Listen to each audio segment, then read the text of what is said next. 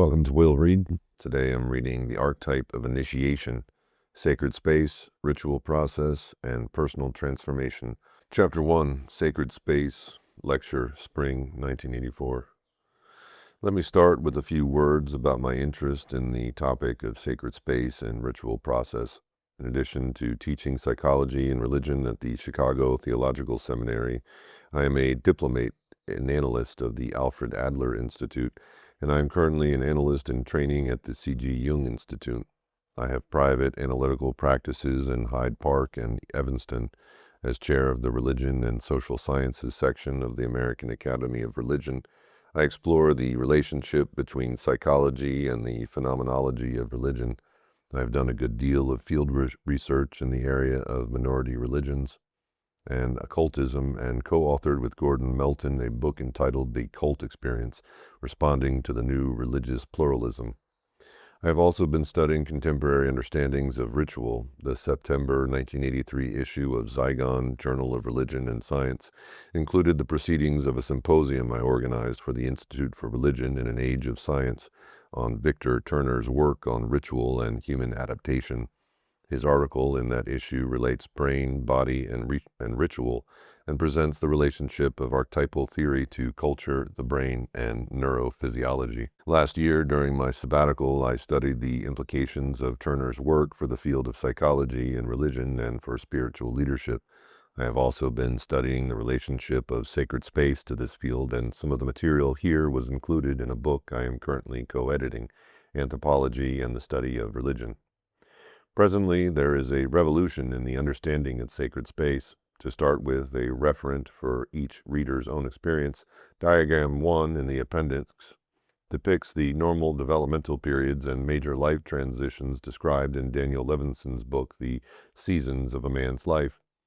The quest for regenerative liminal space usually occurs during some form of life transition, whether elicited by one of Levinson's major life cycle changes or some unexpected trauma.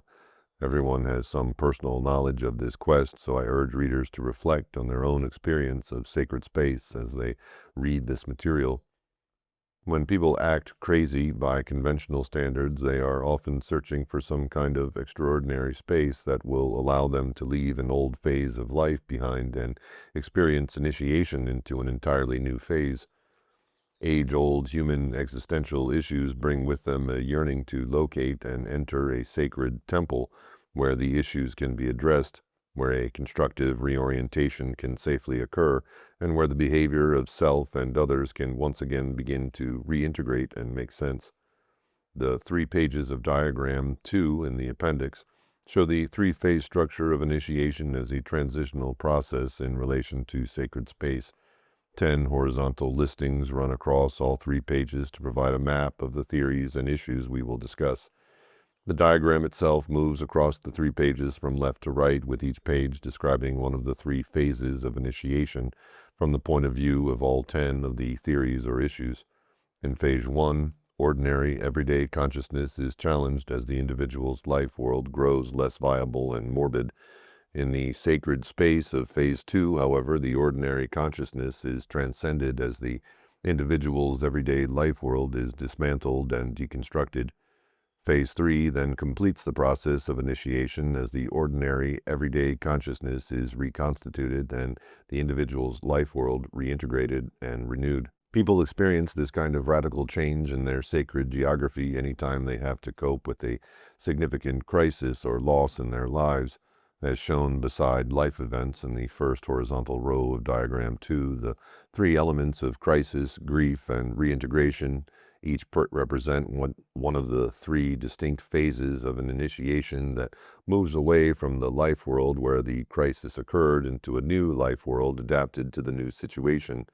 For example, during the middle phase of grief, the grief process, people no longer experience the world in their normal way, and they do not go back to experiencing it in a normal way until their time of grieving is over.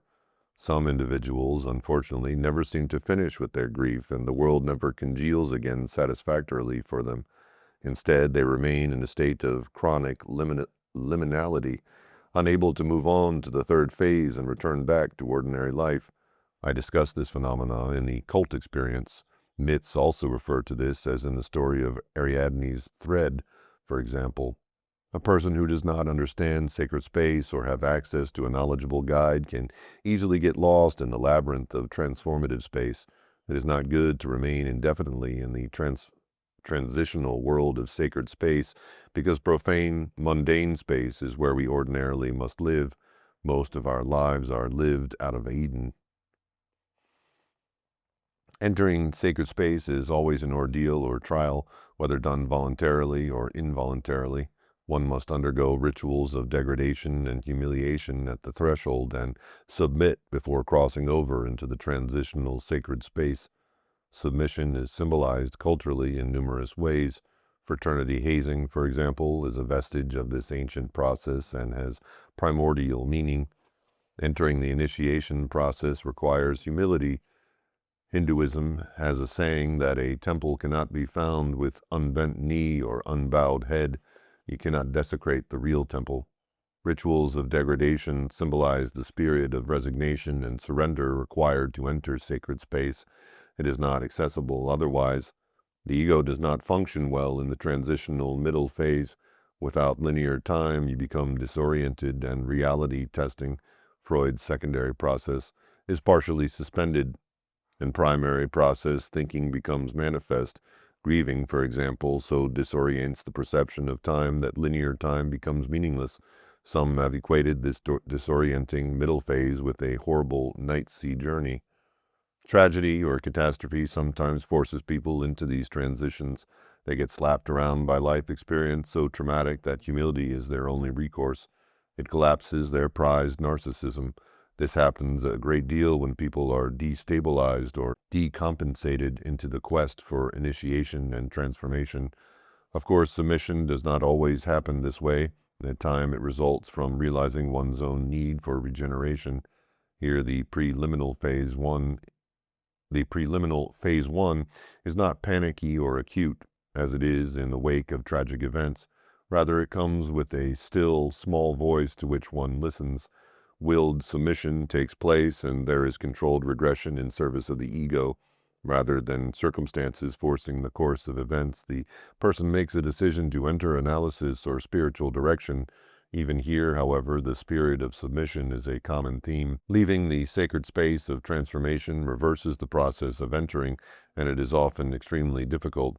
Some kind of help is usually needed, a foot to boot one out, or a hand from the new profane world to reach in to pull one out. 4 primary works by 4 different scholars share the credit for developing this understanding of a 3-phase process of initiation. 1. Arnold van Gennep's book, Rites of Passage, pioneered discussion of the phenomena of phases in ritual passage. 2. Joseph Campbell's important study, Hero with 1,000 Faces, provided a broad and rich context in world mythology for illustration of these themes. 3. Mircea Eliade's seminal works, Rites and Symbols of Initiation, and the Sacred and the Profane, defined sacred space and time and showed its significance for understanding religion and initiatory ritual in life and culture. 4. Anthropologist Victor Turner's book, The Ritual Process, made it possible to understand and study all this material in relation to modern industrial culture. The contributions of Van Gennep, Campbell, and Turner are all discussed in greater detail in later chapters of the book, but for our purpose here of introducing the concept of sacred space, no one is more important than Mircea Eliade. We cannot overemphasize the importance of Eliade's notion of the heterogeneity of space for understanding initiation and both personal and social transformation. The key idea of 2 separate and distinct kinds of space in human life underlies everything else in his work. The second horizontal row of diagram 2, marked Eliade, illustrates his idea of heterogeneity across the range of the 3 phases of initiation. We only experience liminal sacred space and time in phase 2, while phases 1 and 3 only occur in profane space and time, indicating that ordinary space normally precedes and follows the experience of sacred space. Profane space differs from sacred space in that it has no fixed point or center from which to gain orientation. Profane space has no axis mundi, no cosmic tree or pillar leading to the heavens. This is the experience of modernity, people unable to locate a center. Profane space allows no direct contact with the power that enables renewal and regeneration to occur.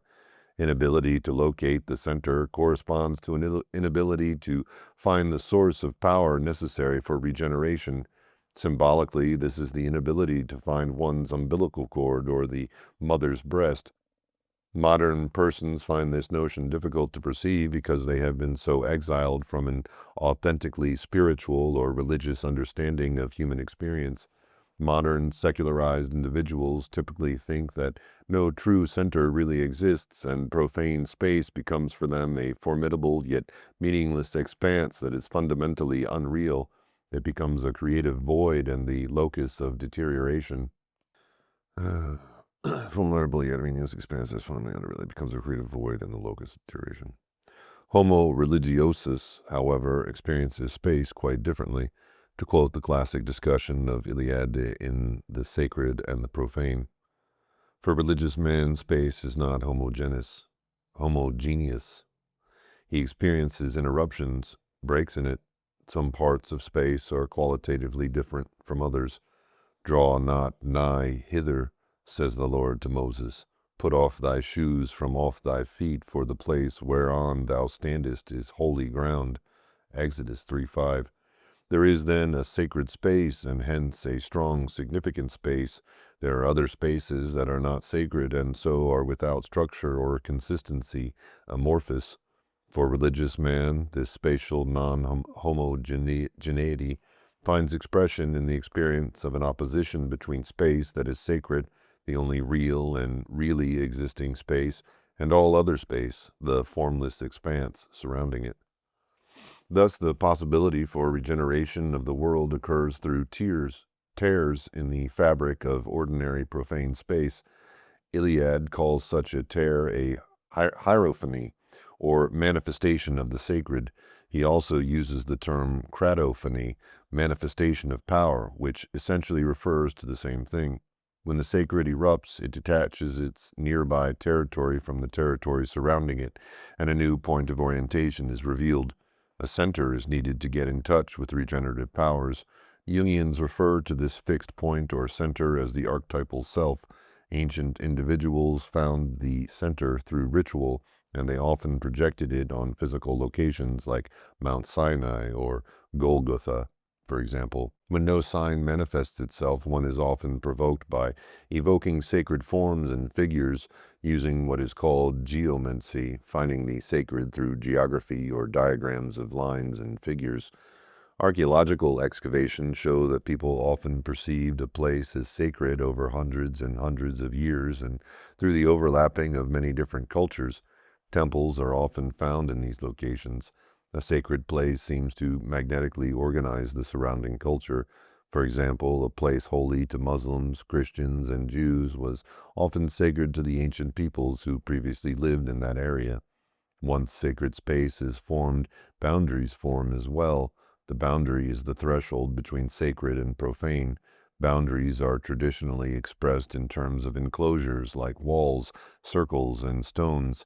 The most ancient sanctuaries consisted of circles and stones, as at Stonehenge, for example. These boundaries needed to be stewarded and maintained by ritual leaders, a point given little focus attention by Eliade.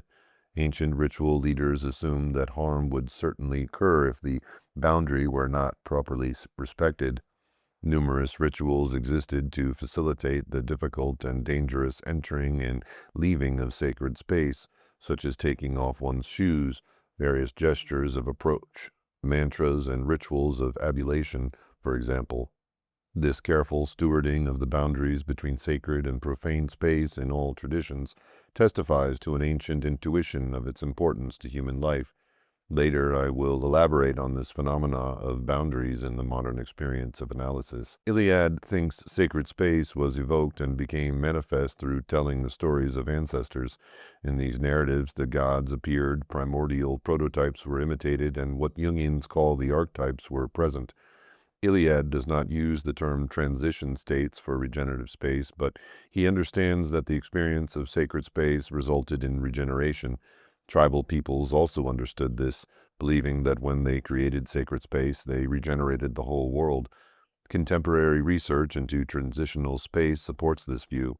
During a transition phase, there is a deterioration that can be seen as regression to the primitive womb, which explains the power of the symbolism of the mother's body as one prototype for regenerative space.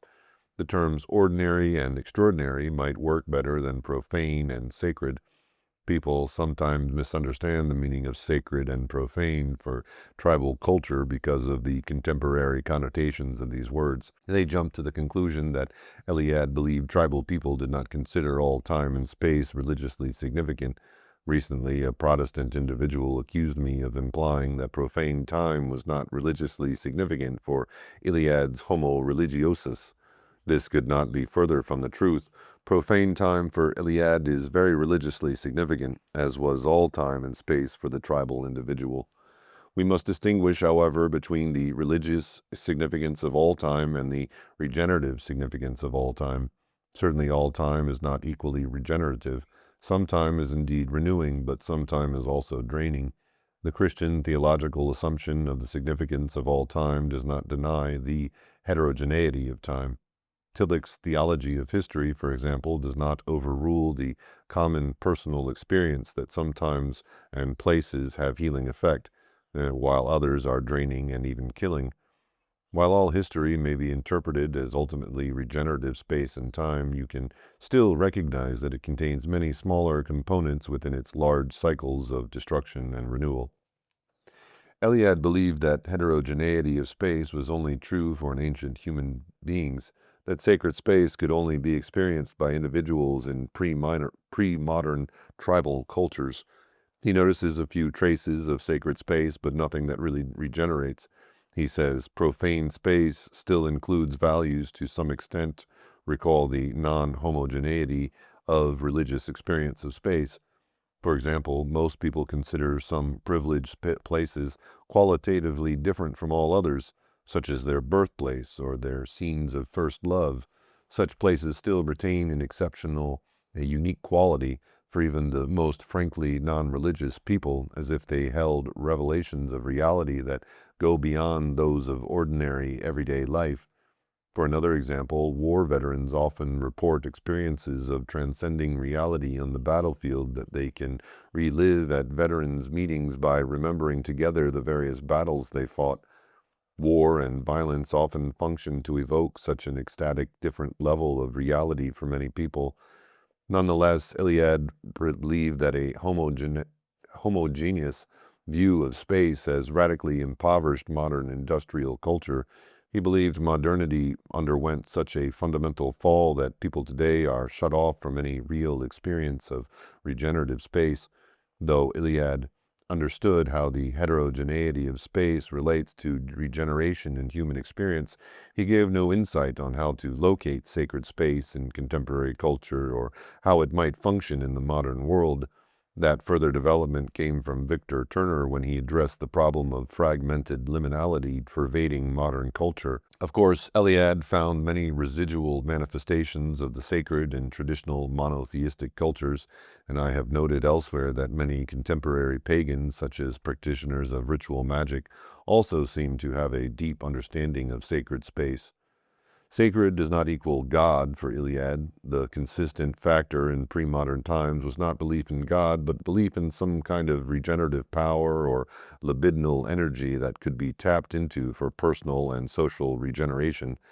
Unfortunately, few scholars today understand the importance of Eliade's concept of heterogeneous space. Eliade himself did not carry the concept over into modern times. He believed that heterogeneity of space was true only for ancient human beings. We must move beyond Eliade in this regard. His view that space is only homogeneous for modern individuals is erroneous. This is one reason his work is not being used more today to interpret the experiences of contemporary life. Audience member, perhaps he says that because it just appears to be so. I can think of some people for whom space and time always appears to be the same. More. Space does indeed appear to remain Space does indeed appear to remain the same unless you have the proper tools for looking at it. Victor Turner, whose work we will consider in the next chapter, provides the tools for discerning that space is not completely homogeneous in modern experience. Turner thus serves as a bridge between contemporary theorists and Eliade and Van Gennep. It is important to emphasize that for Eliade, sacred space could only be experienced in pre-modern tribal cultures. He recognized that those cultures had ritual elders, technicians of the sacred, who taught and interpreted the experience of sacred space, but he does not adequately emphasize their role in the presence or absence of sacred space.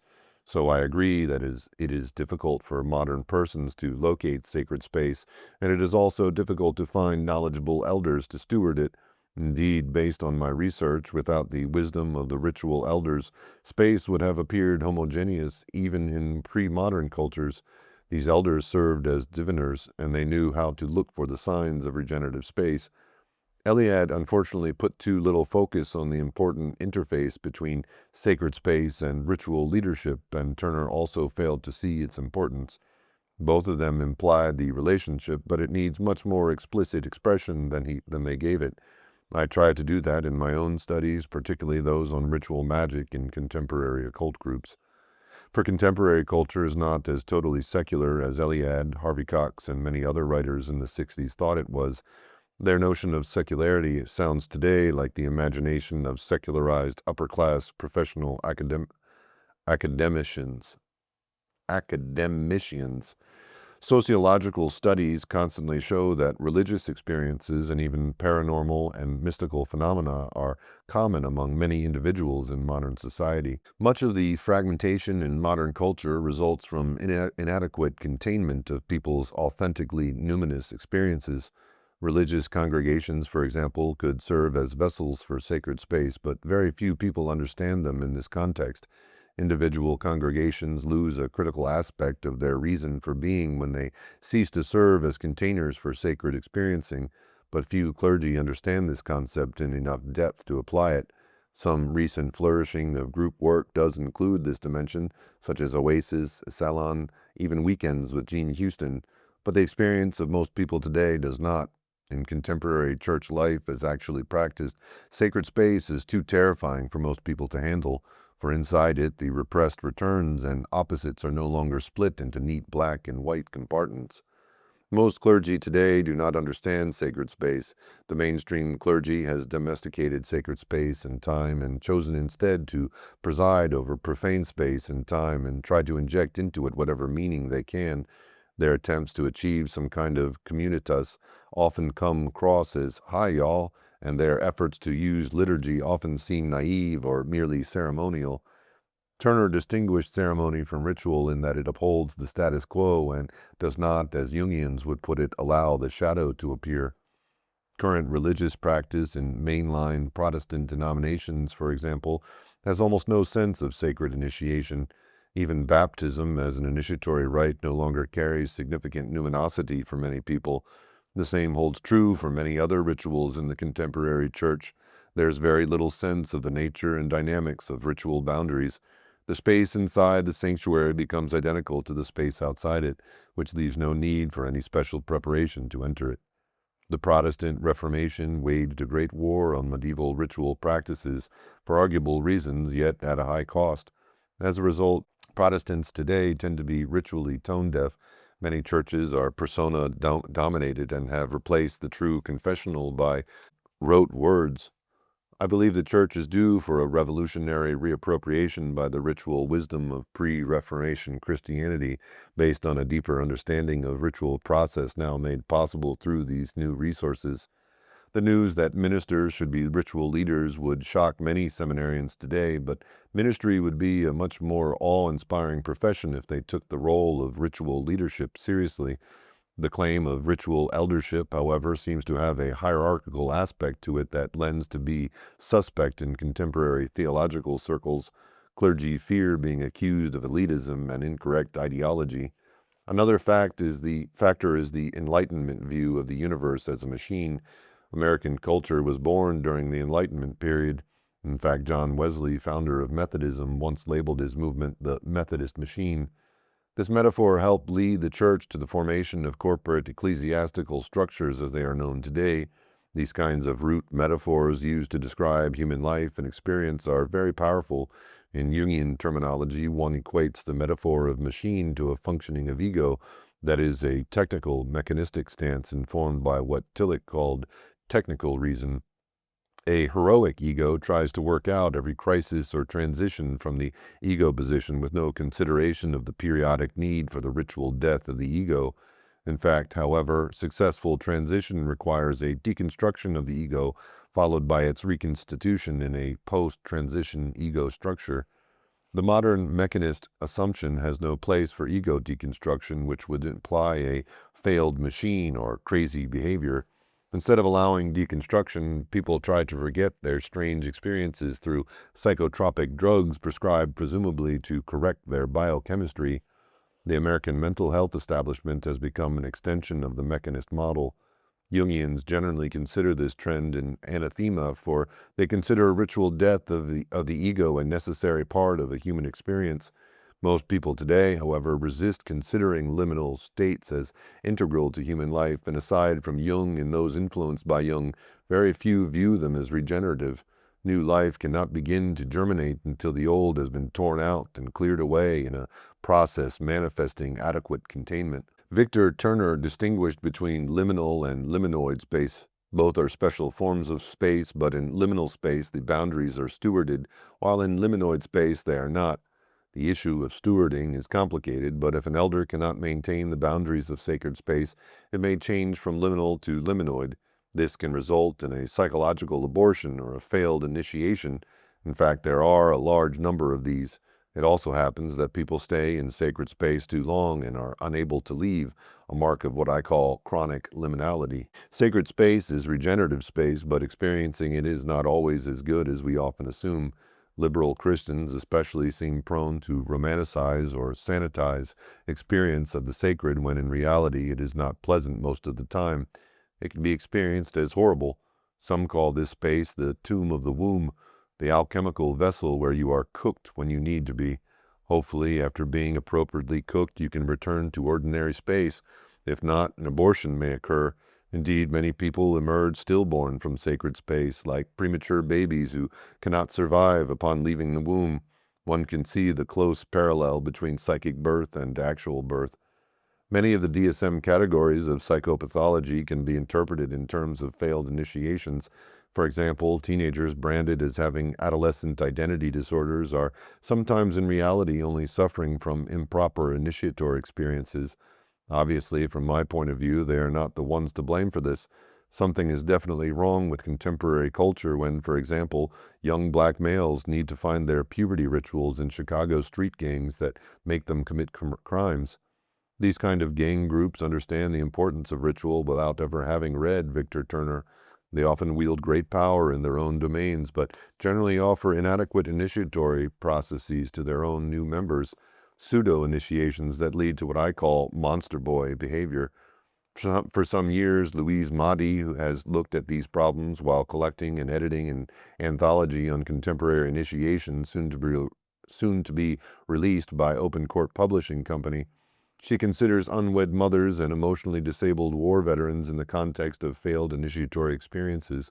She notices how young men, once taught to be efficient killers, now have trouble returning home to ordinary experience. We are better at making warriors, in other words, than we are at bringing them home. This has become a widespread and daunting problem. In summary, Mircea Eliade is, in my view, the greatest genius in the field of the history of religions, and modern scholarship is deeply indebted to him for introducing the concept of sacred space into its discourse.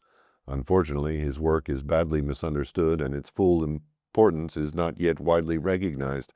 People who only think of Eliade as an antiquarian of religion still have not realized the wealth of his material for understanding and renewing culture, and for helping human beings value and cherish the various cultural traditions which, with what Bernard Malan called as an appreciative consciousness. Audience question: does any of this come from differences in philosophy, such as, for example, those between Plato and Aristotle? Wasn't Plato once considered some kind of mystic? More. Jung stands in the Platonic tradition, obviously.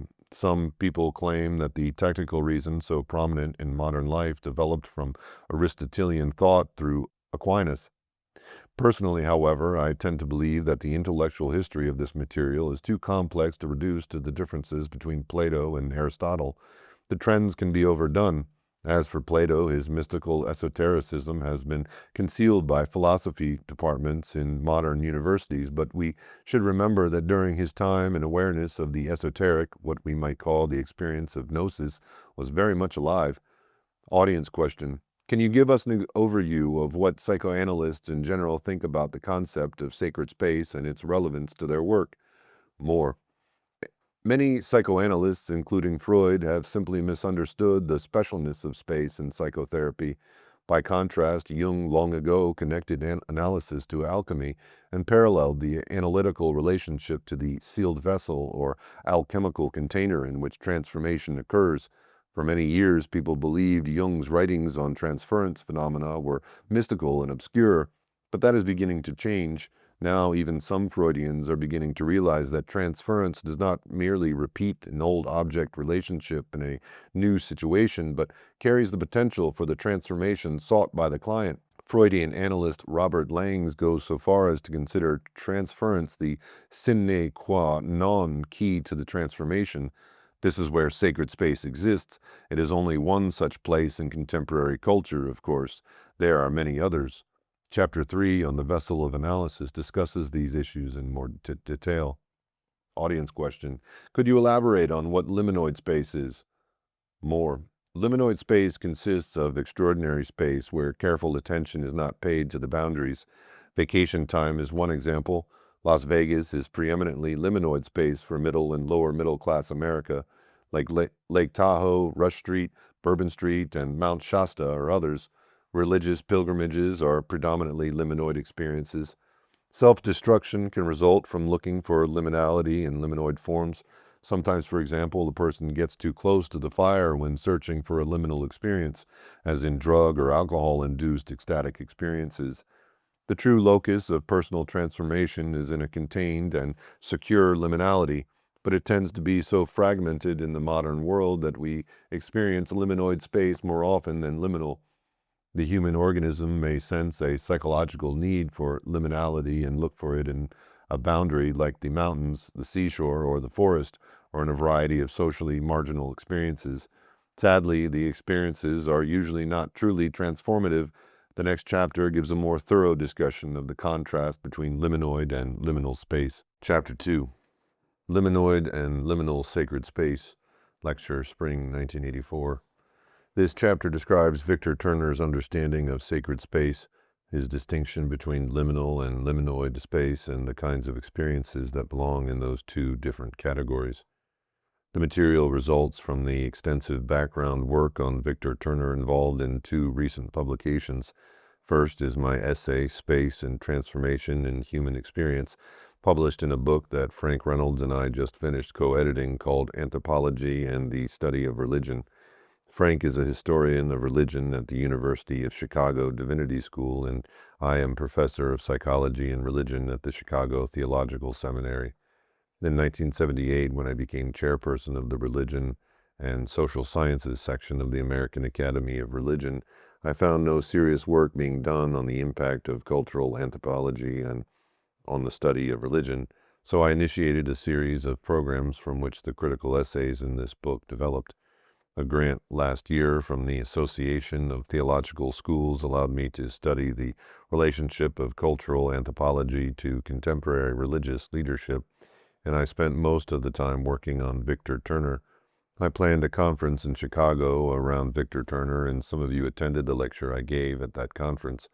The September 1983 issue of Zygon, the Journal of Religion and Science, published the entire proceedings of the conference. My contribution was the essay Contemporary Psychotherapy as Ritual Process and Initial Reconnaissance. Victor Turner, in my view, is quite clearly the most important cultural anthropologist of our time. There are many reasons for that. When he died last year, December 1983, at the age of 63, he was entering an important new creative phase of his work that might have had a large impact on the problems of world culture. In his search for ways that different cultures of the world could learn how to appreciate each other, he explored the use of dramatic forms as one way to participate in the fundamental root metaphors of the various cultures. He finished his book, From Ritual to Theater, The Seriousness of Human Play, not long before his death.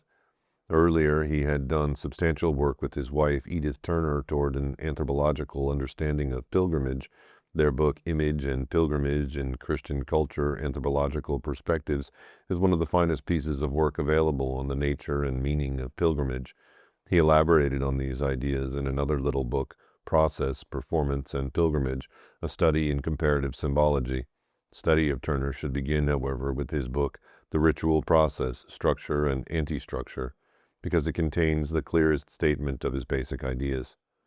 Turner called his work processual symbolic analysis, which means using comparative symbology to help people understand the meanings involved in social process and the relationship between individuals and their cultural settings. Turner elaborated on the dynamics of rites of passage experience, starting from Arnold van Gennep's pioneering work, Rites of Passage.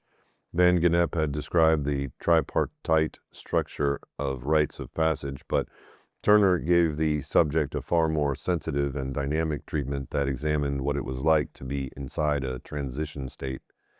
Ritual experience of sacred space resembles the life cycle transitions described by Daniel Levinson's Season of a Man's Life and illustrated in Diagram 1 in the appendix. Few scholars besides Turner, however, have studied these transition states and the unique kind of phenomenological world they represent. No one has studied them as systematically and carefully as has Turner. Diagram 3 in the appendix shows Joseph Campbell's cycle in Hero with 1,000 Faces, and it parallels the linear progression shown on the charts in diagrams 2 and 4. In the structure of transition states, the first threshold is the crossing over from profane space into sacred space after you have heard the call to a new phase in your life.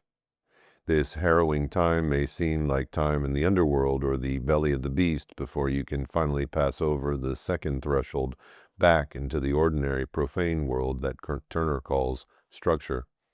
Various mythological traditions express this three-part cycle that Jungians think is wired into human beings. The structure is fundamental to human experiences in all cultures, no matter what cultural materials or mythological patterns may accrue to it. It is paradigmatic to human experience. We all go through this night-sea journey many times in our lives, with some journeys smaller and less dangerous than others, but it is still the same cycle over and over again. This explains why the image of initiation is such a key factor in so many different traditions, and there are so many steps in the initiatory process. Human beings have always known it. Van Gennep outlined it, and Turner got down into it and looked at it very carefully. His systematic way of thinking about ritual process made it possible for people to look seriously at its role in human culture. Liminality in the middle phase is preceded and followed by a status system. Profane space in the first and third phase operates with status system characteristics. For example, the first position in structure can be understood as child, and the third as post-initiation adult, or the first may represent existence before the death of an important loved one, and the third the radically different world is experienced without that person after the transition has been experienced and accepted in the middle phase. Pre-divorce and post-divorce can also be understood in this framework. Diagrams 2 and 4 in the appendix show many more examples of the progression of these three phases. Turner's distinctions bear close study. He believed that authentic liminality, clear and integrated liminality, only occurred in pre-industrial cultures. I do not agree with him on this particular point, but he believed this because he felt liminality only occurred in the presence of the whole tribe. In other words, for Turner, the really integrated experience of liminality of transition, this transitional sacred world, occurred only because the whole social group participated in it together.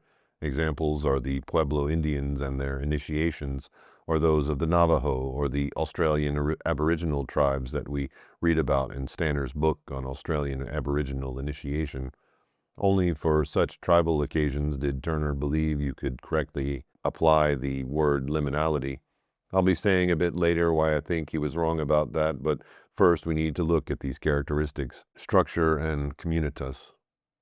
Turner used structure for the modalities of social relationship that exist in what we call profane space and time, following Eliade. Structure is preoccupied with who you are, your identity in Erickson's terms, your persona issues in Jungian terms.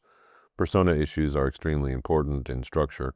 You are in structure when you are concerned with who people say you are, where you went to college, where the confirming society says your social location is, and so on.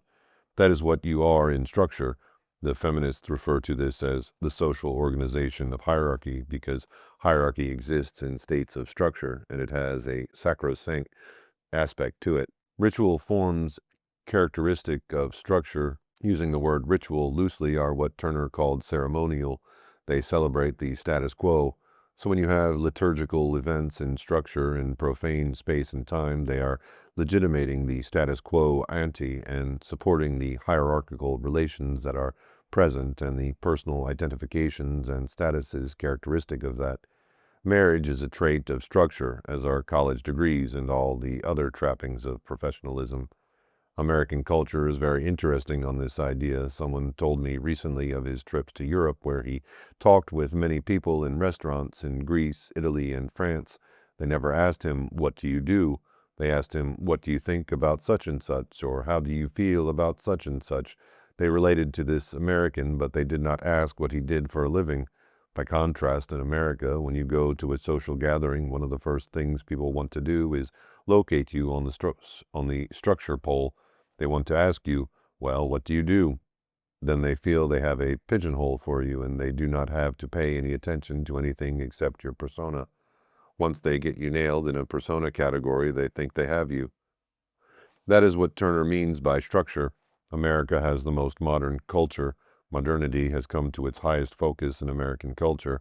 Therefore, it is interesting that you get such a clear sense of structural issues even here. In Europe, the structure is there and is written in granite too, but there have always been all these little places where what Turner calls communitas can leak out. Parisian cafes are one of them. But look what happens when you get into a transition state. Look at the radical kind of difference that exists in a state of liminality.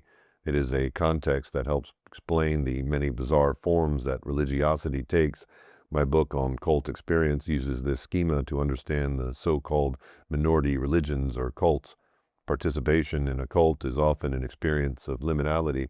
Many traits that people attack as cult-like are actually the traits of liminality. Take totalism, for example. Many people write how horrible totalism is, the tendency to have regimentation in cults or other initiatory groups like Aboriginal initiations or Marine boot camp. You dress alike, you wear your hair alike, and you de-emphasize differences of status. You wear blue jeans in hippie culture. Hippie culture was a form of pseudo-liminality breaking out in American culture. The uniform was jeans and so forth. Communitas is an important term for Turner's concept of a kind of experience common to the liminal state. It means the kind of social relationship that focuses on the equality of people and their lack of status differences. It is very warm, one-to-one, direct, the kind of experience that occurs to people in New York City when the lights go out. What happens when a catastrophe comes along? All sorts of catastrophe movies have the theme of what happens to the social reality when a catastrophe hits.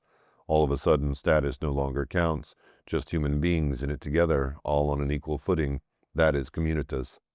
Everyone can recall experiences of communitas. They do not always overlap with liminality. Communitas cannot be controlled. It just happens. It just breaks out. It is not always under someone's leadership. Sometimes it just breaks out through the cracks in social structure and experience. For example, in the film The Poseidon Adventure, a terrible catastrophe occurs and suddenly everyone begins to cooperate, take risks for one another, and even show willingness to die for one another. This kind of experience is radically different from the experiences of everyday life. Pilgrimages are another kind of experience where communitas breaks out. Going on a pilgrimage is something like going on a vacation, but not quite the same. You may hope to have some communitas on your vacation. Sometimes you do and sometimes you don't. The problem is that so many people see their vacations as an extension of their status, location, and structure. In other words, is my vacation more prestigious than your vacation? Thus, even during a vacation, they are still so locked into the mind of status and structure that they cannot experience communitas. This is no accident. Concern about prestige keeps you away from communitas. They are two different kinds of social reality. Once, when studying a group of occultists, I went along with them on a pilgrimage from Chicago to their Mecca in Southern California. This caravan of group members represented radically different kinds of social space, all embarking off to the center of their universe, their axis mundi, on sort of a little hajj, or pilgrimage to Mecca. As we drove across the country, however, I noticed that differences in social status and intentionality gradually began to dissolve. They knew who I was, and they knew I was studying them, but nonetheless a bond developed between me and them that has never dissolved. You always bond with the people you go on a pilgrimage with, even if they know you are outside their group, and you in turn think they are all off the wall. Frankly, in my professional opinion, some of the people in that group really were crazy, but I still love them dearly. This could seem spooky unless you understand the phenomena of communitas. Anthropologists of pilgrimage tell many stories of the same kind. As anyone does who has actually been on a pilgrimage, it affects your mind. A primal bonding occurs. You get attachment across all boundaries. The Islamic pilgrimage to Mecca is like that. People rub shoulders together and eat together and talk and share with each other who would never speak to each other at any other time in their lives. This is a psychosocial reality that any social scientist doing research in this kind of space must come to terms with. Turner makes this point in his book Image and Pilgrimage in Christian Culture. The same thing is true of these other spontaneous experiences of communitas. Sharing any kind of tragedy with a group of people creates a bond that goes way down deep in you. For Turner, communitas is really the glue of the social world. Without communitas, we can hang it all up. These cracks in the structural system open up sources of healing for a person, for the culture, and for the world. The problem is people tend to think they can control this process. We want to institutionalize communitas, create what Turner calls normative communitas. Communitas, for example, really want to institutionalize communitas, though they do not use that language, of course. Just look at the actuality of communist states. Nothing is more dominated by structure than Russian society. Nothing is more structurally authoritarian and based on status hierarchy than the communist societies. They enforce their communist vision of a normative communitas. The only problem is no one can coerce it or enforce it. No one can even create it at will. It often just sneaks up on you and happens to you. Turner considers spontaneity a tremendously important thing to realize about communitas, that it is out of these unexpected cracks in the structural hierarchy that this glue comes out to hold people together and renew the social fabric. This idea that you cannot control communitas relates directly to the fact that you cannot manipulate sacred space. The most knowledgeable ritual elder cannot control sacred space. All ritual elders who know anything about sacred space realize this. They can spoil it. You can spoil communitas, and you can spoil sacred space. You can invoke it. You can welcome it. You can be open to it when it comes. You can place yourself in places where it may happen, but you cannot create it. The tie between communitas and sacred space is that neither one of them can be totally controlled. As Christians say, the Spirit flows where it will. Now it's here and now it's gone, and there is no control over it. Diagram 4 shows many of these characteristics of the three phases of initiation. One is sexual continence or community. These liminal states often show either abstinence from sexuality, celibacy in certain Christian traditions, or there is sexual community, communal living that we heard about so much in the 60s. Particular groups emphasize sexual community. Many different religious communities throughout history practiced some form of sexual community. The forms of sexual expression in transition states are not like they are in ordinary everyday structure. Whatever the system of sexual relationships in a particular society, it will change to a different system in the liminal transition state. In our society, the norm is still marriage, even though it is under great pressure. You can tell something significant is going on when you see any major change in sexual behavior. There may be sexual acting out, that is, homosexual or heterosexual affairs, or there may be high incidence of impotence or frigidity. We almost never think of these matters in their larger context.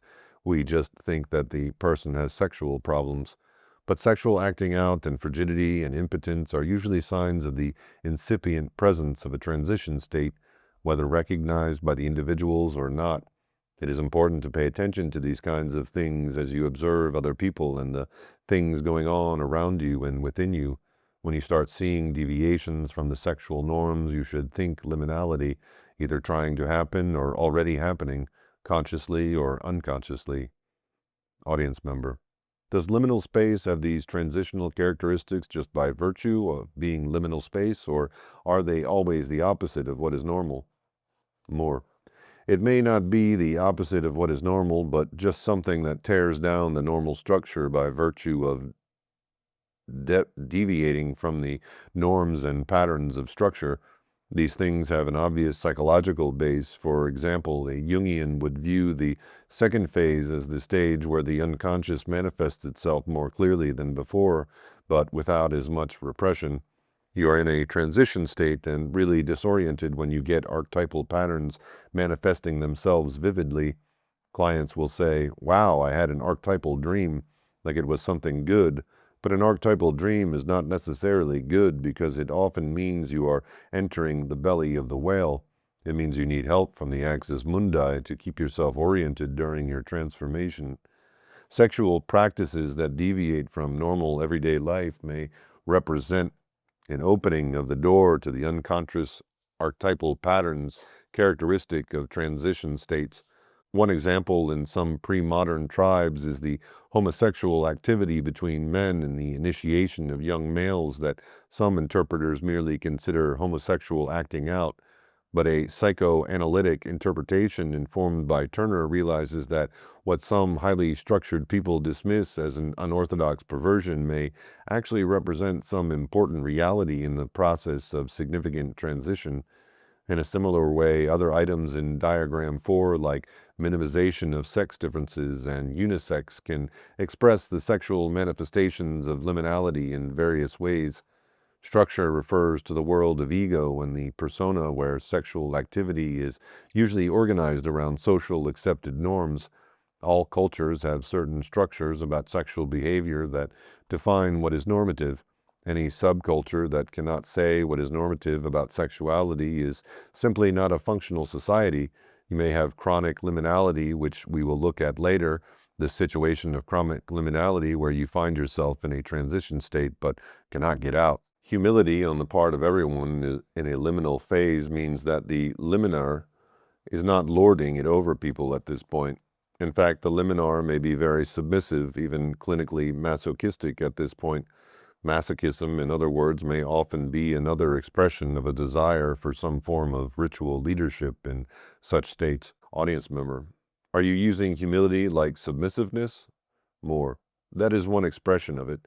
Turner talks about humility, but I think it carries far beyond some sort of being nice, though the surface part of the humility is the desire to be equal with everybody. In the liminal state, we no longer want to lord it over other people. We have been stripped of that desire. We had all of our status stripped away. Everything has been stripped away that would seem to give us the right to lord it over anyone else. That's the surface of it.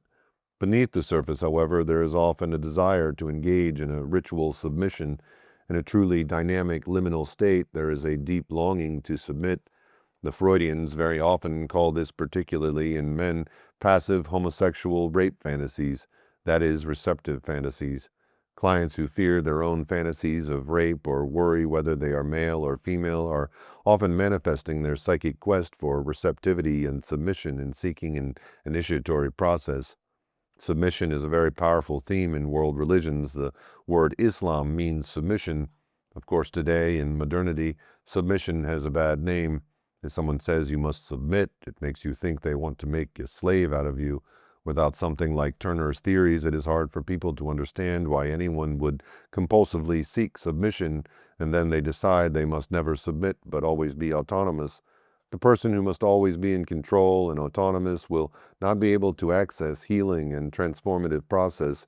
If you cannot submit, you cannot die, and if you cannot die, you cannot get reborn. Audience member: is this similar to Edinger's concept of the overinflated ego? More: yes, the ego that says, I like my status in the structure, and so I am going to stay in it for the rest of my life. I will not have any more experiences of liminality, no more conversion experiences for me, no more night sea journeys for me. I don't believe in that stuff. Or perhaps a Freudian therapist will suggest something like the following: don't go into this communitas fantasy because it just means you are trying to return to the womb. It is a regressive, passive fantasy of getting lost back into the oceanic feelings of the mother, and you will have not severed your bond with your mother. You were damaged somewhere in the rapprochement phase of your early object relations development, and so forth and so on. In other words, if you have this longing to return to the womb, you're crazy. Now, if we could just get the right ego development in you via some good psychoanalytic psychotherapy, or if you have enough money, psychoanalysis proper 5 days a week, we could get you to the point where you no longer have that feeling. What the Freudian analyst does not realize is that coming to see him 5 days a week would serve for the client as a traumatic experience of stripping and humiliation, and thus precisely constitute an experience of liminality in the night sea journey. Studying Turner will give you more of a feel of what these states are really like, the patterns that are characteristic of transitional space, behavior in sacred space, and so on. Nobody else has ever studied this as comprehensively as Turner. Another item in diagram 4 is acceptance of pain and suffering. Why do people often want to hurt themselves in transition states? Why do people burn themselves with cigarettes? Some theorists view this as just a failure of the human machine, but if you believe that people evolve so that ritual process is necessary to be human and that we are wired to seek out initiatory process, then such mutilating behaviors may indicate fragmented attempts to start a process leading to a transformation or metamorphosis of the ego to a higher, more mature state. People, in other words, may intuit that they need to die. One client actually said, "I need to die before I kill myself." These people need a ritual elder to tell them, in one sense, you do need to die, but it's the old ego that needs to die, not you. James Hillman's book, Suicide and the Soul, gives many wise insights into this kind of situation. We can understand ritual mutilation the same way. These people believe they need to be wounded and experience pain. They believe they need to be scared. Something in the psyche causes them to say, "I need to be scared. I need to be burned." The ego then literalizes it, and they burn their skin with cigarettes or whatever their culture has available for such an action. They don't understand the archetypal imagery of cooking in the fire, and they don't understand the archetypal imagery of being wounded by a lance, as in the fairy tale Iron Hans. They don't understand how being wounded relates to transformation, and no one tells them. Sometimes they just think they are crazy, so they burn themselves. The psyche is trying to do what it knows it needs to do, but there is no one there to dance with, no ritual elder to instruct them in an appropriate healing response to the promptings of the psyche. The liminoid experience. Liminoid space differs greatly from liminal space. Turner thought that truly liminal experience does not exist in modern industrial culture, but that we only have liminoid phenomena like play, leisure, drama, sports, and hobbies that are not society-wide and usually involve commercial interest. They express voluntary association, but you pay for them. Some people even consider psychotherapy liminoid because you pay for it and it's not society-wide. There is an article in Zygon by a Freudian friend of mine who thinks that. I think Turner is wrong in some of the ways he distinguishes between liminal and liminoid. I think that liminal space always has a ritual elder stewarding the boundaries, keeping the vessel hot. If the boundaries of sacred space are too permeable, it does not get hot enough for a transformation to occur. Truly liminal space, truly transformative space, truly sacred space in the sense that tribal peoples used it for personal transformations, always has ritual leaders. Sometimes inner guides can bring this on, but it is a distortion to lead people naively to hope for transformation based on their inner guides without any outer guides. Audience member: what about unconscious guides? There may be some subliminal hope. More: there is always the hope. That is what lies behind liminoid experience. The psyche sends people off looking for regeneration, but the unconscious longs for an elder. Sometimes you find someone to play that role for you who is not a knowledgeable elder, but who just knows how to dance with you. They can be sensitive to what you need, and they can be there for you. You find this with children. A child goes through these kinds of transitions all the time. They intuit what they need from an adult. If there are adults around who are sensitive and relatively healthy, that kid will line them up, rub against them, and just suck what they need out of that adult in a little ritualization and dance. They will get out of that. They will get out of that adult what they need in terms of the enactment right then, assuming that the adult is emotionally available. That child will pull it out of you. You will find your instinctual repertoire coming online as you give the child what the child needs, even though you didn't even know you knew what the child needed. See Winnicott and Erickson on these dynamics. Human beings of all ages are this way. You can find people who have that kind of sensitivity, but may not know they're playing the role of ritual elder at all. They often don't. But with a real sensitivity available, a human being will extract what is needed from that kind of presence. That kind of hit or miss process, however, is a very dangerous approach to personal transformation. You may latch onto someone who doesn't know how to dance with you. You can interject. A child interjects a lot, and with the wrong person, a child can interject a lot of poisonous, toxic things. The parallel is that you can get a crazy analyst, a crazy therapist. Even with someone advertising themselves as a ritual elder trained and certified by the Jung Institute or the Adler Institute or the Freudian Psychoanalytic Institute, you may still get a crazy ritual elder who cannot really help you either.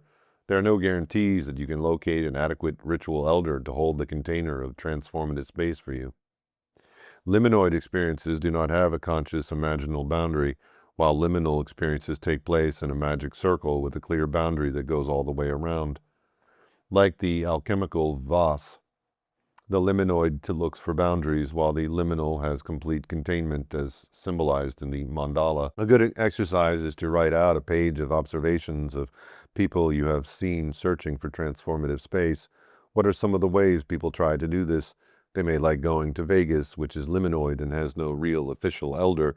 Other examples of liminoid experience include trips to boundaries like the seashore, the mountains, or the desert. Or you may go live with the poor, which is a search for the boundary in terms of marginal social status, hence the magical significance of the poor for so many people. Someone in a transition state may go to Appalachia, or they may go into the Peace Corps or the mission field. They go to Nicaragua. Anytime you go south of the border, you are looking for that same psychosocial boundary. All these journeys represent a liminoid quest for the boundary. The only problem is that there probably isn't a mandala down there.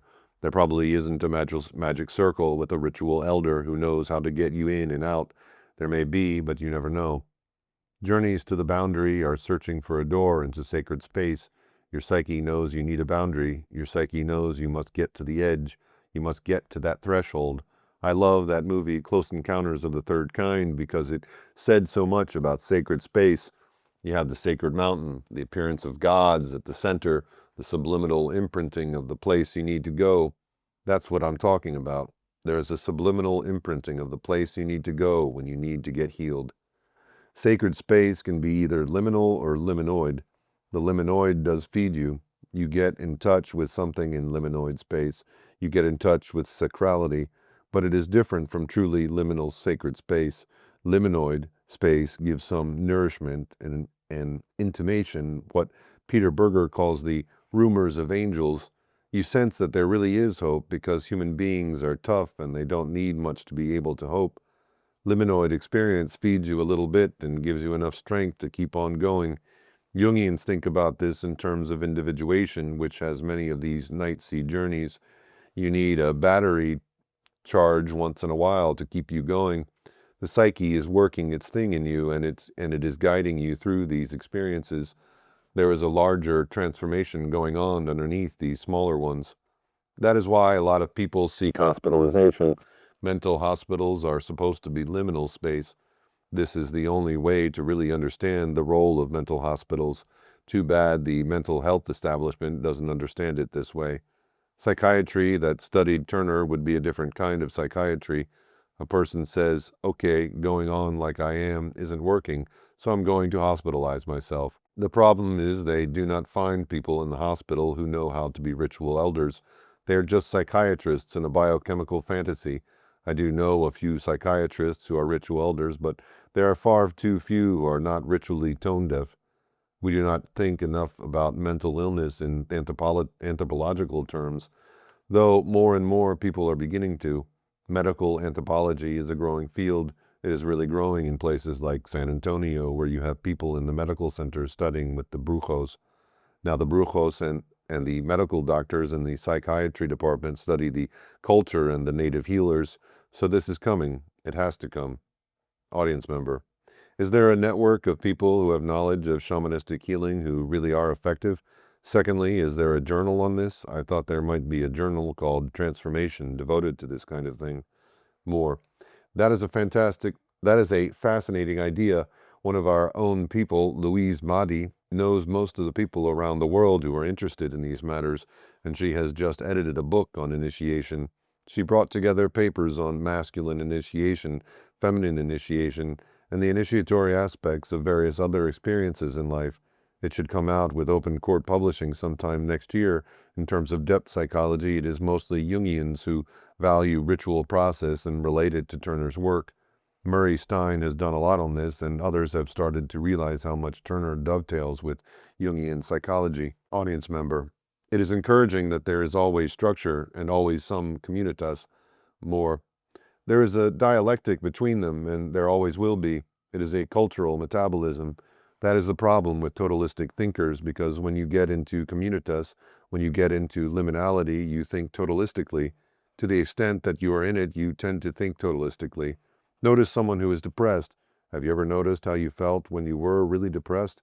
You talk about totalism. It doesn't matter how good you are at argument.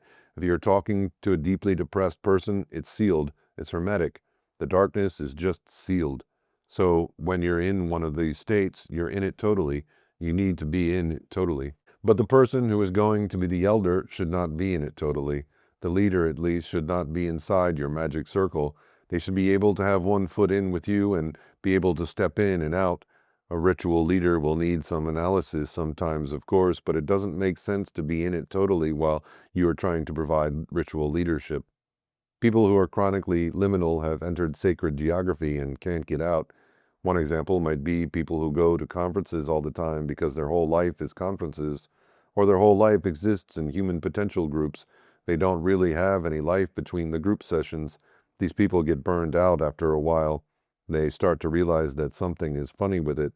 Other good examples are chronic substance abuse and promiscuous sexuality.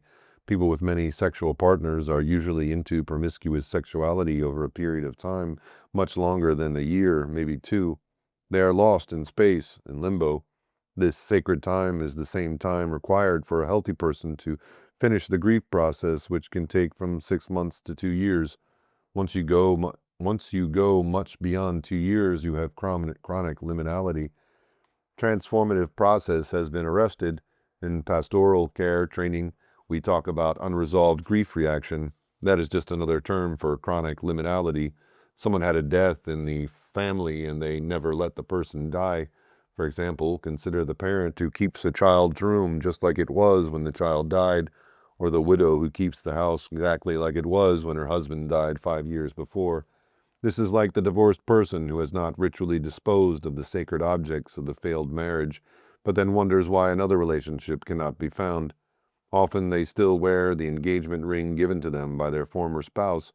Many people who cannot seem to get started on a new relationship need a friend or therapist to point out to them.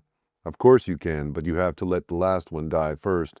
When you begin to look around, you notice all kinds of unconscious ways like this that people sustain chronic liminality. Audience member.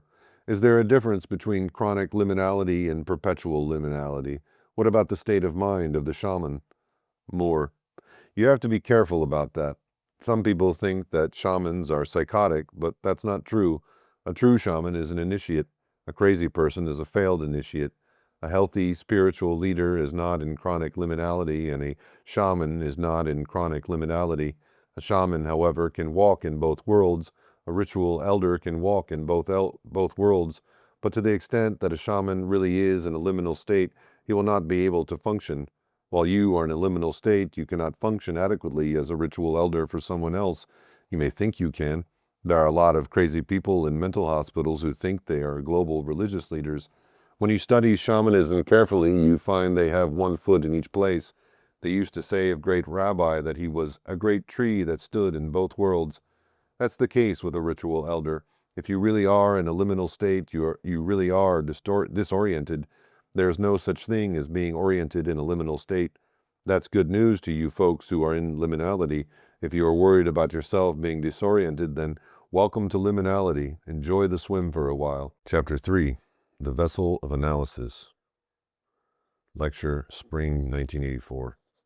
This chapter reviews the previous discussion and then considers aspects of sacred space and ritual process in the context of contemporary depth psychology and psychoanalyses in general, and Jungian analysis in particular. I really do believe that Jungian analysis is one of the preeminent places in our culture today where one can have truly liminal experience, though certainly, as I've said before, not the only place. Chapter 1 looked at traditional views on the heterogeneity of space in human experience, and especially Eliade's concept and understanding of what it takes to have truly regenerative space, and for real renewal, rebirth, and initiation to occur. Eliade clearly saw the relationship between heterogeneous space and the capacity for rebirth and renewal, but he thought it was something that modern contemporary industrial society could not experience. He thought we could only experience vestiges of sacred space in special situations, like the place where you first fell in love or some other dear place of your childhood. The very existence of those places, however, means that modern space is not totally homogeneous, because they do carry some numinosity, what we would call an energy load or some libidinal load. Chapter 2 then turned to Victor Turner and the way he built upon Eliade and Arnold van Gennep's work on the rites of passage. Turner agreed with Eliade about the reality of heterogeneous space and its importance for human culture and personality, but he went beyond Eliade by asserting that modern people do have limited experience with it in liminoid space, that is, the fragmented or partial liminality characteristic of contemporary life. Modern people do not, however, experience truly liminal space, according to Turner. We looked at the difference between liminoid space and liminal space. I presented my own view that Turner incorrectly understood what constitutes liminality in the ritual process. With his criteria of society-wide participation for liminality, he believed it could not occur in complex, divided modern society. But I think he put too much emphasis on the nature of the society in question and not enough emphasis on the availability of adequate ritual leadership. Both Eliade and Turner underestimated the importance of the boundary or threshold into sacred space, and especially the stewardship of that boundary by a ritual elder. You can think of sacred space in the context of a magic circle or a sanctuary or the precincts of a temple. If that space is not clearly delimited and the boundary kept inviolate, and if it does not have a proper steward who knows when you should enter and when you should leave and what you should do while you're in there, then it is likely your transformation process will proceed only with great difficulty, if at all. Without what Jungians call a tight vessel, a sealed alchemical vase, that can heat up enough with sufficient intensity for real change to occur, any change will be much more limited. There may be some very serious missteps in the process and malformations may result. We also saw that even the most expert ritual elders cannot control sacred space. Many scholars have misunderstood ritual process because they noticed that ritual elders in traditional cultures observed their ritual procedures with extremely pedantic care. Moderns studying the ritual processes in Hinduism or in various tribal rites are amazed at the care the ritual elders put into doing it just right, or as Eliade would say, doing it just like it was done in the primeval times of the gods. Scholars have often mistakenly assumed from this level of patience that the ritual elders, magicians, really thought they had control of the ritual and control of the sacred space. My own sense of it is that the ritual elders observed these things so carefully, precisely because they knew how fragile transformative space was. They had no illusions about their capacity to control it. In effect, what we would say today is that they knew a lot of things you could do to ruin it, and they knew a lot of things you could do to invoke it, but they would never claim they controlled it. In all my research, I have never seen any empirical indication that these people were arrogant about transformative space. I sense rather a deep humility, even a fear that they might ruin it. The patterning of psychic energy. The Jungian view of the transformation processes can be talked about in terms of energetics, the theory of psychic energy, the patterning of psychic energy. Some people argue, quite rightly, that the individuation process goes on naturally. Jungians are divided on this. Some think that large numbers of people individuate and go through their life cycle without ever hearing the words Jungian analyst or Jungian analysis. Others are so aware of the psyche's tendency to split and the likelihood that needed transformations will not occur that they put less emphasis on ritual, less individuation. The truth is probably somewhere in between. In the Jungian view, the psyche develops as a natural process, a bio-psychosocial process. There is a metabolism going on. There is energy flow always going on. When you get to the point where you need an initiation, that is to say, you confront some new life task, your libido may be able to confront that and engage it, and you may be able to move on through the process, giving certain developmental achievements in your previous experience. You may be able to do that. Human beings, however, have always realized that some transitions are harder than others. When they encounter the very difficult transitions, whether related to catastrophes or the life cycle, they sense that the individual psyche needs some support in catalyzing and directing the energy, or in other words, in shaping the energy flow through the psyche. Anthony Stevens discussed the biological bases of these ritual processes in his excellent book, Archetypes, A Natural History of the Self. That is the book that Victor Turner used in responding to these issues in his Zygon article, Brain, Body, and Culture. Individuation and ritualization always occur together in some way.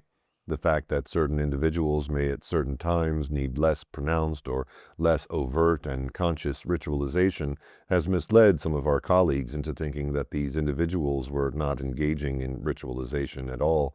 That is probably not true. Anytime you have individuation occurring, you also have ritualization occurring. It would not be easy to argue that you can go through an individuation process without ritualizing some form at some location in some way. The individuation process is itself a ritual process. It may not be called ritual, and it may not involve a credentialed professional person, but there is some ritualization occurring. Look at Erickson's work on ritualization for context on that, and D.W. Winnicott in the psychoanalytic literature for the importance of the holding environment in personality development. When someone suggests that a person is initiated by the self, and Jungians agree that all initiation is done by the self, my response is, show me a self that isn't grounded in a social process. I haven't seen one yet. The deep interpsychic perspective that we operate out of must be contextualized by a sense for biosocial systems and the social world in which an individual is individuating. Ritual process enables us to think about all of that, social context. All therapeutic works involve the client in the three components of submission, containment, and enactment. They are there even though the therapist may not realize it. 1. Submission. These principles can be illustrated in every kind of group therapy, ranging from family therapy to psychodrama to group psychosynthesis practices to Gestalt group practices, or what we used to know in the old days as encounter groups, and even more traditional group therapy that is more rule-laden and conventional. In all one of these, the submission is clear. You cannot become a member of a group therapy group You cannot become a member of a group therapy group unless you are willing to submit to its rules. It is a voluntary submission. Professional psychotherapists have made much about the therapy contract that you must have with a person to do therapy with them. They usually emphasize the contract as an expression of professional ethics in protecting the public from unscrupulous practitioners. This is, of course, important, and we also need to protect the therapist from unreasonable demands on the part of clients. But no one, as far as I know, has ever talked about the contract in ritual terms. The therapeutic contract in group therapy and in all other forms of therapy is one of the chief means by which submission to the process is attained and a container can be formed. The idea of submitting to a therapeutic process is very important to the success of any therapy. People get a bee in their bonnet these days if you talk to them about submission. Submission is not a popular value today. Ever since the Enlightenment, when autonomy emerged as a central cultural value, submission has fallen on hard times. It's quite clear to me, however, that there must be a submission to process. Going on a pilgrimage makes a good illustration. People on a religious pilgrimage can relax their ego controls somewhat and give themselves over to the structure of the pilgrimage. If they just flow along with the pilgrimage experience, it organizes their lives for them. They're supposed to be here one day and there the next, and do this ritual the next, and so forth. There was a wonderful 3.5-star movie about this. If it's Tuesday, this must be Belgium. In a similar way, the therapeutic process has its own structure. You can really see that in a group process. Have you ever been in group therapy and noticed all the ritual behavior involved? People do the same thing every session. People like Irving Goffman studied the sociology of interpersonal relations in situations like that and began to think about it as ritual process. There's some submission to the contract, and in most of these therapies, submission to the therapist. A lot of therapists really hesitate to admit that. They want to present themselves as advocates of autonomy. The fact is, however, when you go into therapy, you perform an act of submission that is very substantial and very dangerous. Just as it was dangerous to go into any liminal space at any time in history, so today it is dangerous going into therapy. Look at the statistics with regard to the abuse of client trust and confidence and studies of this by the APA. It would not be so dangerous if it did not involve submitting to something. Many casualties of the group encounter movements back in the 60s and early 70s could testify to the dangers of joining groups and submitting to group processes. I have personally seen people treated sadistically in such groups led by incompetent or unscrupulous therapists. Going into therapy is a risky business. Part of this is the risk that people will find out things about you that you do not want them to know, and worse than that, finding out things about yourself that can be painful and humiliating, or so devastating that they lead to a psychotic regression. As for therapists, you cannot separate the quality of the space they provide from their level of competence and character. Only the most naive therapists fail to recognize the incredible power they carry, but unfortunately there are actually quite a few of those. Analysts are certainly more aware because they have all been in analyses themselves. They are the only therapists who are required to have personal experience with therapy or analyses. Most people do not know this. Analysts know from the personal experience of being analyzed how much power is freely given to the healer. At the same time, it is very frightening. People's unwillingness to admit this is usually a shadow thing. It may simply be unconscious so you can abuse it easier without having to feel guilty about anything. If you want to become more conscious about the power you have in your helping role, you should look at Guggen Buhl Craig's book on power in the helping professions. A lot of things may be confronted in therapy that are simply not manageable otherwise. This is true for many different therapies. One of the fantasies that people have is that life is manageable. That's one of the first things that needs to go, because it represents an inflation of the ego. People, of course, should always cope the best they can, but they should never get into the fantasy that life or therapy is always manageable to them. It simply is not. People in the process of therapy sometimes encounter things that are just too devastating to face alone. Therapies vary on the style of confrontation used. Some therapies are very confrontational, getting people to face things they do not want to face. Even in more gentle and receptive therapies, people still have to confront things they don't want to face. Jungians are normally very receptive to clients and will not push them further or faster than they feel they need to go. Jungians do not like to rush people. Nonetheless, in my experience, you still get confronted a lot in Jungian analyses by the psyche. We must distinguish, however, between a content the ego can face and one that will produce a psychosis if made conscious. If we listen carefully enough to the psyche, it gives warnings on this. Submission is always submission to a process. It also means submission to a leader in some way, and submission to a sort of dethronement. In group therapy, for example, you must submit to a certain kind of communitas, a certain kind of equality with the other people in the group. Think about AA groups that really show ritual process in a deep way. To go into an AA group, you have to be willing to go before other people and admit, I'm an alcoholic. You cannot go in there and play Mr. Big Standard Oil Executive, even if you are one. You must admit to a ritual humiliation, but this is not ritual humiliation without purpose. There's no sadistic purpose involved. The purpose of the process is to help you deal directly with your inflation and create the conditions for transformative space. 2. Containment. Containment makes possible the facing of the split-off truth. This is true in all the therapies. The one where you have the hardest time making a case for it would be behavioral therapies. But if you watch a behavior modification therapist for a while, you can see how even it is ritual process. In containment, this special kind of space opens and things can be said and felt there that will not be felt anywhere else. We speak about the repressed returning. In traditional terms, we talk about the gods speaking, sacred instruction, suffering, acceptance of suffering. It is in that container that individual redemptive suffering becomes possible, that which he or she has always needed to suffer but simply could not get the courage up to face. Jung makes it very clear that a neuroses results when people are unwilling to suffer that which life requires them to suffer. The container gives you a place where you can feel sufficiently held, in Winnicott's terms, so you can let yourself suffer whatever it is that is timely and appropriate for you to suffer, and what you have tried to postpone but could not stand without the containment. Human beings can stand a lot, but what they often cannot stand without help is this kind of suffering that is required at critical points of life. They need an environment to hold them, like a mother holds a child. So the container in some ways is an archetypal mother. It is a womb.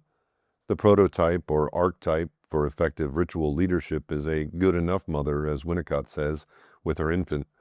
By that, Winnicott means a person who is attuned to the organism of the other person and doesn't intrude where intrusion is not desired, yet is not absent when absence is not desired.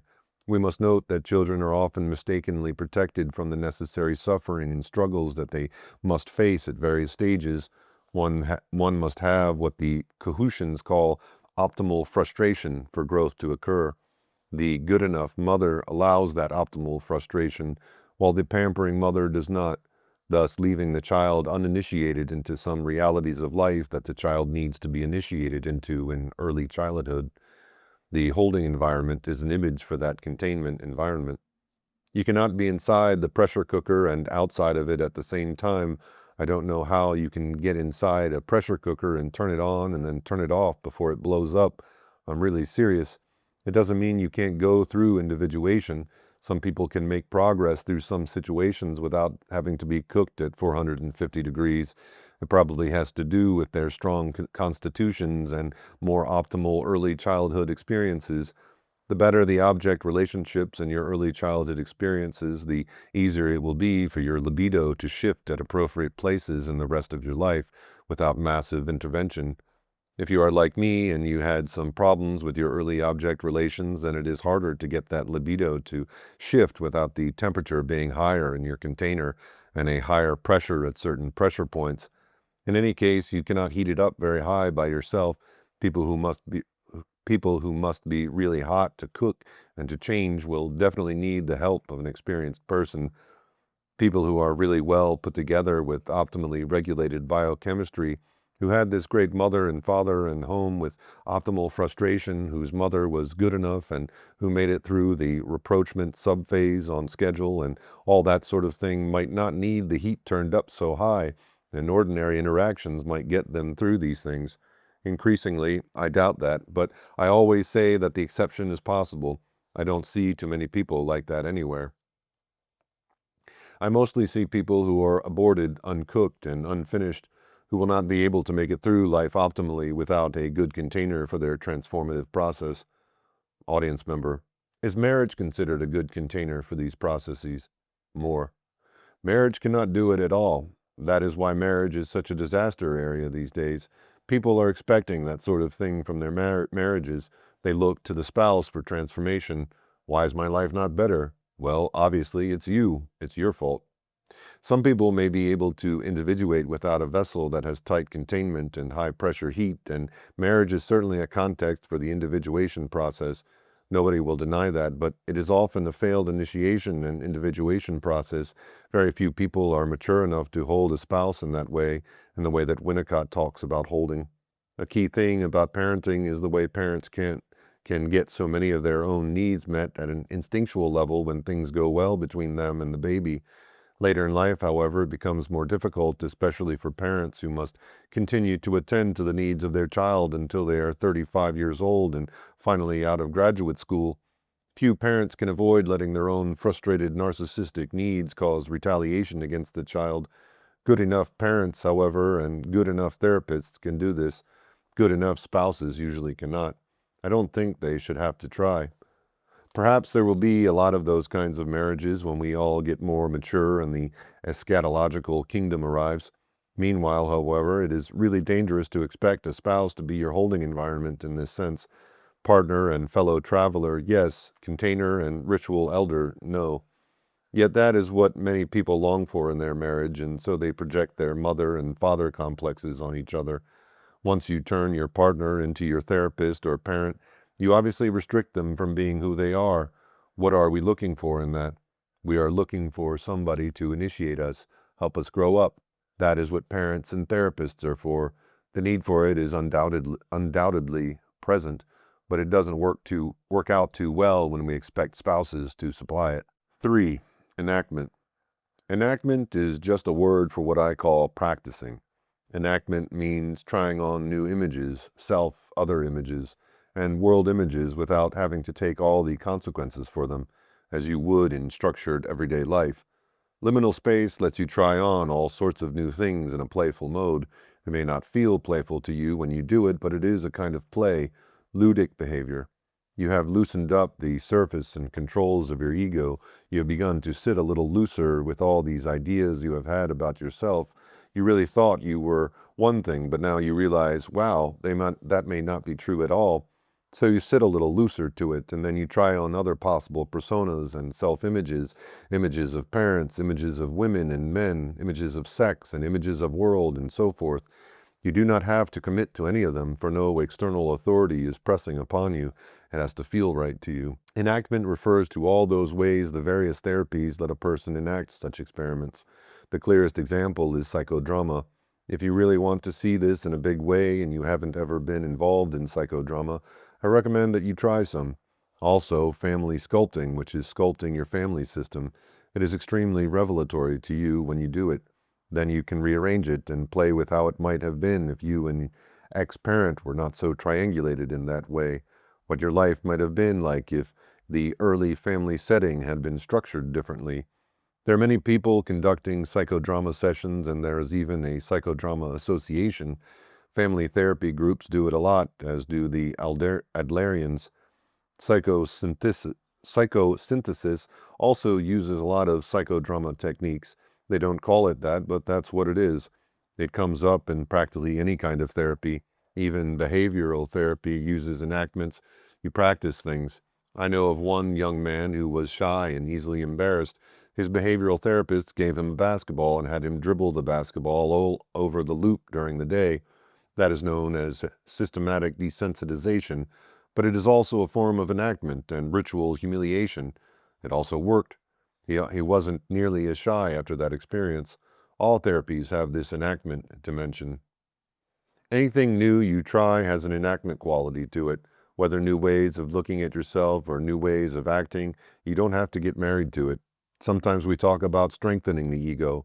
Whatever technical jargon your particular system uses, it still means experimenting with new behaviors and new ways of thinking and new ways of imaging. You have a container serving as a stand-in for ego structure because your old solid feeling ego structure has been stripped away. Your ego doesn't feel very solid and you can't stand on it. You use the container while you experiment. Consider the image of St. Peter trying to walk on the water. That is a good image for a liminal state. Unless you are a master of both worlds, you must be in the boat. You must be in the container. Peter was like you and me when we are in liminal state. Though he heard the call to walk toward Christ, he no longer had enough of that old fisherman ego to sustain him when he left the boat, but he still had not completed his initiation into the new stage of faith. So when he got out there on that water, he started to sink. The stormy water is a wonderful image for liminality. You always need that container, that boat. That's why you must have it. That's the ark, Noah's ark. All these images about being in some vessel during a difficult journey are about the need for containment to allow transformation to occur. Summary: these three principles provide the way for you to be held when your ego structure has been purposefully destructured. You must have submission to the transformation process. No submission, no destructuring, no transformation. They refer to the same thing. So also, destructuring without a container gives you chaos, or I should say terror. The process is difficult enough when you have a container. You need someone's hand to hold on to. Without the container, you get dissociation and drowning. Enactment is necessary to grow a new ego adaptation, like a new snake skin. The old one no longer worked, so you had to shed it. Either you got up the courage to submit and shed it, or you got kicked into submitting it by life and shed it. If you got kicked into submitting it, you had a mental breakdown and had to be hospitalized, so you feel worse about it. But it will manifest aspects of the same process. These three elements occur in all therapies. I know of no exceptions. Most therapies take it as an insult when you call them ritual leaders because of the classic Freudian negativism about ritual. This is changing a lot now, though not fast enough. The frame in analysis. The Goodhart article on analytical interaction is really about containment. Goodhart is a Jungian analyst in San Francisco. His article discusses the important work of the Freudian analyst Robert Langs, who emphasized the importance of what he called the frame in analysis. This is simply another word for the boundary and constitution of the container. He puts a lot of emphasis on such things as the therapy sessions remaining at the same time and regularity of client payments. These concerns, from the point of view of Turner and ritual process, obviously relate to appropriate containment, forming a boundary and keeping it secure. Langs argues that if you do not keep the frame, you either get faulty healing processes or none. If the therapist does not keep the boundary, it will not be effective.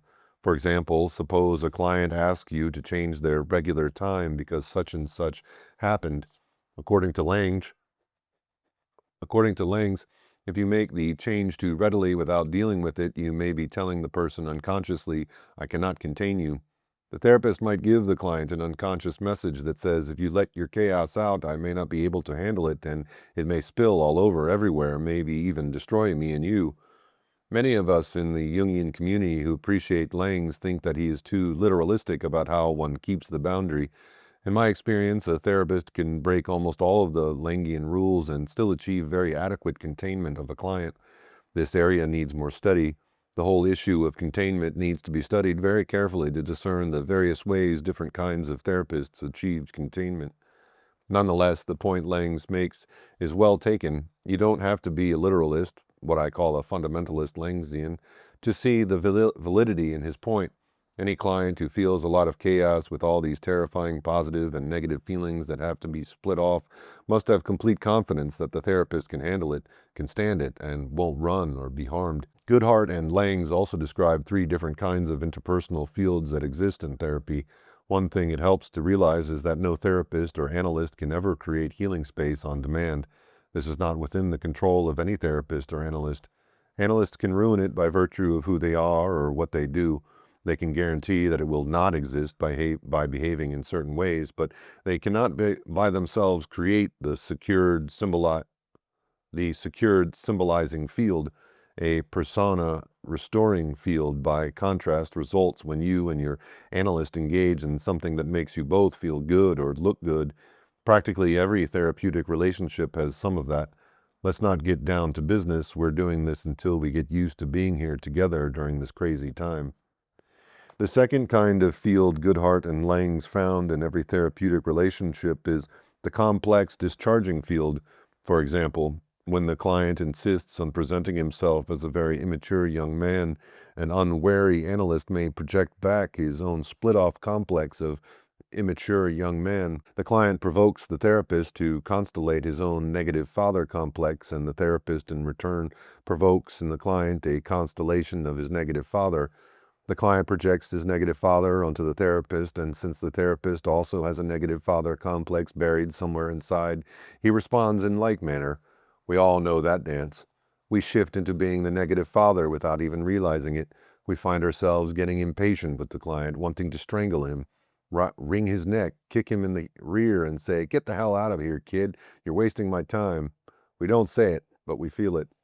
In this example of a complex discharging field, the client can hardly get better while his dance is going on.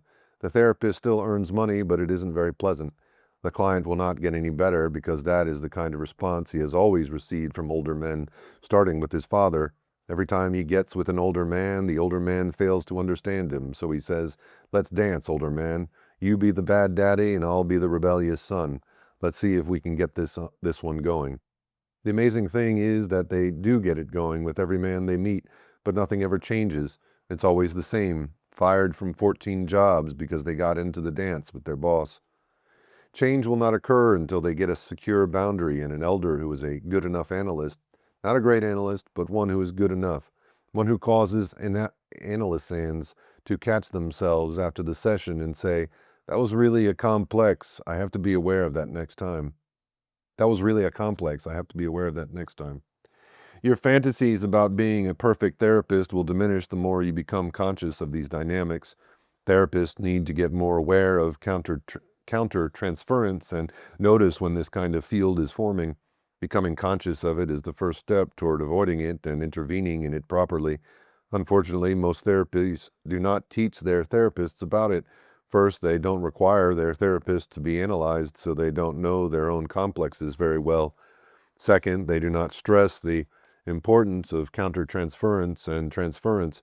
They do not teach therapists to be aware when they are becoming one end of a non-healing dance. Goodhart believes many good things can happen during transference in a secured and symbolizing field, but the unconscious kind of destructive transference, countertransference dyad is also common and extremely difficult to deal with. It must be emphasized that if you do not get to the secured symbolizing phase, you will not get any deep transformation. You will get repetition compulsion. The secured symbolizing phase has enough of a sense of being held and contained that a sort of playful mode can arise in which the unconscious can really flow, and a person can begin to play with their feelings and their images and their fantasies. This differs greatly from the dynamics present in analysis most of the time. Sometimes in therapy or analysis you just flow and more will happen for you in one session than has happened in the 25 previous ones. Not necessarily because the analyst did anything different or the client did anything different. It's something like the spontaneity in Turner's Communitas. The conditions are right and it happens. The spirit comes. Deep healing occurs. Jungians talk about this kind of process as the context for the manifestation of the mysterium tremendum. This is the deep soul-relating analyses that Jung talks about in alchemical terms, the sacred marriage, the mysterium conjunctionis. Audience member. The secured symbolizing field seems to have a participatory exchange so that one who helps secure the space becomes active and not passive. How would that reconcile with optimal frustration? More. This is different. Secured here means a boundary that's secured. The assumption is that the boundary must be secured, whatever your approach to therapy. Whether you're a Freudian and have all the cleanliness fantasies that Freudians have, or whether you're a more freewheeling Jungian, you're still clear about the necessity for keeping the boundary. But if that frame, or that boundary, as I prefer to call it, is tight, then this kind of thing is possible. Then the analyst can dance consciously and not just frustrate the longings of the analysand. This is not ego psychology here. You can get change through various kinds of ego psychologies, but Langs is talking about enabling that chaotic core to come up, about getting to the deep chaos in the psyche where the really deep ruins are. Ego psychology cannot heal those deep wounds with its techniques of strengthening the ego or by just learning new behaviors. Jung talks about analyses in various stages, and the last stage is transformation. That is what we are talking about here. The unconscious of the analyst is in the soup too. In fact, it is the facilitation of the adequate emergence of the unconscious material in a context of containment, not the brilliance of interpretation or even the analyst's brilliant conscious awareness of what's going on with the analysand that is healing in that field.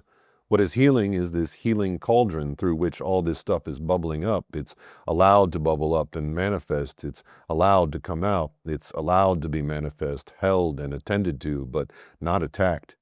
That is one thing that makes analyses very different from therapy. These depth psychologies allow a lot of this really crazy stuff to come up, be accepted and held.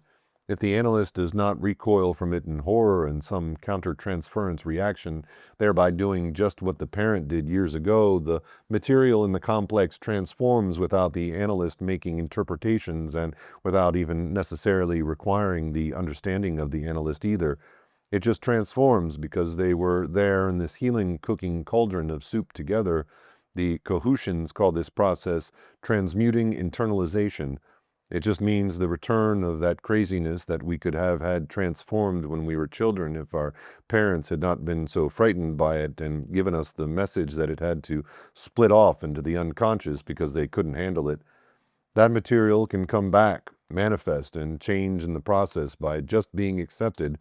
That is exciting. That is the difference from short-term psychotherapy that is going to make you better able to defend against consciousness of these deep, terrifying materials. A lot of therapies, therefore, exist to help people lie better. Sometimes a denial of deep structural healing seems necessary in terms of triage, that is, for maximizing treatment possibilities. The client may not have the money or the time or the courage to go into analyses.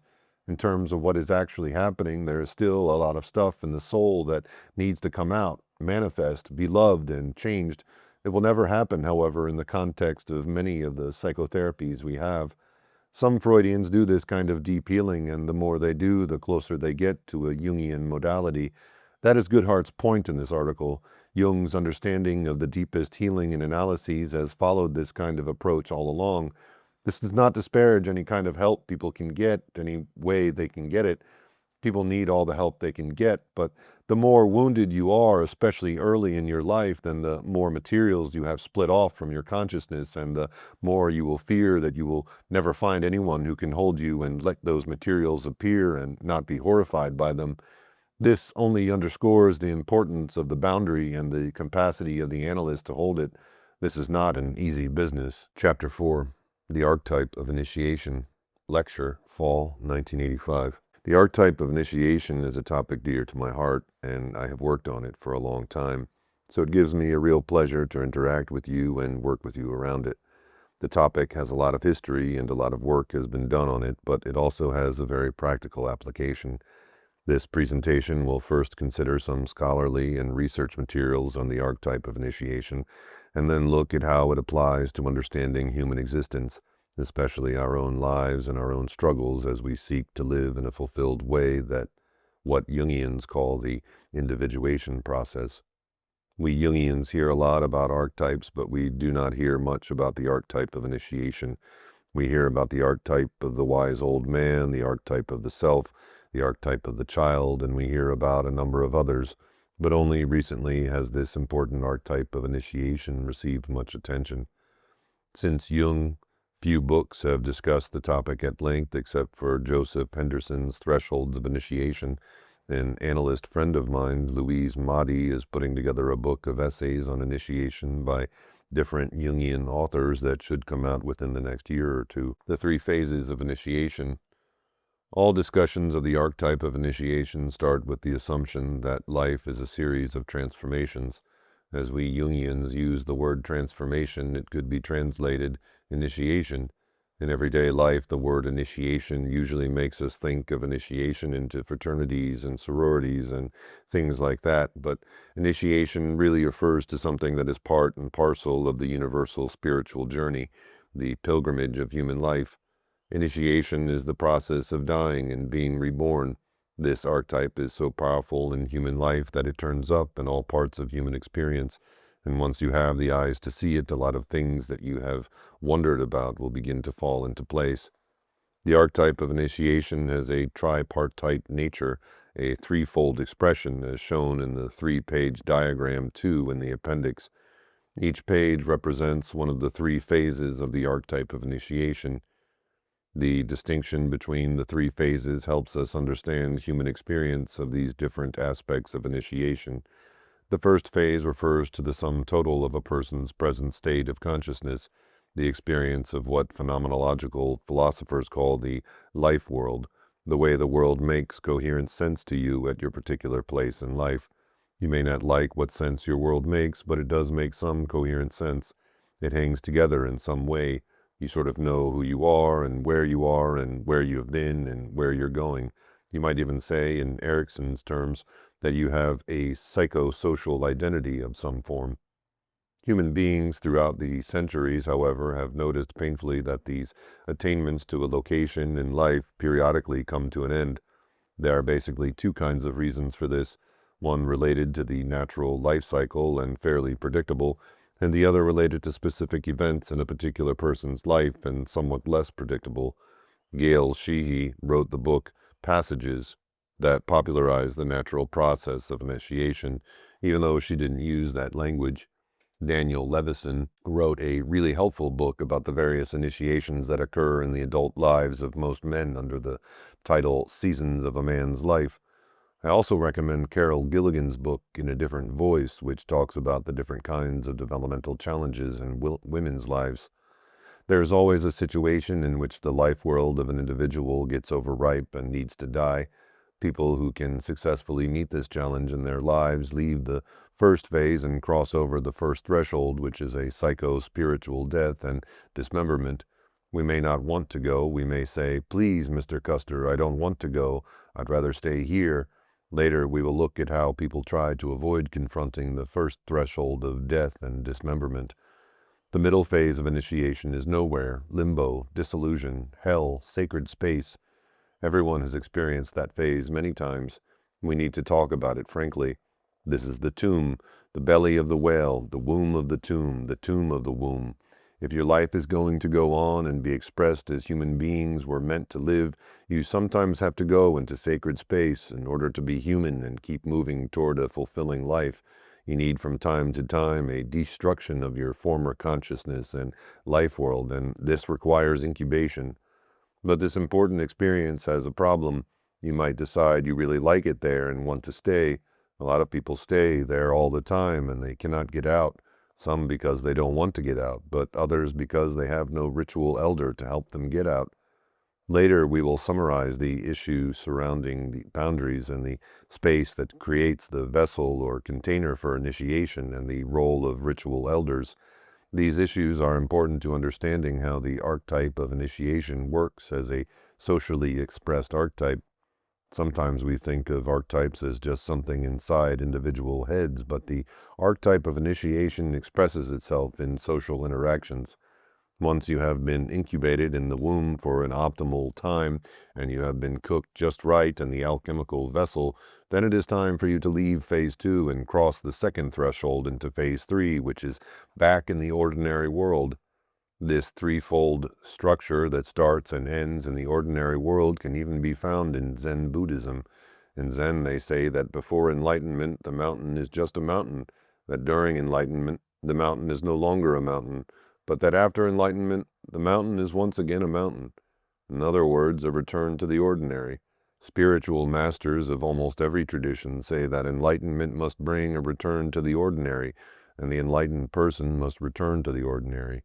You must be able to be ordinary if you want to be enlightened. People who think they are extraordinary are not very enlightened, but any person in the process of initiation will go through phases where they will think they are God, or at least godlike. As one young analyst of mine said recently, "I'm smarter than everybody else." It's important for us not to make fun of that kind of feeling, because when you are in this place, you are in touch with 220,000 volts of spiritual and psychological archetypal energy. This is what Jungians mean when they say you are in touch with the self. In Jungian terms, there is no time in your life when you are closer to the self with a capital S than in this middle phase of initiation. You are so close to it that you are glowing. That is why, in most cases, you need to have someone serving as your ritual elder who knows what they are doing, and you need a tight boundary to the experience, a container on all sides like a womb, like the alchemical alembic, the test tube. I say in most cases because I always leave open the possibility of an exception. Audience member: is this where Moses was on the mountain and his face shone and he didn't know it was shining? More: on Sinai and every sacred mountain, we need a good book on the role of the sacred mountain in Jungian terms. There are some good historical phenomenological books on sacred mountains, but none that discuss the psychology of it from a Jungian point of view. Sinai is a sacred space. Moses takes off his shoes, Put off your shoes because you are standing on holy ground. Notice that Moses did not have any outer ritual elder with him there. Audience member: I once heard a speaker say that if Moses had known his face was shining, it wouldn't have shone. Is that the problem of getting out? More: without a ritual elder, the temptation to inflation of the ego is inevitable.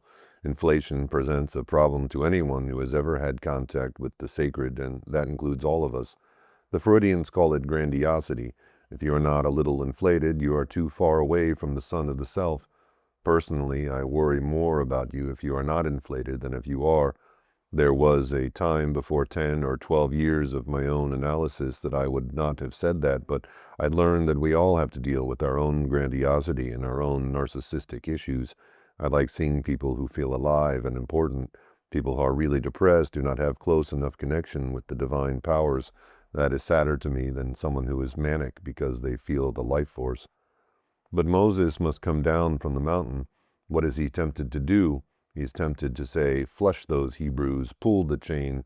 This is a big problem with anyone who has spent time on sacred ground. Once you have been zapped by all that divine energy, like working with an encounter group or having a good session of therapy or analysis, it is hard to go back to ordinary life, even though you are now enlightened and alive. What about those people out there in that ordinary world? Are they really worth your time anymore? Are they really worth your love? If you have not really cooked well enough, you may decide they are not worth it anymore. Understanding these three phases in the structure of the archetype of initiation will help you make sense out of many of your experiences and the experiences of the people around you. If in your own experiences you were fortunate enough to have a good ritual elder helping get in, get cooked, and then get out, you will then be better able to serve as an elder for others around you. Audience member: would you say that the center phase is the prime time to be in therapy or an encounter group? More: if you are in therapy, you are in the middle phase already. If you are in an encounter group, you are probably in it already. There are other ways a person can be in that phase, however, and as we progress along, we will talk about some of them.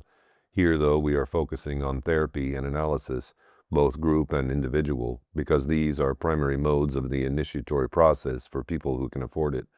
Thankfully, however, people will encounter it one way or another, because analysts have no corner whatsoever on this process. Arnold van Gennep.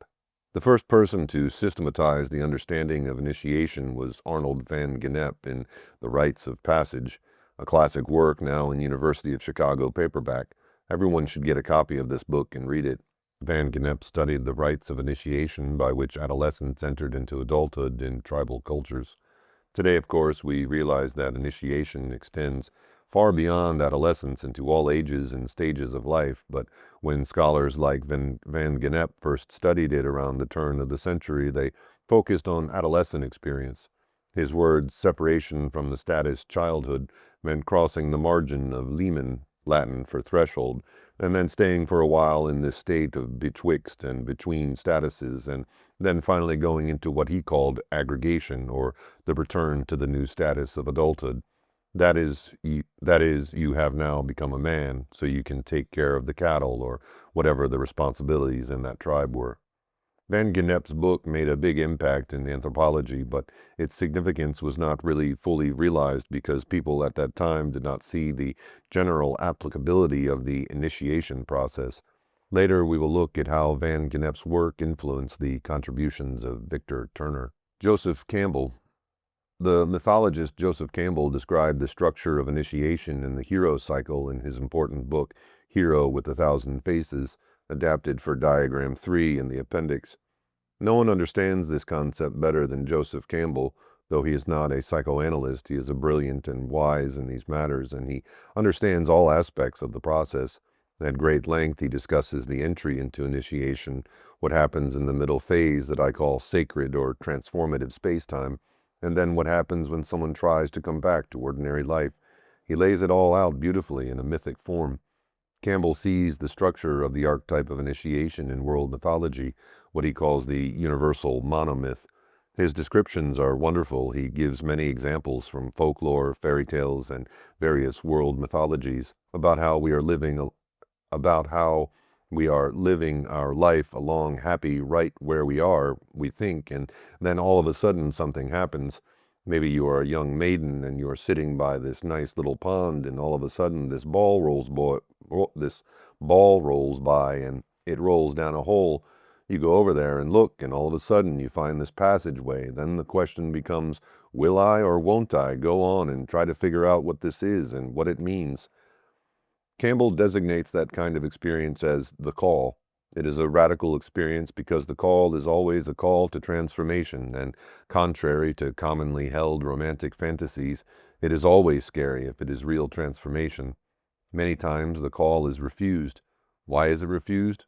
According to Campbell, it can be refused because you simply do not pay attention to the fact that you have been called. Each person should stop and think about ways people can be oblivious to the fact that they have been called. How do Jungians talk about that experience? Jungians talk about the fact that the self is constantly initiating. The self is always trying to get the attention of the ego in all sorts of ways. The self is constantly providing a call to get you to pay attention to areas that need transformation or at that particular time. For example, you may not be paying enough attention to your dreams. Jungians are not Freudians because we believe that there are many clues coming from the self into a person's life in all sorts of ways that function like Campbell's call. Little clues about what you need to pay attention to, little clues about what you need to die to and where you need to die. Of course, a lot of the time the ego just doesn't want to see these clues. Audience member, how does prayer enter into this? More. Even prayer can be used to avoid one's call. A lot of prayer consists of turning up the volume of your own voice so you won't have to hear what is being said to you. Think about it in terms of relationships.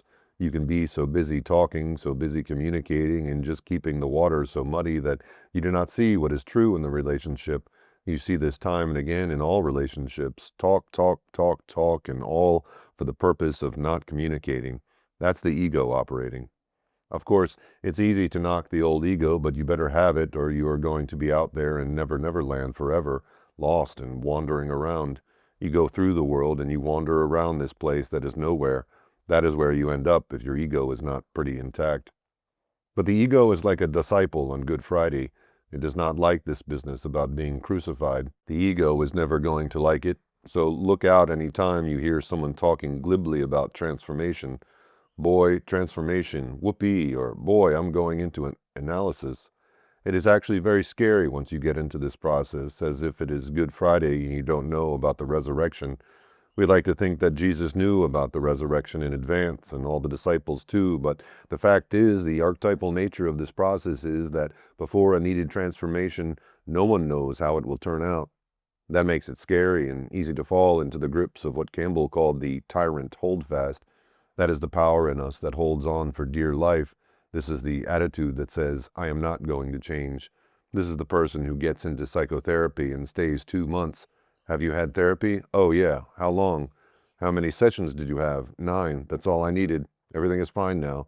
Of course, I still have all this psychosomatic stomach trouble, etc., but I'm okay. Everything is fine. This applies to most of us. Another part of this avoidance of transformation is drugstores and Valium. The American people are Valium junkies. Valium is a dangerous drug. Why? Because doctors are putting so many people on it. Recent studies show the number of religious houses in the Roman Catholic Church in which most of the people are on Valium. We have these studies because Roman Catholics are more honest about studying the lives of their own leaders than a lot of the rest of us. I was totally unaware of this until I got to know my family better recently and found out how many of my own relatives were on Valium. Why? The doctors pass it out like sugar pills. It is one way to keep people drugged up so they do not have to go into therapy or look for other transformative experiences. There are many other ways we try to ensure that people can avoid these initiatory experiences. Many Jungians believe that a lot of the drug maintenance of severely emotionally ill people serves this purpose of avoidance. Contrary to popular belief, a nervous breakdown often needs to happen because the psychological structure is malformed and needs to be restructured. We are not willing, however, to provide enough opportunities for transformation for such people with proper settings and resources to help them through the experience, so We avoid the fact that transformation is needed. So what do? We drug them. Much of what passes for mental health therapy is actually drug therapy, and this will probably continue to be true for the next 20 to 30 years. This is not therapy. It is institutional enchantment, and not a positive thing like the song Some Enchanted Evening, but more like a fairy tale. It is a sleep, a killing fog that lies over life. Our lives are heavily enchanted by unconsciousness, and we do a lot to try to keep this enchantment going, because it is so painful and costly to try to do anything about it, to get disenchanted. Disenchantment begins with the middle phase. In Campbell's stories, this is where you meet the frog turned into a prince, the ugly hag turned into a beautiful princess. When you relate to these situations correctly, it is a process of disenchantment. The fairy tale Iron Hans, for example, tells how a young man, through this process of ordeals, is able to meet his responsibilities and come out and take his role, while the king who has been enchanted is released and set free. This is the process of disenchantment or disenthrallment. When you get over the first threshold, according to Campbell, there are always ordeals. You'll get to that more with Victor Turner. There's always ritual humiliation here, and usually a wounding of some form, scarring or scarification. That is when you get the scars on the chest for the American Indians. Why did human beings cut the skin during these periods? Think about that. Why did they engage in so much symbolic wounding during the transformative process? Audience comment. It was a marking of the moment. It was paying attention to the place where the human being was. More. Very good. That's correct. In other words, anytime you're in the presence of what a Jungian would call the self, you turn up the light to see more clearly the radical significance of the moment. It is marked in a way that shows it is serious. What else? Audience comment. Something had to be released. More. Yes, usually blood. It indicates a spiritual reality. You can be cut all to pieces, but if it does not represent what is happening inside, it does not work. This was the understanding of pre-modern human beings. They thought mythically and magically. At our best, we can learn from them. They believed that if they could somehow show what is going to happen, they could help it happen. That explains the great interest now in the vision quest, sending people out by themselves without food and water and letting them suffer a bit. It explains the great unconscious interest in violent sports and war. There's no way to understand the attractiveness of war without understanding the unconscious seduction of the archetype of initiation. Audience comment. Breaking the egg. More. Breaking the egg, another useful symbol for initiation. There's a wonderful scene in a movie entitled Breaking Loose, I think, where the mother has this glass or crystal egg and it gets tossed around at the end of the movie and it gets cracked, symbolizing initiation. If your cosmic egg doesn't have a crack in it, you haven't been initiated. Audience comment. It seems ridiculous. More.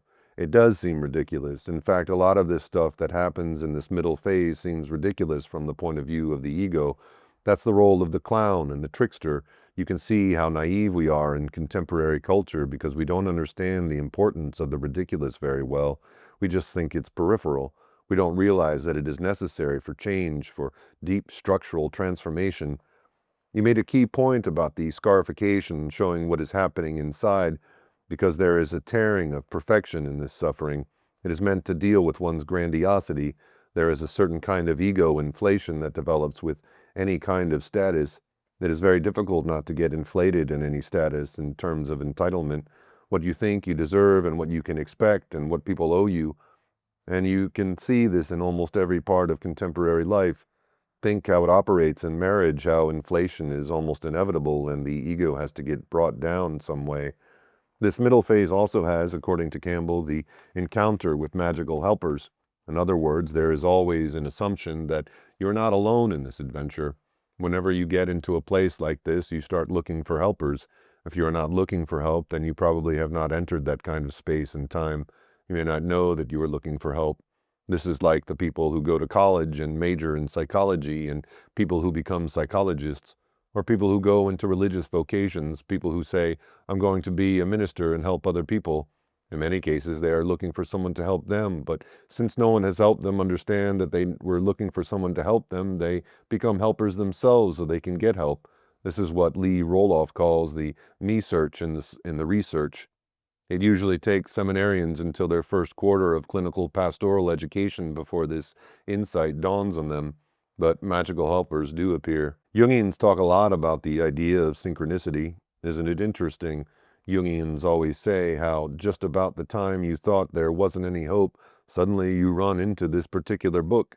For example, Morton Kelsey or John Sanford or Carl Jung, or you meet someone personally. Of course, these things just happen and can easily be considered accidents, but they tell you something you need to know at that time. Helpers appear along the way, but they cannot do the work. They just provide assistance, a little guidance. An elixir of life is usually gained, however, because there is something precious to be found here in this space.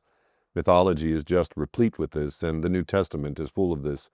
The pearl of great price is out here, or something like that, something like it, and you discover this treasure. If you are lucky and get the right help and have the right amount of courage, then you try to return to the world outside the labyrinth, outside the cave with the treasure. Several things can happen to block you. Campbell also discusses the failure of initiation. An initiation can fail. I always say that the person either did not get cooked enough or perhaps got overdone. You take one look at the situation and say, no, this is too hard. This happens a lot with seminarians, people who plan to go into the ministry. They are really excited about going into the ministry until they have their first church experience. But when they see what it's really like, all of a sudden they get interested in doing something else. In other cases, young ministers do not get their grandiosity dealt with before they leave the seminary, and they go out into the world with the boon or the precious gift or the elixir of life, and they work themselves as if they were divine. And this is where we get what is known today in the popular parlance as clergy burnout. The burnout phenomenon among helpers is nothing in the world but ego inflation and failed initiation. Most of us in the helping professions are still a little inflated. How many helpers of any form do you know who really take care of themselves? Not many, percentage-wise. Most of them are would-be heroes riding toward burnout. So another way to destroy your vocation is to get so inflated that you burn out, and of course that destroys the boon, because there is no more to go around. You have killed the goose that laid the golden egg. In addition, a lot of pseudo-initiatory behavior is merely persona posturing. Anyone who goes on a vision quest for a good time, that's persona. There is a lot of temptation to that. Jungian analysts often say that dreams about clothes or changing clothes reveal persona issues, how you want to appear or change the way you present yourself to others, when actually what is being dealt with here may not be a persona at all. Audience comment. The marking of the initiation scar has a humility aspect to it. More. Yes, the leveling that occurs is of the chief marks. The initians, the people who are being initiated, are all alike in terms of status. They don't have any. If you're truly in this kind of space, in a container, a vessel that is holding you, it is holding you to your suffering. Now think carefully about that. The container holds you to your suffering. What would happen if there were not enough of a containing wall there around you? Well, what do we do? We split off from our suffering and we become great. It is what we call a manic defense. In the manic depressive bipolar disorder, a person becomes manic to avoid facing the pain in the depression under it. In other words, just because you are in a transition state does not mean you are going to get initiated. Once you have the eyes to see it, you will notice a lot of failed initiation around you, and you will probably notice some failed initiations in your own life. Like so many of us today, you probably do not have access to the right kind of containment and ritual elder leadership that you needed when you needed them. You don't need this just any time, you need it when you need it. You cannot just decide, well, today I think I'm going to be initiated. I think I'll call up the local initiation hotline. That is not the way it works. The leveling aspect of initiation is very important. Without adequate containment, you most likely think you are wonderful. These people get really inflated. They think they are God's gift to the world. They have just discovered this religious truth and they are going to start their own religion. That comes from this phase when you do not have adequate containment and you lose your sense of being leveled. In the process of true initiation, however, you realize and accept the leveling. It doesn't matter how many degrees you have or how much money you have or how famous you are. Initiation strips you down to nothing, and you know that at bottom, or as we say, before God, there are no differences in status. Mircea Eliade, the historian of religions, Mircea Eliade has made important contributions to our understanding of initiation in his many books, especially the sacred and the profane, patterns in comparative religion, and rites and symbols of initiation. His basic thesis is that all human spacetime is heterogeneous. That is, it exists in two different forms: ordinary, profane space and time, which he believes modern people live in almost all the time, and B, sacred space and time that only tribal, pre-industrial peoples could access at certain times. The Greeks make a similar distinction between chronos, clock time, and kairos, significant time. Eliade believed that modern people do not have access to this sacred space and time. Victor Turner helped us see past Eliade's view on this point. My own research has also found that modern human beings can indeed experience this heterogeneity of space, and that whether we realize it or not, our space and time is also bifurcated into these two types, the profane and the sacred. Once you look at it, you can see it. Eliade studied deeply the workings of the pre-modern mind. He believed tribal cultures always perceived the world to be in a process of deteriorating, running down, and they needed to get in touch with special sacred space and time to get the cosmos regenerated. That explains the annual renewal cycles and fertility rites. Unless you did your rituals, the world would just run down. The herds would stop giving birth and the crops would stop growing. This caused all these magical rituals to be done at certain times of the year, according to astrology in most ancient cultures, with the year divided in time by key natural events. For example, each year you needed to invoke the eternal return of spring, connect with what the Australian Aborigines called the dream time. In order to facilitate regeneration, you needed to locate the center of the world. According to Eliade, the center of the world is always in this sacred place, what he called the axis mundi, the center of the world tree. In Christian thinking, the cross is the center of the universe, the axis mundi, the world tree. Through the cross of Christ, the nourishment of God passes to the world. If you look at Roman Catholic liturgical theology, you can see the archetypal symbolic structure underlying it very clearly here. The Mass nourishes, but where does it nourish from? The divine spiritual nourishment comes through the axis mundi, that sacred navel of the universe, which was the cross. For Eliade, the structure of initiation is in the special sacred space and time where you get connected to the divine sources. A Roman Catholic Christian finds this sacred space in the Mass as the Holy of Holies. This accounts for the archetypal importance of the priesthood and why it is such a controversial issue today.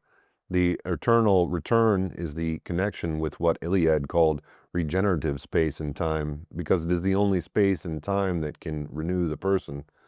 Profane space and time, which exists outside sacred space and time, is always deteriorating, slowly perhaps, but always deteriorating in ordinary. Ordinary is how you feel when you wake up in the morning. Ordinary time is never what you want it to be. We can apply this to our relationships, for example, because we so often feel they are ordinary. When a relationship gets ordinary, look out. If you're not doing something in a relationship to connect with these renewing energies, you better watch out. Often someone else will come along to constellate this space and time for one of the persons in the ordinary relationship. This is what extramarital affairs are about, sacred space and time. Sexual acting out is one way of getting into that kind of place. At the archetypal foundation, similar dynamics exist beneath the Mass and the extramarital affairs. That should surprise you a bit, but to understand why people do what they do, you need to understand these archetypal materials in the structure of initiation. People do what they do because they are hungry for renewal. To shift my hat to that of the theologian for a second, I think this is why Jesus was so radically accepting of so-called sinners. At bottom, there is a spiritual quest behind practically every form of self-destructive acting out. From substance abuse to sexual abuse of all kinds, there is a sort of spiritual quest for initiation. Jungians can help people see the spiritual quest that lies at the heart of every symptom. Eliade assumes that when you do contact this center of the world, this axis mundi, this sacred space with these divine powers, that regeneration does occur and the world becomes revitalized so life can go on enhanced with new creativity present. His works are replete with this idea, which he documents over and over again from the whole history of world cultures. His 3-volume series of books called A History of Religious Ideas traces this pattern throughout the history of human religion. Eliade himself is very frail right now, but he will try to stay alive until he finishes those books.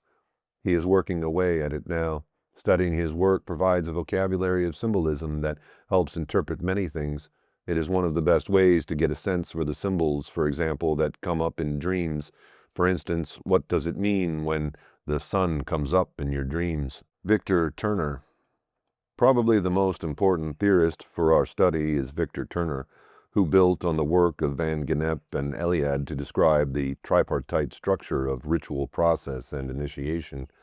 He helped us to understand that Eliade was wrong to say that moderns could not experience it, for modern people do indeed experience different kinds of space and time.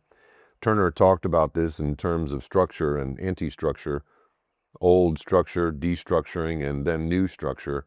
He used the word liminal for the middle transition phase because liminal was his word for sacred space. Thus, the first phase for Turner was preliminal and the third phase was postliminal. Turner's book, The Ritual Process, lays out this basic approach in a straightforward way. Victor Turner and I were friends who worked together on some of this material. A conference that I planned entitled Ritual and Human Adaptation related his work to many issues in psychology and theology. The conference proceedings were published in 1983 as a volume of Zygon, the Journal of Religion and Science, so they are still available. Right before Turner's death in 1983, he came out as a Jungian. He gave a major address on body, brain, and culture in which he said that Jungian psychology was the best psychology available for understanding the relationship between the structure of the brain and human ritual and its relationship to human transformation. Even though I had invited Turner to give this lecture, I knew his work was compatible with Jungian thought. I had no idea that he would make this sort of open endorsement in the lecture. Here was an outstanding, world-famous anthropologist giving a lecture at the Oriental Institute in Chicago and making this bridge between anthropology and psychology through Jungian thought. I believe that this was a historic moment in furthering the science of psychoanalysis and ritual. Turner described a special kind of social organization known as communitas that tends to exist in this liminal phase in sacred time and space where people treat each other in a different way. People do not relate the same way in liminal space and time that they do in structured space and time. Turner pointed out that the Marxist ideal of a classless society is a mythic vision that comes out of the human experience of liminality in communitas. This is the same mythic vision behind religious orders in Roman Catholicism and other faiths. The reality of life in religious orders may not always rise to that exalted level, much to the chagrin of many people there, but it sometimes does. Many Protestant congregations also have the same vision, and sometimes it happens there. What are the marks of communitas, the social organization that exists in the sacred space of the middle phase of initiation? People really get a sense of being equal before God or before the sacred. You don't have to be a theist to be in this space, however, because here you get a profound sense of your humanness. People in this kind of space and time are not so judgmental of each other. That is where you get the acceptance that we're always talking about and longing for. You get this in religious places, yes, but where else do you get it? In many popular places of entertainment, like music concerts, honky-tonks, and blues bars. It is related to the origins of Mardi Gras and other cultural carnivals. We have missed the religious function of much popular and even antisocial behavior. That is why it is so important for Jungians to emphasize, pay attention to all this shadow stuff because it's spiritually significant and you cannot just deny it. If you try to do away with it, you're just playing games. The repressed is going to return. You cannot understand what is so attractive about nightclubs if you don't understand the concept of communitas. You cannot understand what is so attractive to people about music concerts. This is one of the ritual dimensions manifest in sex, drugs, and rock and roll. These extraordinary spaces are not always moral spaces. I once went to a Willie Nelson concert. I was thinking about these theories that I was teaching in my other life, and I looked at this scene and I could not believe my eyes. What do we have here? Thousands of people stoned out of their minds in this huge amphitheater, packed to the gills, horribly uncomfortable. Do you know what people go through at rock concerts? It helps you to understand ritual humiliation. Why else would people go out and lie on the ground in mud to listen to music? It's a ritual humiliation for a lot of people. This may sound humorous, but I am serious. Here I am in this huge amphitheater with these totally uncomfortable people packed in like sardines. Toward the end of the concert, Willie cranks up, not Whiskey River, Take My Mind, but Amazing Grace. Now what happened? Have any of you ever seen this? No one says take out your cigarette lighter and light it, but thousands of cigarette lighters come on all over the amphitheater, and the house lights dim, and Willie is singing, and everybody is singing Amazing Grace. The spiritual energy in the air was so thick you could cut it with a knife. The power, the religious power of those moments. My friends who know more about rock than I do say this often happens at rock concerts. It was more powerful than anything I ever saw in a house of worship, more powerful than I ever saw anywhere. The pop musician plays a role in our culture that is fundamentally, archetypally religious. Only the concept of communitas can explain how it works. You may not like the religion that they are selling because it is a different God or a different divine energy, but it is still fundamentally and structurally religious. You cannot identify lawyers or doctors or truck drivers at one of those things. You cannot tell anything about people's social status. Research on this subject can take you to strange places. Churches, by contrast, are far more socially segregated, more likely to be persona restoring than transformative. One of the tragedies of religious life in the world today is that it is fundamentally a persona endeavor with so little concern for the basic human realities. It helps people paint up, clean up, fix up, and look better than they are. Confession is moribund in almost every religious tradition, and my own tradition of Protestantism is at its worst in this area. Protestantism has no place for serious confession. A sort of radical honesty happens in the communitas place that once existed in the Christian tradition when confession functioned archetypally and brought back what had been split off. Unfortunately, most religious institutions today do not understand this. To revitalize our religious institutions today, we must address the problem of how to provide this kind of sacred space again for our people and not force them to seek it in places that do not have responsible ritual and religious elders. I love Willie Nelson dearly, but his focused purpose is not providing ritual leadership for ethical and spiritual transformation. I'm sure he would be the first to tell you that. He might be aware of the religious aspect of his performances, but he also realizes it is not his place to assume the responsibilities of providing ritual leadership for individual transformations. Thus, we have a weird situation in the world today. The religious institutions, in which I include professional therapy, should be evoking and stewarding sacred space and monitoring it, but they are not doing much of it very well. This forces people to have it bootleg. This forces people to have to bootleg it, get it on the side, so to speak, and act it out unconsciously, and this causes a lot of trouble and a lot of destructiveness in their lives. We Jungians, I think, must accept it as part of our vocation to speak these insights to religious institutions around the world, and not just to Christian ones. Think about the way Islamic religious institutions function in world culture today. Spiritual leaders, of which I count myself one, are failing the human race now because we have lost the ancient wisdom about this initiatory process, and we so often offer pseudo-initiation. The whole process of catechesis in the mainline Christian traditions has lost its original psychoactive power.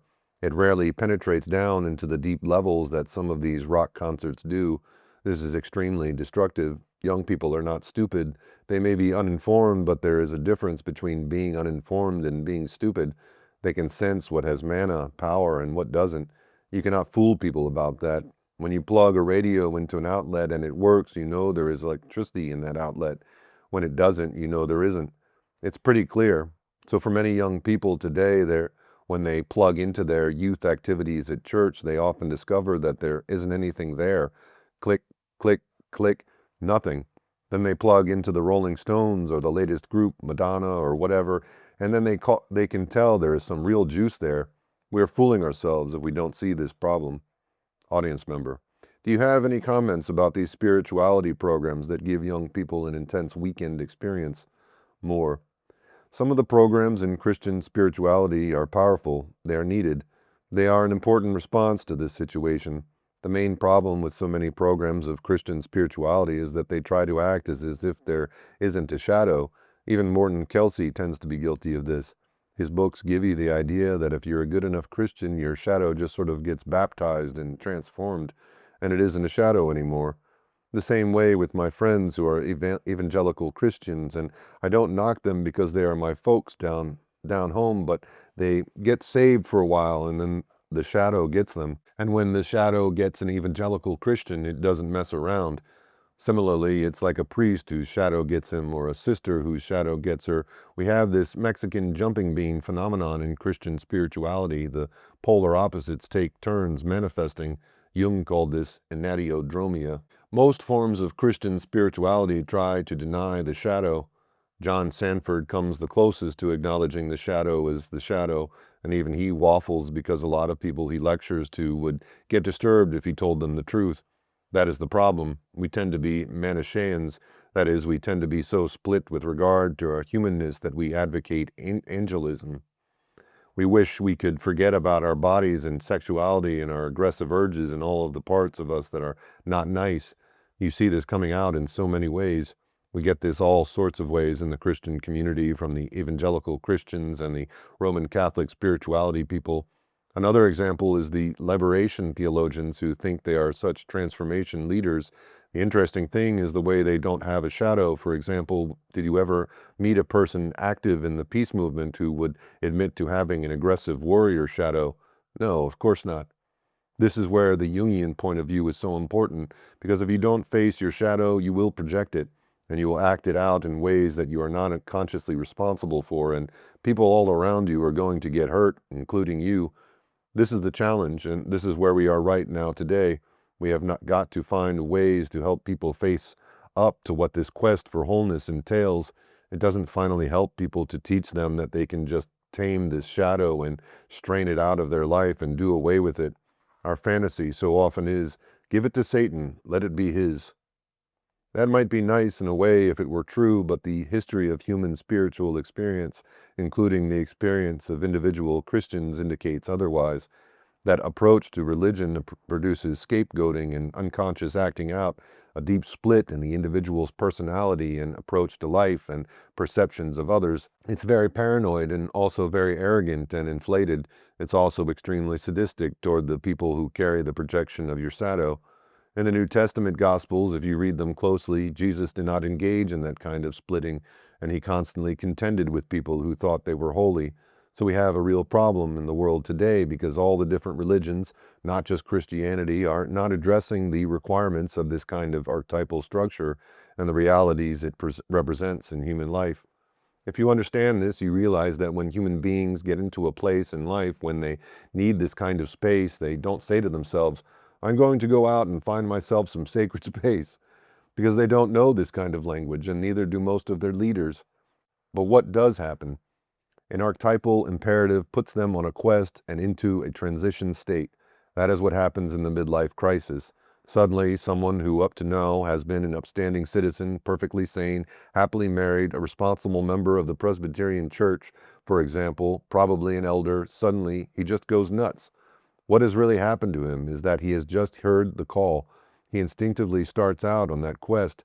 If he's lucky, he will find some containment somewhere to deal with all the transformation and metamorphosis that's trying to happen in him.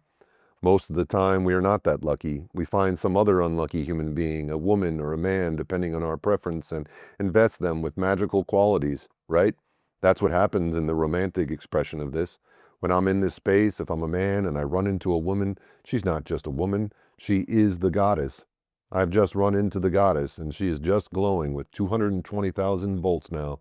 It doesn't occur to me that this is not true love, or that it is really not even sexual. I am looking for someone to contain me in my quest. That's why the erotic side of this pattern is so powerful. But of course, no human being outside of some ritual context can contain this. Why do you think that it is so common for a person in counseling, either with a clergyman or a therapist of any type, to try to get the counselor into a sexual relationship? Trying to seduce the counselor is an extremely widespread phenomenon. What is going on in these situations? Too many therapists think that erotic transference is simply some devious attempt to destroy the therapy. It is not that at all. It is this ritual phenomenon making itself known. If therapists have enough understanding to know that this is a sacred relationship, then they will know enough not to act it out and let it destroy the container, destroy the vessel. But what often happens is that the container is not tight enough. The ritual elder responsible for maintaining the boundaries does not properly maintain the boundaries. That's why you have so many clergy involved in sexual relationships with their parishioners. It's a quest for this kind of powerful, regenerative, renewing relatedness. Later, we will consider how analysis must be approached in order to be transformative. Therapy has to be more than just a profession. The challenge of a therapist is deeper than just professional functioning. What a counselor enacts in a therapeutic context, or any minister in pastoral counseling, is none other than this archetypal process of initiation, with all the pitfalls and promises that a sacred vocation entails.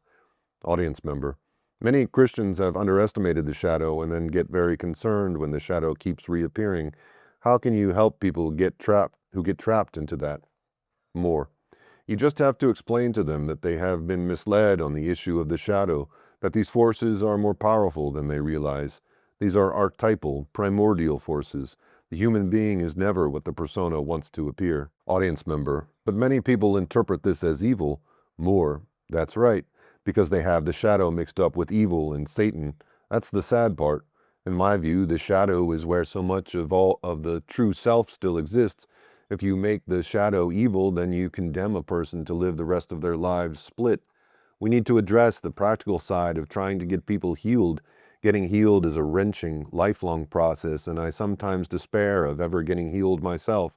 We all know what we are talking about in trying to heal all these splits in our personalities and trying to knit ourselves together in some kind of wholeness and some kind of acceptance and loving of this split-off shadow side of ourselves. The dynamics of the true self and the false self are related to this. In psychoanalytic terms, the shadow contains a great deal of the true self, and when you make that into evil, you've done a terrible disservice to people. Much that passes for Christian spirituality today does this. I teach psychology and spirituality in a seminary, and I constantly have to tell students to be careful reading texts of spirituality because a lot of it is not good for your health. This is not just for seminarians. You don't have to be a seminarian to have problems with your sexuality or your self-esteem. It can be a problem to anyone if your mother and father did not cherish your body when you were a little infant, and this is true for a large percentage of us. Few of us were so lucky to have had parents that really did relate to us physically as infants. Statistically, most people were parented by people who themselves did not have a good relationship with their bodies because their parents didn't have a good relationship with their bodies, and so on, all the way back, so you can't blame them. These kinds of experiences form the psychological developmental roots of Manichaeism, and this is also behind a lot of nihilism today and preoccupation with war. We are so enraged deep down about the way we were rejected physically in childhood that part of us wants to blow the world up. Of course, we don't accept this consciously, so we project it onto all those violent people out there. At some point, we all had the experience of not being held and cherished and taken delight in, but responded to with revulsion because of the way we behaved or smelled. That kind of parenting taught us that we were repulsive, shameful creatures. It wounded us. It wounded our body images. Then, of course, we are expected to affirm our bodies and be very sexual and relate humanly, sexually as adults. Just try to count the number of people you know who have no conflicts in this area, in spite of all the sex therapists, all of the Masters and Johnson stuff. Much sex therapy is as shallow as it can be and does not even begin to touch the underlying developmental problem. It happened early. In summary, we got split emotionally, and so much of the erotic was put into the shadow. Then religion continues to support the splitting off of the body and touch as shadowy, or even interpreted as evil. What we need is an incarnation theology that teaches the redemption of the body, but what we have is what is known as theology as Docetism. There is some effort now in both Christian and Jewish circles to try to redeem the body, but we still have a long way to go. What we have is the continuation of this early narcissistic wound and its institutional support. It's tragic. This problem must be addressed in healing circles. Christian spirituality groups are working on this, but the issue of shadow is really the fly in the ointment and something that must be addressed. That's where you need the more serious Jungian perspective, because Jung never thought you could clean up, paint up, and fix up the shadow. Audience comment. Somehow I see a danger in removing the notion of evil from the shadow. In my own personal shadow, there may be some introjects that don't belong there, and those are, of course, easy because there's nothing I can do about it because they are a part of me I can integrate. More. There is an archetypal shadow, but the shadow in itself is not evil. The evil is the process of splitting itself, which leads to projection and scapegoating. There are certainly things that cannot be integrated. For example, the self with a capital S can never be integrated. Often developmentally, there are some introjects that are so toxic that they cannot be integrated either. The British object relations theorist Fairbairn and Guntrip talked about the anti-libidinal ego, a part of each of us that is so discouraged and so full of hate that it wants you dead and wants the world destroyed. That part cannot be integrated and probably cannot be healed, but it is not necessarily evil in the sense that theologians mean. It is understandable why it is there, and until you can be compassionate with that part of yourself, you probably won't be able to deal with it adequately in just your ordinary living. The part of you that wants you dead is easy to see. I could talk with each of you for a short time and we could find that part of you that wants you dead, the part of you that doesn't want you to be happy, the part of you that wants to destroy your friendships, the part of you that wants to destroy all your relationships, the part of you that does not want you to have any pleasure or joy in life. It is there in every one of us, a greater or lesser toxicity. You had enough bad experiences as a child to give great justification for that part of you. But that part of you is the rebel without a cause. You can have compassion for it. You can talk to it. You can dialogue with it. But you must confront it. You must stand up to it. Chapter 5, Analysis as Initiatory Process. Lecture, Fall 1985. To start our consideration of analysis as initiation or as initiatory process, we should first think about psychotherapy in general as ritual process. I have been interested in this topic for some time. When I first started studying the psychology of initiation, however, the psychological perspectives on initiation and ritual, I did not think about it the way I refer to it now. I first began studying the psychology of initiation because I had some interesting clients in therapy from various occult groups and various cults. Working on the psychology of the occult led me into the wider topic of alternative religions, and I co-authored a book on the cult experience with Gordon Melton. But I still wanted to write a book on the varieties of the occult experience and the psychology of the occult. Some 10 years ago, in the 1970s, I did field research on occultism, talking to occultists and observing occult practices in different parts of the country. It soon became evident to me that many kinds of magical practice in these occult groups involved initiation. The archetype of initiation is central to everything occultists do.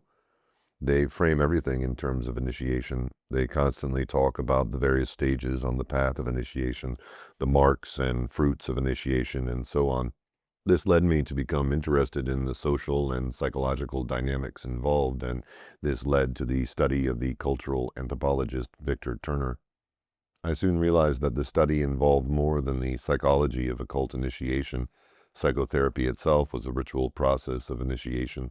The processes in all psychotherapies follow the same three phases that Campbell and Turner described for ritual initiation, and they utilize the same three ritual elements of submission, containment, and enactment, followed by the ancient ritual elders. Joseph Henderson's book, Thresholds of Initiation, had pointed out the same idea using slightly different perspectives and resources. The first element is submission. To enter any kind of formal therapy, whether individual therapy or group therapy, you have to submit to a structured process of some kind. You must relinquish certain aspects of your autonomy. You must agree to a certain structuring of your time and a sacrificial expending of your resources in terms of the therapeutic process. That is essentially the same thing as going over the first threshold of initiation. Going over this threshold is a submission. In primitive rituals, a lot of the ritual humiliation of people as they go over the first threshold is meant to emphasize the importance of submission.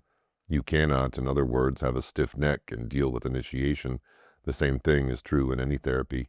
You must submit to the process or you will not succeed. The next element is containment. There's always some regularization of emotional behavioral phenomena in any form of therapy. You can see this most clearly in group therapy, I think, because the group has to have rules, both spoken and unspoken, to regularize what sorts of behavior are important and appropriate to constrain the craziness in the group. You can only engage in certain behaviors within the group. The group provides a sense of security, a vessel for powerful emotions. This is at issue in any Gestalt therapy group or any other sort of humanistic or human potential movement therapies. When you have enormously powerful emotions experienced in a group therapy setting, the group must gather around the person and give them a sense of being held emotionally so they don't regress into psychosis. You may have heard of primal scream therapy and other very intense therapies that work on this same principle. When done appropriately, the group provides the containment. In one-to-one therapy, the relationship between the therapist and the client must provide a lot of the containment. This is even talked about in terms of frame issues. Therapists talk about the importance of the regularization of the hour that the client comes. The person is usually expected to come at the same time, pay a certain fee, and agree to certain rubrics under which the therapy is carried out. This is not just arbitrary or just for the convenience of the therapist. The therapeutic context must create a sense of security where the unconscious materials will not emerge freely. Why? Because if you want to get in touch with your craziness, you need assurance that the person listening is not going to be totally freaked out. You already have enough trouble dealing with your own issues, and you do not want to start taking care of an upset therapist. Think about it developmentally. This often happens to kids when they have all those raging emotions. A good enough parent can deal with a child's raging emotions without getting raging emotions themselves. But when parents let the child's raging emotion get them into their own raging emotions, there's no container left for the child. We know more about this now than we used to. In fact, the child often observes that mommy and daddy are so full of raging emotions right now that there is no sense in expecting them to help contain the child's raging emotions. The child has to help the parents contain their raging emotions. We call this the tendency of the child to try to heal the parents. Psychoanalytic research has learned more about this recently.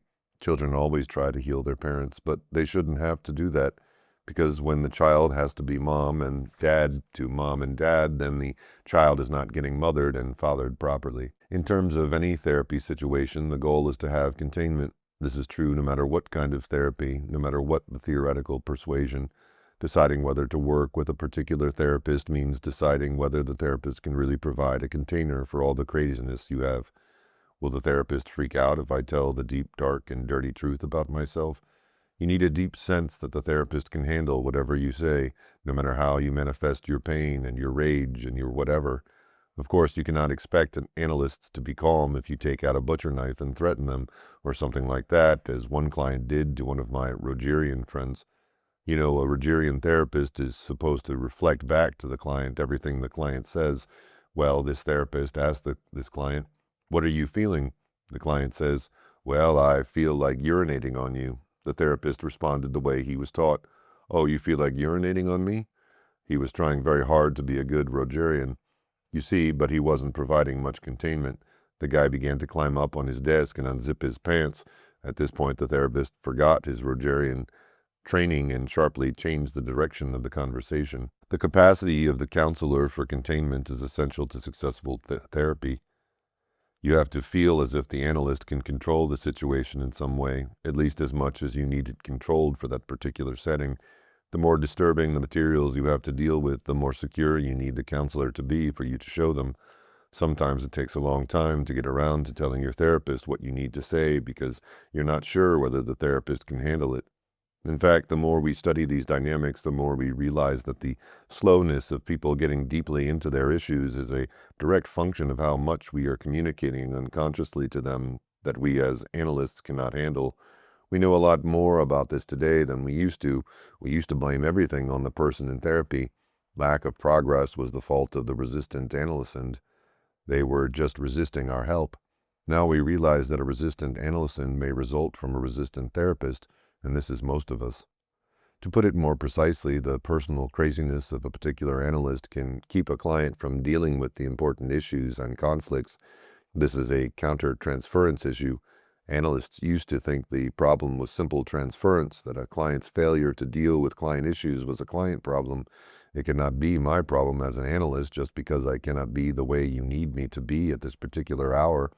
In other words, if I, as your analyst, have trouble being the good enough mother for you at this hour, I can just call it transference and blame it on you. After containment, the third element is enactment. Almost all therapies have an occasion for the client to rehearse stage 3 behaviors before they have to try them alone. In some therapies, you actually act it out in psychodrama. When a person says, "I just cannot talk to my father about that," the group responds, "Well, let John be your father and talk to him." So, in the safety, the containment of that psychodrama group, that person, for the first time, can start to tell their father about their anger and actually enact in that ritual setting what needs to be said and done out there in real life. Actually saying and doing these things in front of the actual father puts the person in the enactment stage of the initiatory process.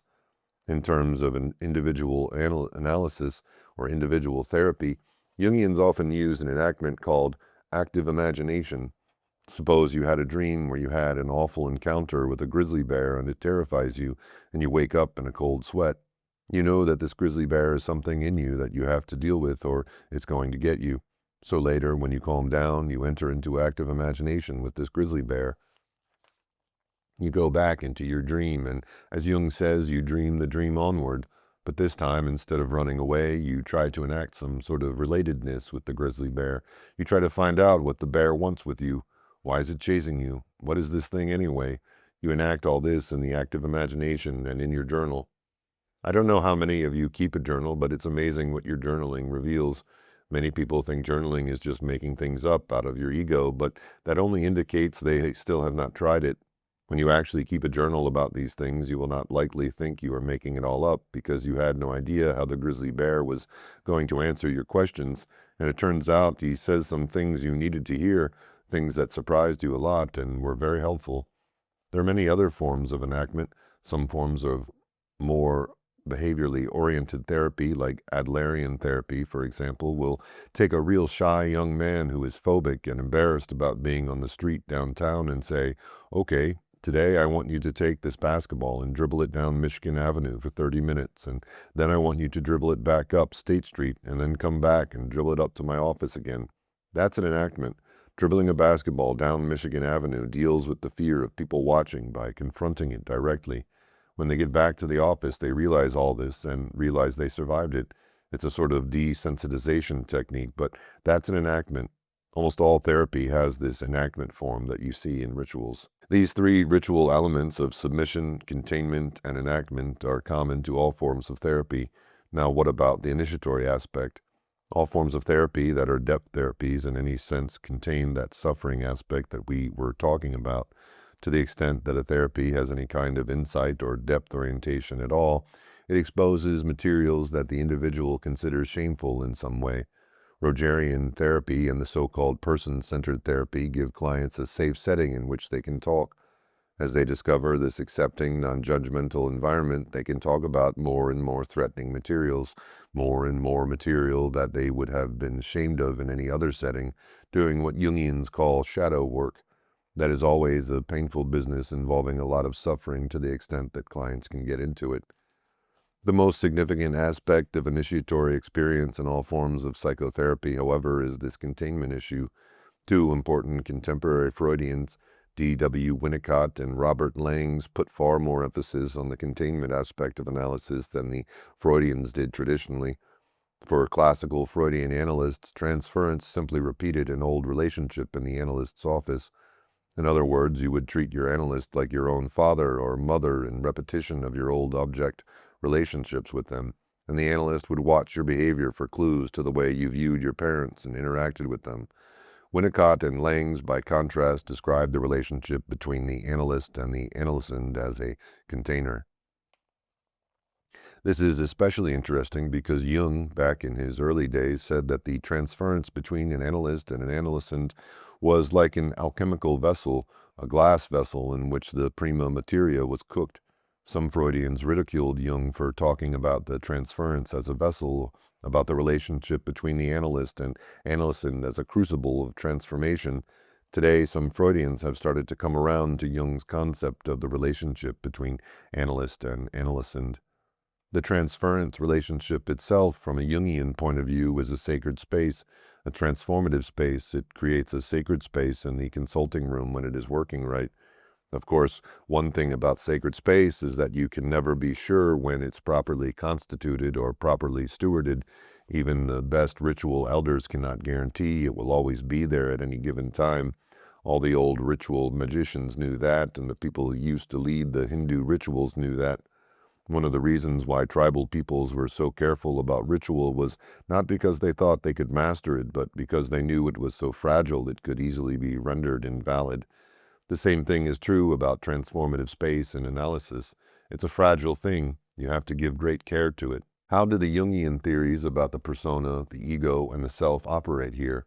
There's always a persona-ego organization that is characteristic of any structure of any ordinary life world, any existence. In other words, whenever you have yourself somewhat together, you are not without a persona. You have constituted a persona that seems appropriate for the particular social location you occupy. Jungians do not consider persona a bad thing, contrary to some simplistic views. I repeat, it is not bad to have a persona. If you do not have a well-functioning persona, you have a major problem. On the other hand, when you identify too closely with a persona and think you are that persona, then you have another major problem. There is then a persona-ego organization 1, a period of hopefully creative disorganization, and then persona-ego organization 2. Now, when the former begins to need to die, you go hopefully into therapy or an analytical relationship, if you have access to it, in which the self is more constellated. Usually in the old organization, there's more of a split between the shadow and the persona and the ego of a person. A lot of the time, what happens is that an interruption, an outbreak of the shadow functions as the call. The call actually comes when the shadow breaks through the barrier that repressed it from consciousness. All of a sudden, the person is doing something or feeling something or thinking something that just says, "This is not me. Oh my God, I must be going crazy. I must be having a nervous breakdown." Hopefully, then, the person goes over the first threshold and into the transformative container. Here we truly see analysis as an initiatory process, for the analytical setting serves as a vessel, an alembic for the whole process. The self is constellated there, and in a sense there is not very much ego function left. At this point, the purpose of the analyst is to support the transforming ego of the person. Jungian analysis considers this a developmental process to form a more adequate, ongoing ego-self access where the self relates to the transforming ego, thus providing an inner guidance towards a more adequate balancing of the opposites. Edward Edinger's book, Ego and Archetype, discusses this process. Jungians therefore realize that the shadow is often the agent of the self. In other words, what is the self up to? The self is trying to bring about more integration and balance in the personality.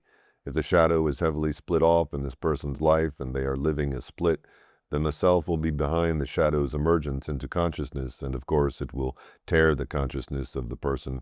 The person will say, "Oh my God, I'm not like I thought I was," and then the process of creative disillusionment will begin. What role does the analyst play at this point? In transference, you project the self onto the person of the analyst. You experience the analyst temporarily as if the analyst were the self. That is, the analyst will become the axis mundi for a while in the early parts of the transference. You sometimes hear people say, "I don't want to get dependent on a therapist." Well, that is understandable, but if you are not willing to get dependent on a therapist, you are not going to get very far. As long as you are still in control, you have not submitted to a therapeutic process, and you cannot relax and go with the transformative process. If you have not relaxed your controls, let your hair down, so to speak, your deep issues are not going to come up raw like they need to for a fully effective transformation. It doesn't go on forever, but initially you must be able to invest your therapist with some sacral significance and put your trust in the healing relationship. In the ancient world, it was very clear that you had a guru and a chela, student, a master and a disciple. You had a ritual elder master in charge of the ritual. We moderns are suspicious of that sort of submission, and rightfully so, but the fact is that when you get into an analytical relationship and you are trying to let these deep materials come up, an archetypal transference occurs in which you locate and experience the analyst as your organizing center. You are no longer going to be the organizing center for a while because you don't feel as if you could organize your way out of a paper bag. We know now that we know now from psychoanalysis that that's okay, not only okay, but probably necessary for a while. That is why you need to get a responsible analyst, because when you're in this kind of position, you need to have confidence in whomever you have that relationship with. You start needing them. These issues are even more important in Freudian and neo-Freudian analysis than they are in Jungian analysis. Most Jungian analysts don't push the interpersonal regression as far as Freudians do. In Freudian analysis proper, you may visit your analyst 4 or 5 times a week and spend most of your time on the couch where you cannot see the analyst. The analyst is behind you. You start having all sorts of fantasies about the analyst because you do not have the physical reality of the analyst sitting there in front of you as a check on your fantasy. You start having all sorts of fantasies about what the analyst is thinking, feeling, and doing. Of course, the analyst is back there taking notes on how you are feeling toward them because it is giving the analyst clues about how you felt about your parents. Even Jungian analysis that meets 1, 2, or 3 times a week still has a big investment in the archetypal transference. Jungian analysis makes it clearer that this liminal phase invokes sacral powers. The Jungian analyst is aware of the presence of a third player in the room, the self with a capital S, the trans-ego, the transpersonal power that is present.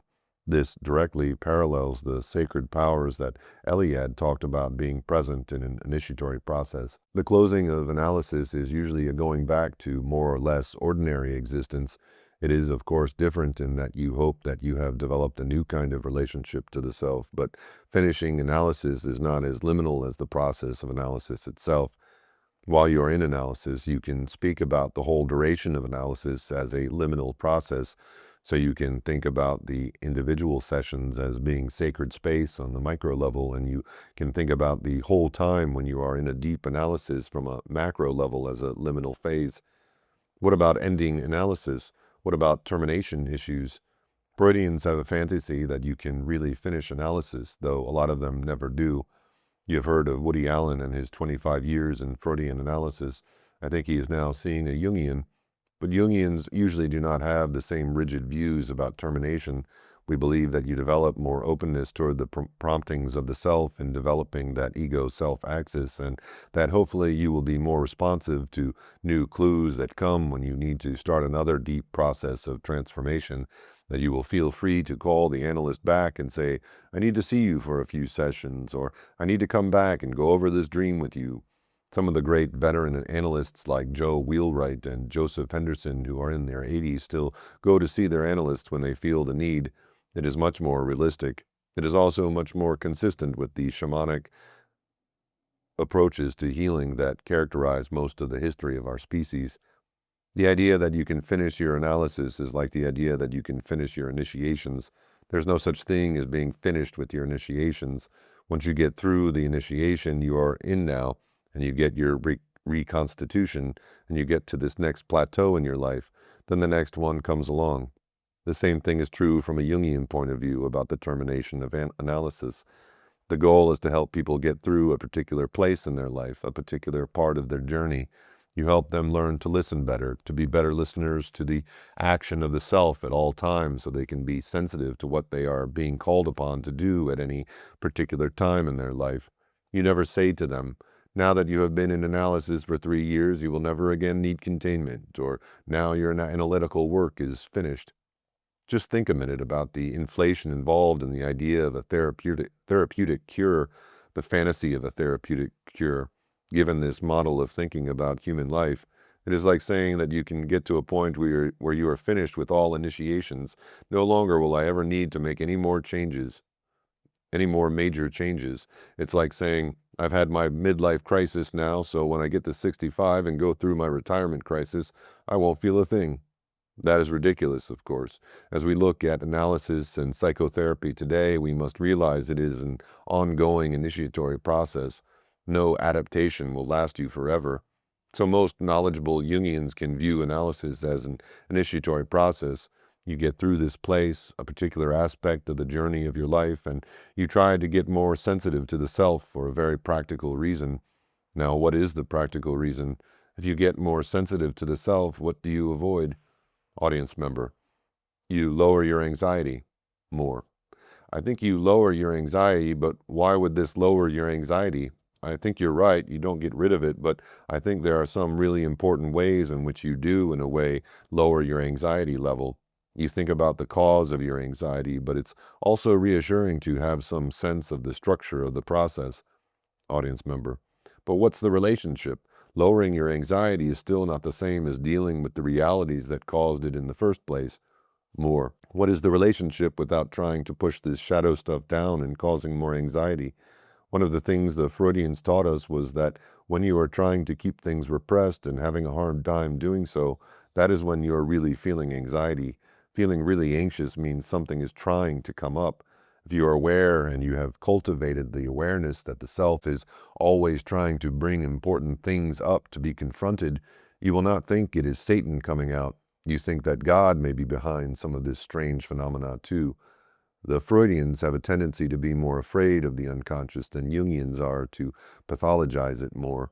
Now, don't get me wrong, the unconscious can be dangerous, but Jungians believe the self is an organizing center beyond the ego that constantly tries to communicate things to you that you need to hear. So when anxiety starts, if you have cultivated this ego-self axis, then you start asking yourself what the self is trying to get you to see. For a Christian, the self, from a psychological point of view, parallels the guidance of the Holy Spirit or the action of God in your life. They are phenomenologically very similar. In Jungian psychoanalysis, we talk about the way we observe the self operating, and we see that anxiety is meaningful. We do not say, I'm going to have a nervous breakdown, but rather, I wonder what this message was from the unconscious that I needed to confront when I get the courage. One thing I have noticed about Jungian analysts is that they do not believe in rushing this process. The more of them I meet, the more I am convinced this is characteristic of Jungian analysts. They have this attitude that when the psyche is ready, then the person will turn and ask the self what it wants, and they should not be pressed into doing so until they are ready. In other words, they might turn too soon and get eaten up in there. Another important concept to reflect upon in this context is the false self. There are several people who talk about the dynamics of the true self, false self. In Freudian analysis, there are two important ones, D.W. Winnicott and Alice Miller. There are others, but not as prominent. They both describe false self, true self dynamics. You can almost read that as persona-shadow dynamics. Not quite one-on-one, and I will explain why below. The true self is the spontaneous feeling self of the individual that was usually under parental attack in childhood. The first book of Alice Miller, The Drama of the Gifted Child, goes into this a lot. But the false self is usually a compliant self. It often presents as the pleaser. All of us have a pleaser in us, and it always tries to look better than it really is or feels. The reason I say not quite one-to-one is that the false self also has a side that tries to be worse than the person really is. A part of the shadow is also the false self, the false bad self. A good example is Looking for Mr. Goodbar, the novel by Judith Rosner that writer-director Richard Brooks turned into a movie in 1977. Diane Keaton plays the young woman who's really a nice, responsible citizen teaching deaf children by day, but she goes out to the singles bars at nights and looks for the most dangerous men she can find to seduce. He thinks he has seduced her, but she is the one who has seduced him. She takes him home and has sex with him, mad, passionate, manipulative sex, and then she rejects him. But as you know, he gets killed during the acting out of some of her unconscious ritualizations. This drama goes on all over the place all the time. The false self in the situation is in both sides of the personality. The bad self is represented in the sweet, nice person who wouldn't hurt a flea and is so upstanding and moral, pleasing mother and grandmother, but it also comes out in the person who uses her sexuality as a bad girl. From this point of view, the bad girl's sexuality is just as false as the good girl part. So there is an aspect of false self acting out in the shadow. That's the subtlety. But within that shadow that she is acting out at night, there is so much truth that doesn't come to life during the day. And what is the truth? Well, there are several truths. Several parts of the true self are expressed in that. First, she is an embodied creature, a sexual being. Bodies always tell the truth. They manage to break in and tell the truth, whether it's in disease or acting out or whatever, and they never lie. Alice Miller, who also emphasizes this, the body knows the truth. If you lie about yourself, your body is likely to contradict you, and I often think about that whenever I get all this cramping in my shoulders. I think to myself, I wonder what particular lie I am experiencing in my shoulders right now. It is probably something I am repressing. I am getting all that tightness in my shoulders. You also see an acting out of rage. Rage in what? Rage in the relationship that seems to be intimate but is not. What does that remind you of? I'm going to act like I'm going to love you, and I'm going to act like you're going to have me, but then I'm going to reject you. What does that sound like? It sounds like the game that goes on constantly between the parents and the child. In fact, it is a reenactment of what Alice Miller calls a repetition compulsion of that early drama, and it is coming out right there, weekend after weekend after weekend. These men who think they are seducing her are pawns in a ritual, dramatic reenactment of her rejection by her parents when she was trying to be close and loving and physical as a child, and they couldn't handle it and rejected her. So she is doing the truth, as ethicists used to say. She is doing the truth in these relationships with these men, but does not know it yet. This behavior can be directed toward either or both of the parents. So if we look at the true self, false self issue, then we notice the significance of this middle phase and initiatory process. In primitive tribes, they knew that you had to confront the shadows. They did not call it that, of course, but they knew that when things went bad in the tribe or in the village, they had to do something about the shadow. So they would engage in a ritualization process to confront it. There would be some kind of truth-telling going on. We moderns try to maintain that false self as much as we can, but the more false self there is in the constitution of a person's personality, the more imprisonment of the truth self there is. It is under a repression barrier. The person lives largely out of the false self organization. The true self, however, is always trying to make itself heard. How? One way is through our feelings, but we try our best not to hear those things because they are unruly. Feelings of affection, for example, are unruly. So if you want to have a peaceful, calm life, you learn to avoid feelings of affection. You consign them to the basement. As I said earlier, the repressed returns in true sacred space. The truth is told in some form and the repressed returns. So in this initiatory sacred space, you get the return of the repressed. You get that in practically any form of psychotherapy or analysis. There is a shift in the constitution of the way the personality is organized. Audience member, is the concept of false self, true self, different from the concept of splitting? More. Analysts use the concept of splitting in a wide variety of ways. It can mean everything from the kind of thing you see in multiple personality to just the splitting into good and bad that people do as children, in terms of their splitting off their own perceptions of themselves into the good me and the bad me. In the context of self-psychology, the splitting occurs in childhood when the parent cannot accept many aspects of the feeling side of the child. In this case, the word splitting means that what the parent cannot see, receive, and hold is split off into the child's unconscious. Much of that is the true self of the child. You can say that the authentic feelings of the individual are split off out of the range of their unconscious. You can say that the authentic feelings of the individual are split off out of the range of their consciousness. As long as that is the case, they live their existence like an android. The image of the android captures what the false self is like, a robot. Go see the Arnold Schwarzenegger movie, The Terminator. It's the most wonderful movie about the false self that you can imagine. The false self in each of us is like this sophisticated robot that doesn't have any feelings and will destroy people right and left without feeling. We need to become more aware of when our false selves are governing our personalities. With some effort, you can begin to recognize your false self. For example, it happens in a conversation with someone when you get bored and put yourself on automatic pilot to keep the conversation going even though you are not really there. That's the false self operating. That's the android. Once you become conscious of this, you will notice that you put that android in your life quite a bit. The more influential the false self is in your personality, the more of your life is lived by this android character. The less your feelings were accepted as a child, the more time of your life will be spent with that android as a stand-in for you. Where, then, is the real you? Depending on what your childhood was like, the real you can be all sorts of places. Some folks with enormously abusive childhoods have their true selves locked up in a room at the top of the castle somewhere, and they hardly know that person exists. For example, in many cases of immature parents, no one is really minding the store except the child.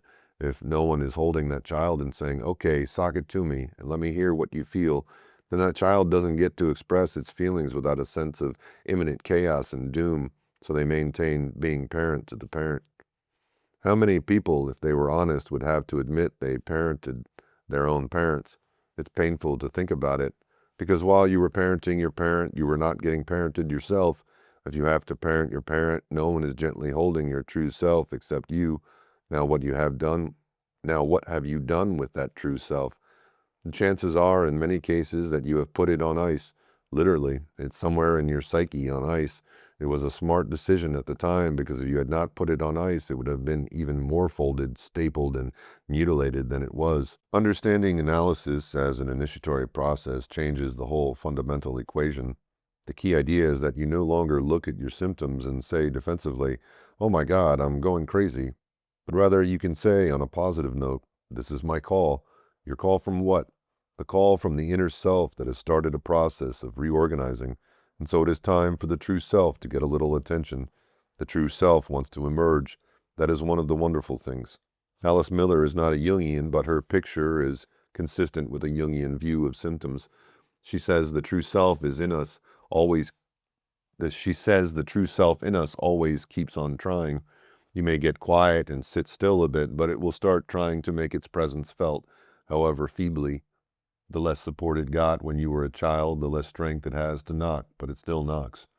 In the sacred space of analysis, you can try to get things quiet enough to allow these materials to come up. That explains why they put telescopes out away from the city so they can get those clearer signals without so much static, without so much interference. That parallels the analytic setting. Just think about it. What is the sacred space of analysis? A place where you try to tune out as much static as possible so you can listen to that scratching from behind the wall. It's that child trying to get out. When you become overly intellectual in analyzing yourself, you may be distancing like mad from your true self. We should never depreciate the analysis of these materials. It is good for you to be reflective about your issues and think about them. On the other hand, when you find yourself being coldly analytical, underline coldly, you may be splitting off from your true self. The true self radiates both affection and rage. Audience member: I've heard it said that if something from your past comes up in a dream, it means you are ready to deal with it. Do you agree with that? More: Actually, a lot of things come up in dreams that presage the next year or more of work. It may mean you will be ready to deal with it in the next month or the next year. Dreams give you a heralding of the terrain and suggest the work you have ahead of you. If you keep your dreams in a journal and every so often go back over them, you will see things that you could not possibly have seen 2 months before, no matter how hard you looked. 2 years later, you will look at some of your dreams and say, "Oh my God, there it is right there. That's what I just realized today." Of course, it was right there in that dream 2 years before. The dream was heralding its gradual emergence. The analytical vessel is a place of initiation where you are contained well enough that your unconscious feels you can be trusted to have this material come up. When clients say, "I'm upset that I didn't have any dreams this week," the analytic attitude says, maybe the unconscious isn't ready. The unconscious may not quite trust you yet to hold new material. It may think you are going to be too chaotic this week, so it has to wait.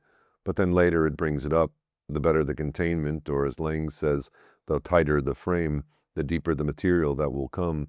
The scarier it will be also, but that is okay, as long as the alchemical vessel is there to contain it. One of my clients had a dream about being a clerk in a bookstore. I have permission to tell this dream. There was a noise coming from the back of the store, and he looked back there and saw this hole in one of the bookcases and just wondered about it. A woman came up to him and said, "Sir, there's a man back there who wants you to talk to him. The person that regularly talks to him is not there. Can you come back and chat with him for a minute? So my client says, yes, okay, I guess I will. So he went to the back of this bookstore, and back in there behind a hole cut out in the bookcase was this emaciated man. He looks again, and it's obviously a kind of a prison cell. The guy back in there says, won't you let me out of here? My client responds, I have no authority to let you out of there. So the man says, oh, okay. And he sticks his hand out and shakes hands, leaving my client confused and sad. What more needs to be said about this story? The man behind the bookcases was an image of my analyst's true self, back behind his intellectual persona represented by the books. He was not yet ready to face this part of himself. Why? Because the man in the back room was not an intellectual at all, but a very unintellectual person. This is very common. The false self is often a really outstanding performer. It performs highly to please the powers that be. So the vessel of analysis is the locus where gradually the true self can emerge and begin to find acceptance. You can think of this process in any situation as an initiatory process. There is something that can emerge there, some truth that can emerge, and as with tribal initiations, it almost always carries great emotions, great feeling. That's one of the ways you can tell in your own healing process whether anything significant is happening or not. When you feel emotions you had not been aware of before, you probably have important integration happening in your healing process. If you are just analyzing things intellectually, you probably do not have too much happening. Audience member. This makes self-analysis seem very difficult. More. I agree. There's reading of self-help books, which I think is a good idea. I don't knock self-help books because there are a lot of things, practical wisdom, that have been distilled and can be written in a book and can help people with their ego defenses and their ego adaptation. A lot of those self-help books contain some important wisdom. However, if you are carrying massive narcissistic injuries from your early childhood and you feel deep down as if you are totally worthless, all the self-help books in the world you read about pulling your own strings and the sky's the limit and similar manic defenses are not going to help you. Why? Because the material that you are repressing is so powerful and so explosive that as long as you are out there on your own, you have to keep it in check. You have to keep that dangerous unconscious material under control, under repression.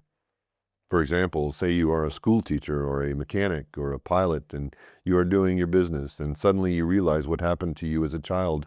When the repressed emotions start returning, that is to say, when the initiatory ordeals start, the suffering becomes so intense and the disillusion of what you thought was your reality becomes so massive that you need a center point to fix on.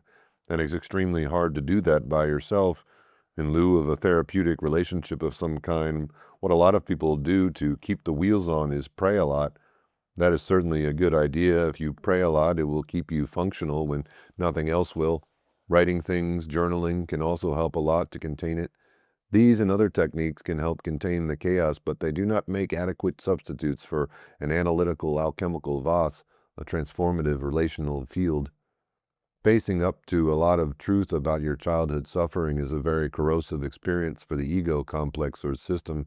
It resembles alchemy, where everything dissolves into a solution and little structure is left. It is a very intense business, like any deep process usually.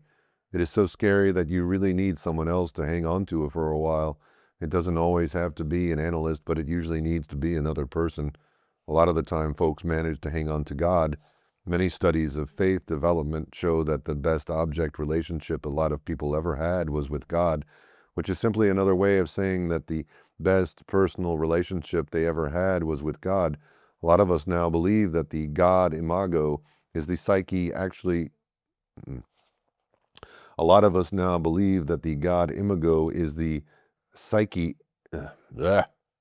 A lot of us now believe that the God imago in the psyche actually does function in a parallel way, emotionally, as a relationship with the human being, so you can think a lot about the nature of faith and how it works here. Still, I want to be adamant here and say that you can also use prayer as a cop-out. A cop-out from what? Sometimes you may just pray all you want and tell God what you want God to hear, and you may not give God much of a chance to talk back to your ego. You set up a one-way relationship with God and thus avoid taking the risk of getting involved in a healing relationship with either God or another human being. Audience member. Use the expression hang on to God. there can also be the situation where the proper expression is that God hangs on to you more. There is that story about the two sets of footprints, and then there is only one set of footprints, and it isn't yours, it is God carrying you. Certainly that is an experience that many of us have had. But the thing that concerns me as a psychoanalyst is that often people will use spiritual talk to avoid an opportunity for some deep talking, for some deep healing. They will use spiritual resources as a prosthesis to get through a bad time, and they may indeed get through the bad time, but this is often what Jung called a regressive restoration of the persona. That is an important phrase to be aware of, a regressive restoration of the persona. That is when a person receives the call, but they really do not want to go through the whole death and rebirth experience, so they get some crutches. They lie down until the urge toward real transformation goes away. In other words, they pray or go to church until the urge to confront the inner monster subsides. That is the shadow side of spiritual practice that I am concerned about. I'm not saying that is always the case, but as an analyst, I think it happens a lot. We want to be aware of the possibility that spirituality may be used as an escape from the truth. Audience member, what about when the trauma is not yours, but happened to one of your siblings? More. A trauma or tragedy for one sibling influences the others. For example, one analyst that I'm aware of could not figure out why she had never been happy in her life. She could not figure out why she never felt like she could make it with her mother. Later, after some time and analysis, she just happened to mention for the first time an older sister who had died. It had not seemed important to her, but when she finally began to realize its significance, she began to realize what had happened to her. Even though the mother had her after this sister to fill the place of the sister, she never felt welcomed or blessed by the mother. No one in the home would talk about it, talk about the family's lie. No one in the home ever talked about the sister who died, and this silence had created a prison for the analyst. She not only had to deal with grief about her sister, but also with the truth about what the mother's unfinished grief work had done to the analyst's life. She had to confront her rage about that. Alice Miller points out that you really do need to let the rage come out. It does not eliminate the trauma, but it allows you to grieve it, to let it be past. If you do not confront your rage, you are like that young woman in the bar scene. As long as you do not confront your rage and the person it is really directed at and what it is really all about, then you are condemned to repetition compulsions, acting it out in the present with surrogates, with people who are not really the targets of the rage at all. Much of the time in relationships are patterns of frustration and rejecting other people and making sure we reject, Much of the time in relationships, our patterns of frustration and rejecting other people and making sure we get rejected is this kind of unconscious repetition of this early rage. According to Alice Miller, once the rage is directed toward the real object of the rage, and once you admit it and feel it, you can stop being a prisoner of your childhood. What is required is more than intellectual knowing, however. One must have an experiential gnosis of the feeling tone of the complex which has been hidden from the ego until this point in the analytical process. It is not enough to just admit it and say, I'm really enraged with my parents, I'm really enraged with my mother, or I'm really enraged with my father. That is not enough. You may indeed know it, but merely knowing it does little to solve the problem. You must feel the feelings and share them with someone in a container where it will not result in a personal Hiroshima. For example, I know one young woman who is dealing with her alcoholic mother. When she was a little girl, she could never predict what her mom was going to do. Now she's working through her feelings about this, but she says to her Jungian therapist, I can't feel that. I can't let myself feel that. The therapist says, why not? Well, she says, if I were to let myself feel that, I don't know what I might do. The analyst asks, what might you do? She replies, I might break your window. Audience comment. I've heard that from people. They'll say, if I really tell you how I'm feeling, or if I really act it out, I may tear this whole room apart. I may stab you. More. Yes, but do you think it really is you they want to stab? Of course they feel that is you they might stab, but that's transference. Audience comment. I've been working with a woman who does a lot of that. After a session of talking, she says, I want to stab you, or I want to hurt you. More. That's heavy. You're dealing with some heavy things there. It is very important for you to be able to sit there and hold that. Some therapists have a punching bag in their back room, and when people get to this point, they just go in there and beat up on that punching bag, and that seems really helpful to them. But the feelings still need to be expressed verbally. Audience comment, I do that myself. I've got a punching bag too. I pound the hell out of it. More. It's good to be able to do that because the body must get involved in this in some way. For adequate ritualization, the body has to be able to express some of this affect. When you think about this theologically, what is the actual practical theology of so many people about this? They believe in a God, but their God seems too weak to handle them. Maybe your God requires you to be nice and not angry, not a mess. When people are trying to learn how to pray in a realistic way, I always recommend that they read the Psalms. Get to know King David, beloved of God. Learn to be like King David in your spirituality. Learn to be as authentic and violent in your prayer life and your passion as David was. Once you can pray like David, then you can express your confidence that God is a good enough God, like a good enough mother, that God can contain you and hold you. Until you get to where you believe that God can stand for you to manifest your shadow in God's presence, then your God is really not a good enough mother or father. Audience member, is there room for a gentler approach to this sort of thing, or perhaps a slower approach, like when you make believe you are moving from one house to another, you look back and you look ahead and you look back and you look ahead until things come together somewhat? Is that legitimate? More. Yes, that happens a lot. In fact, that is probably the norm that goes on most of the time. To the extent that you are open to the prompting of the self, the process often mellows out some. The violent changes usually occur after you have engaged in massive repression. The more massive the repression you had as a child, the more split off everything will be, and the more chaotic the changes will seem when they come. Audience member. Does it follow, then, that the more you can consciously own of yourself, the less you have to act out? More. That would be a sort of a rule of thumb that would also relate to the ego self-access, because the more you develop your relationship with the self, or in Christian terms with God, and the more you listen for those promptings all the time, the less crust will form over your perception. You will be able to listen and make changes before the pressure builds up to the degree that it blows your defenses to bits. That is the Mount St. Helens analogy. If you refuse to listen to the promptings of the self, the pressure gradually builds up and it eventually blows your top off. By contrast, when you properly cultivate your ego self-access, you have your radar scanning and listening all the time, so your inner mountain doesn't have to blow its top off to get your attention. This is the more optimum situation that an analyst wants to see in post-analysis, with the client moving further along in the individuation process through the cultivation of their spiritual life, their spiritual and ritual practice. The true self speaks from the inner prison, and the true self knows the truth. That's the beautiful thing. Even when the true self is locked away, it is still in there, as long as the person is still breathing. The sad part is that we are so bad at helping people find it. We do not work hard enough at it. But the true self is in there, and it doesn't give up. I'm convinced that it doesn't give up, even in very sick people. For example, I got a Halloween card yesterday from a young man, a schizophrenic I befriended 6 or 8 years ago when I was doing field research interviewing cultists.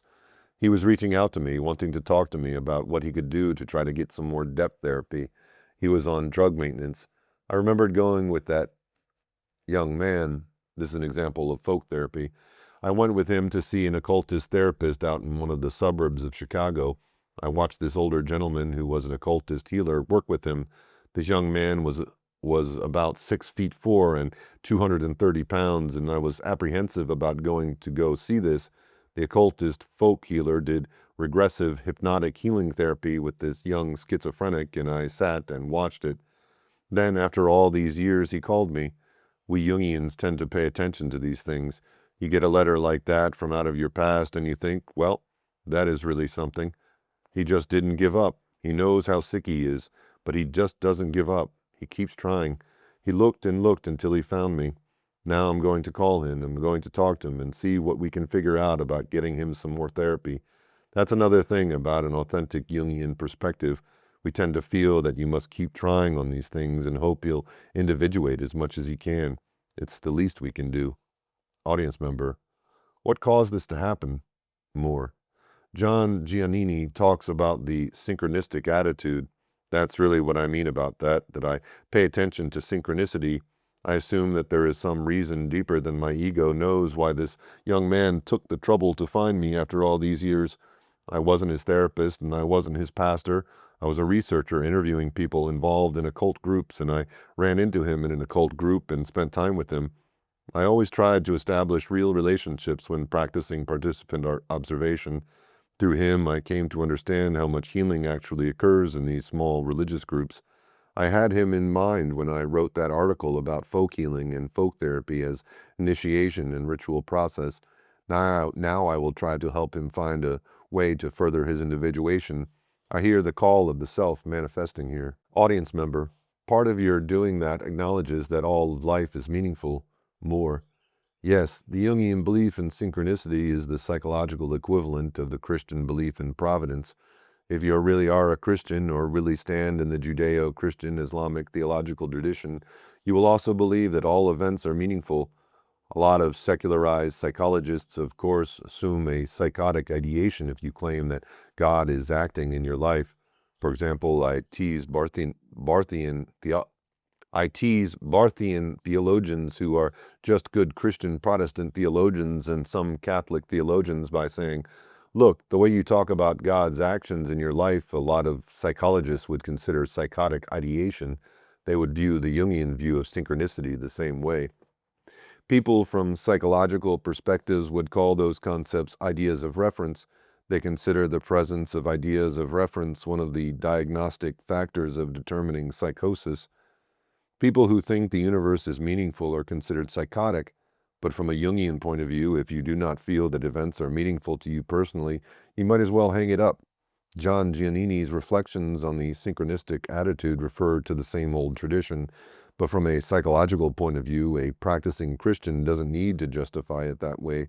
You just refer to the Holy Spirit acting in your life and perhaps in that young man's life to make something happen. Audience member: what purpose of yours could his coming to you possibly serve? More: perhaps it helped me finish my book. I often ask myself why people come to me. There is an old adage that when the student is ready, the teacher will appear. Well, the opposite also works. When the healer is ready, certain people will come who need to work with them at that time. The healer may never know completely why. I always assume that if people take the trouble to find me, there must be some reason beyond what is immediately evident to either of us. Audience member: but in terms of the saying, whenever two of you are gathered in my name, there I am in the midst of them, the containment might be the crazy man down the street. More: yes, but you have to understand about these healers. The containment you seek might indeed be a crazy person. We can talk about this in terms of a mainline, responsible, professional framework, and then we can talk about the way things really are. Of course, I wouldn't recommend you going to any crazy people for therapy. I couldn't do that and be a responsible professional. However, the fact of the matter is that in human history, hundreds of healings have occurred with the strangest people, the strangest times, and in the strangest ways. This is just another way of saying that God or the Spirit or the Self may provide helpers and guides for your ordeals in the strangest of ways. It may be that the person who has what you need to help you be contained, who has the message you need to help you on your journey, just cannot handle that narrow mind that we associate with normality.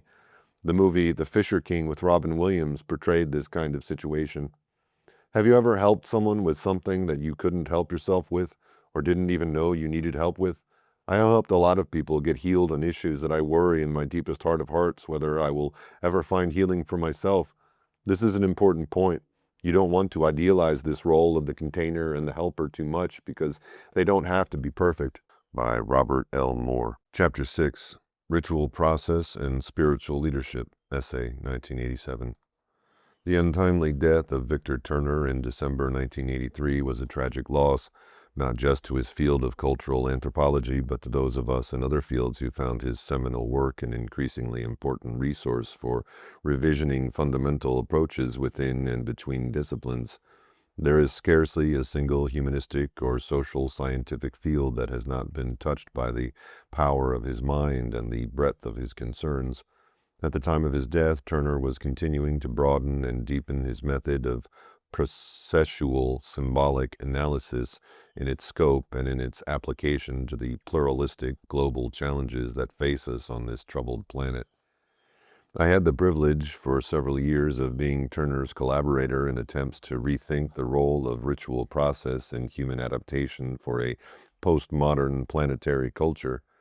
This collaboration, under the auspices of the Institute for Religion in an Age of Science, culminated in a conference in Chicago that examined findings from disciplines ranging from neurobiology to theology as they illuminate the task of rethinking the role of ritual process and leadership in our contemporary cultural context. At that conference, Turner's keynote address, Body, Brain, and Culture, surprised the interdisciplinary audience by emphasizing the importance of Jung's theory of archetypes for understanding the relationship between human biology and the continuing human need for the experience of transformative ritual. At the time of his death, Turner and I were planning another conference on archetype and ritual in analysis and religion to further underscore the radical nature of Jung's challenge to both psychotherapy and spiritual leadership. That elaboration of the archetypal basis for the necessity of transformative ritual process never came to fruition. This paper serves some of the insights that result when some perspectives from Jungian analysis encounter Victor Turner's work on the ritual process. The first section starts with Eliade's belief that modern people can no longer experience sacred space, and then outlines key ways the contemporary world still needs ritual leadership and transformative sacred space. The second section looks at how Turner's work on ritual process led him to the very different conclusion that modern people can and do experience sacred space in certain ways. The third section examines how the rediscovery of initiatory process and ritual leadership challenges contemporary ministry and theological education, modernity, and the eclipse of sacred space. In a recent article in the Christian Ministry, I reflected on the strange way that theological education has lost its sense of ministry as uniquely religious leadership. I noted that most seminaries fail to draw on the fields of cultural anthropology and the history of religions for insights into what makes ministry unique among its cognate professions. The tendency to de-emphasize symbolic forms, myth, and ritual has resulted in a growing hegemony of secularized models of ministry issuing either from the culture of professionalism or from Marxist pietism. Cut off from an understanding of the nature of homo religiosus and the archetypal foundations of religious leadership, ministry, and theological education have suffered increasingly from an identity crisis of serious proportions. My article also touched briefly on a number of issues that theological education must address to recapture its vision of itself as preparation for religious leadership. This essay narrows my focus to one significant issue that illustrates the importance of the archetypal basis of ritual process for contemporary religion, the value for religious practice of understanding the concept of sacred transformative space. In this context, the name of Mircea Eliade immediately comes to mind. Eliade's entire corpus of writings on the human religious experience results from his distinction between sacred and profane space and time for archaic homo religiosus. For Eliade, experiencing this heterogeneity of space and time was the key to all pre-modern religious life. Profane space and time in pre-modern cultures had duration, disorientation, and deterioration, while sacred space and time manifested an encounter with the eternal, the orienting center, and thus allowed regeneration, creativity, and transformation.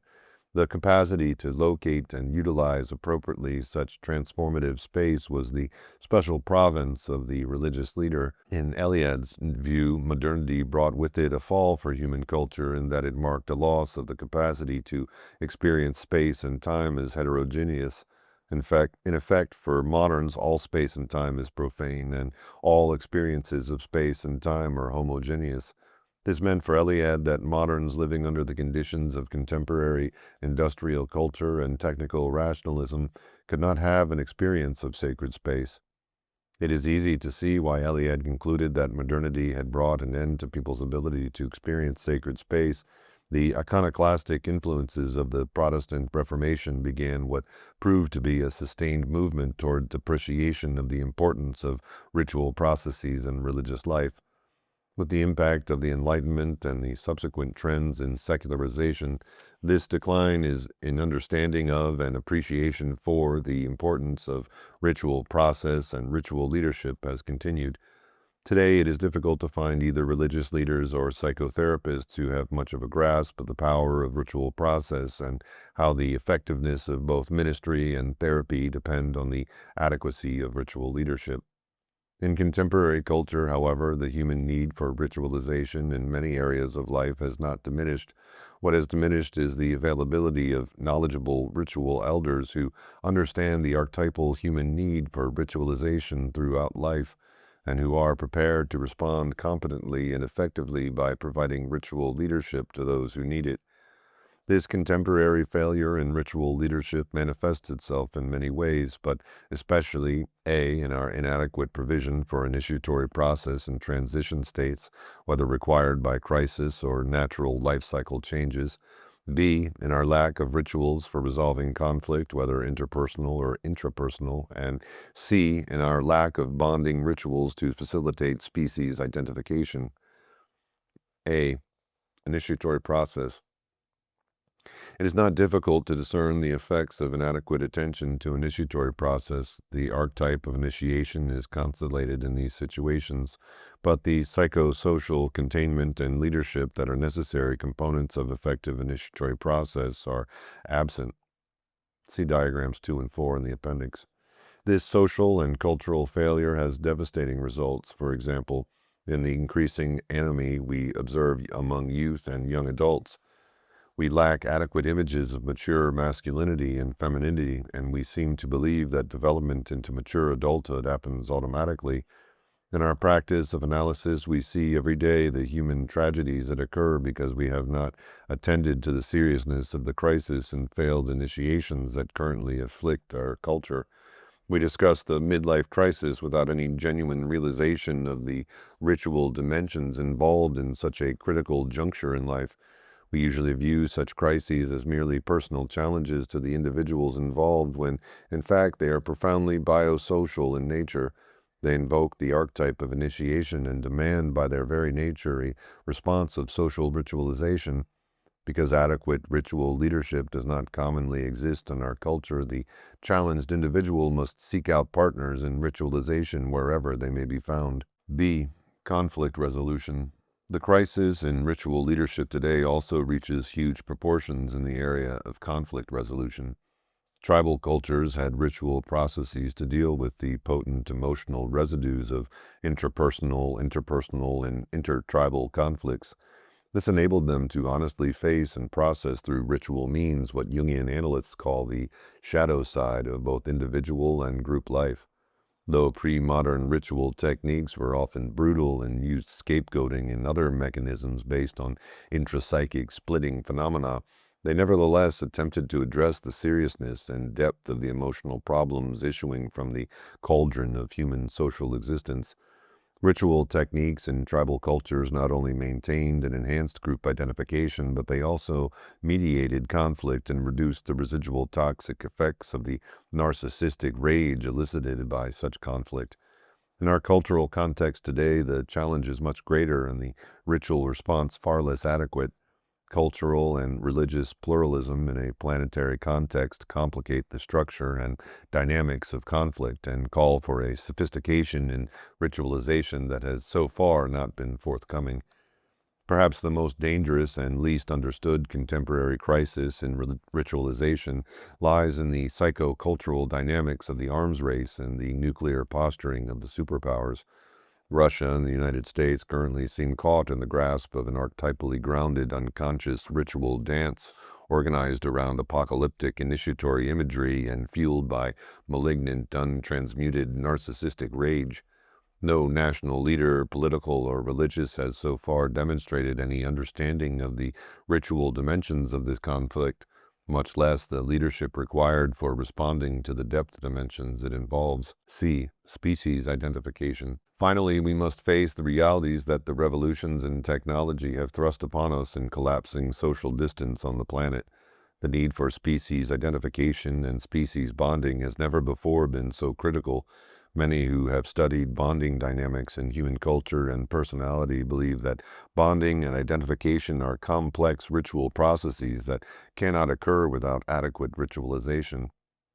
These three examples of ritual need reveal a world situation in greater need of ritual leadership today than ever before.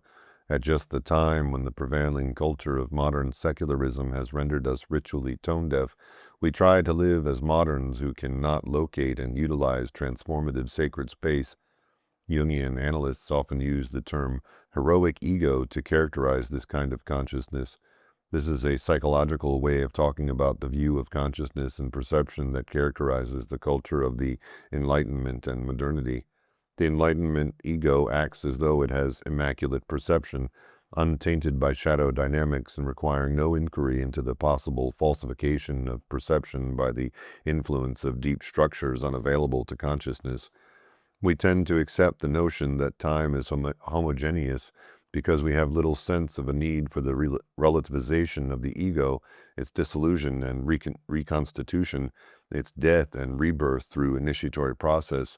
Since we see no need for any fundamental transformations of our consciousness, we have no awareness of any possible role for the heterogeneity of space in either personal or social transformation.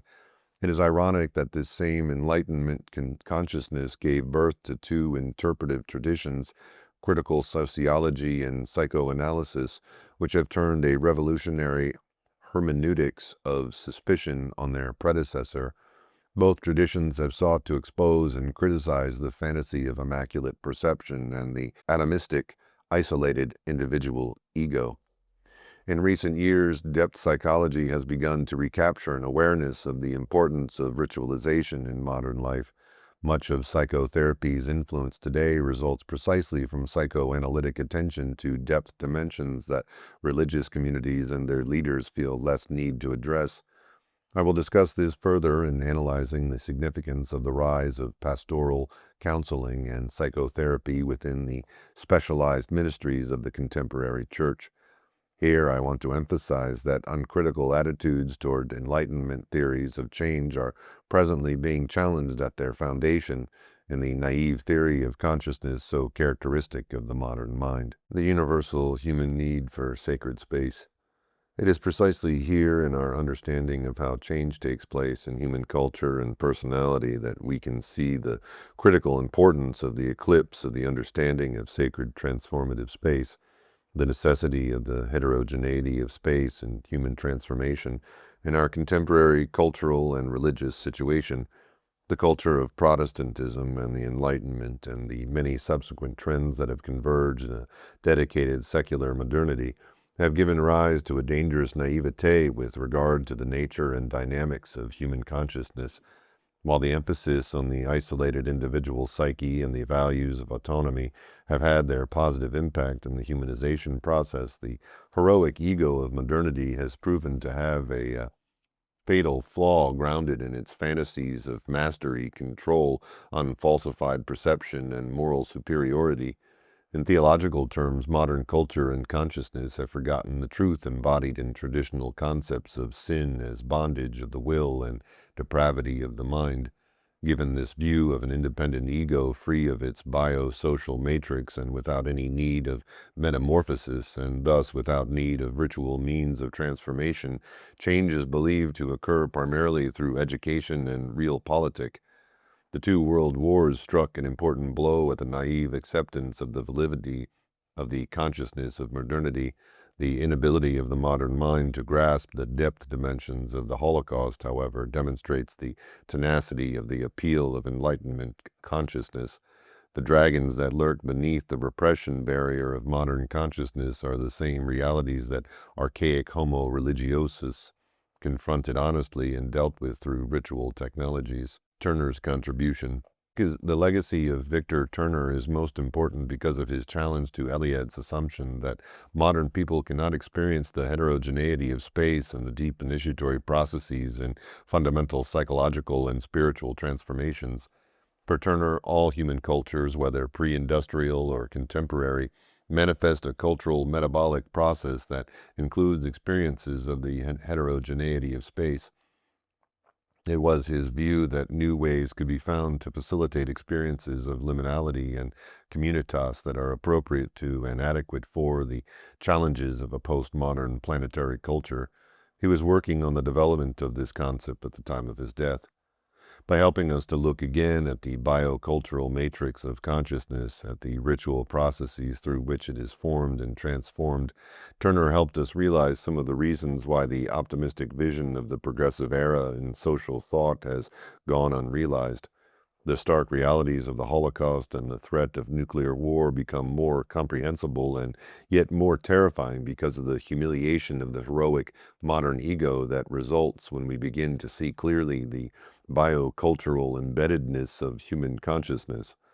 The ineffectiveness of modern theories of change based in education, persuasion, and political enlightenment becomes increasingly understandable as we realize the fundamental necessity for ritual leadership that can locate, consecrate, steward, and make use of transformative space in the task of changing personality and cultural systems.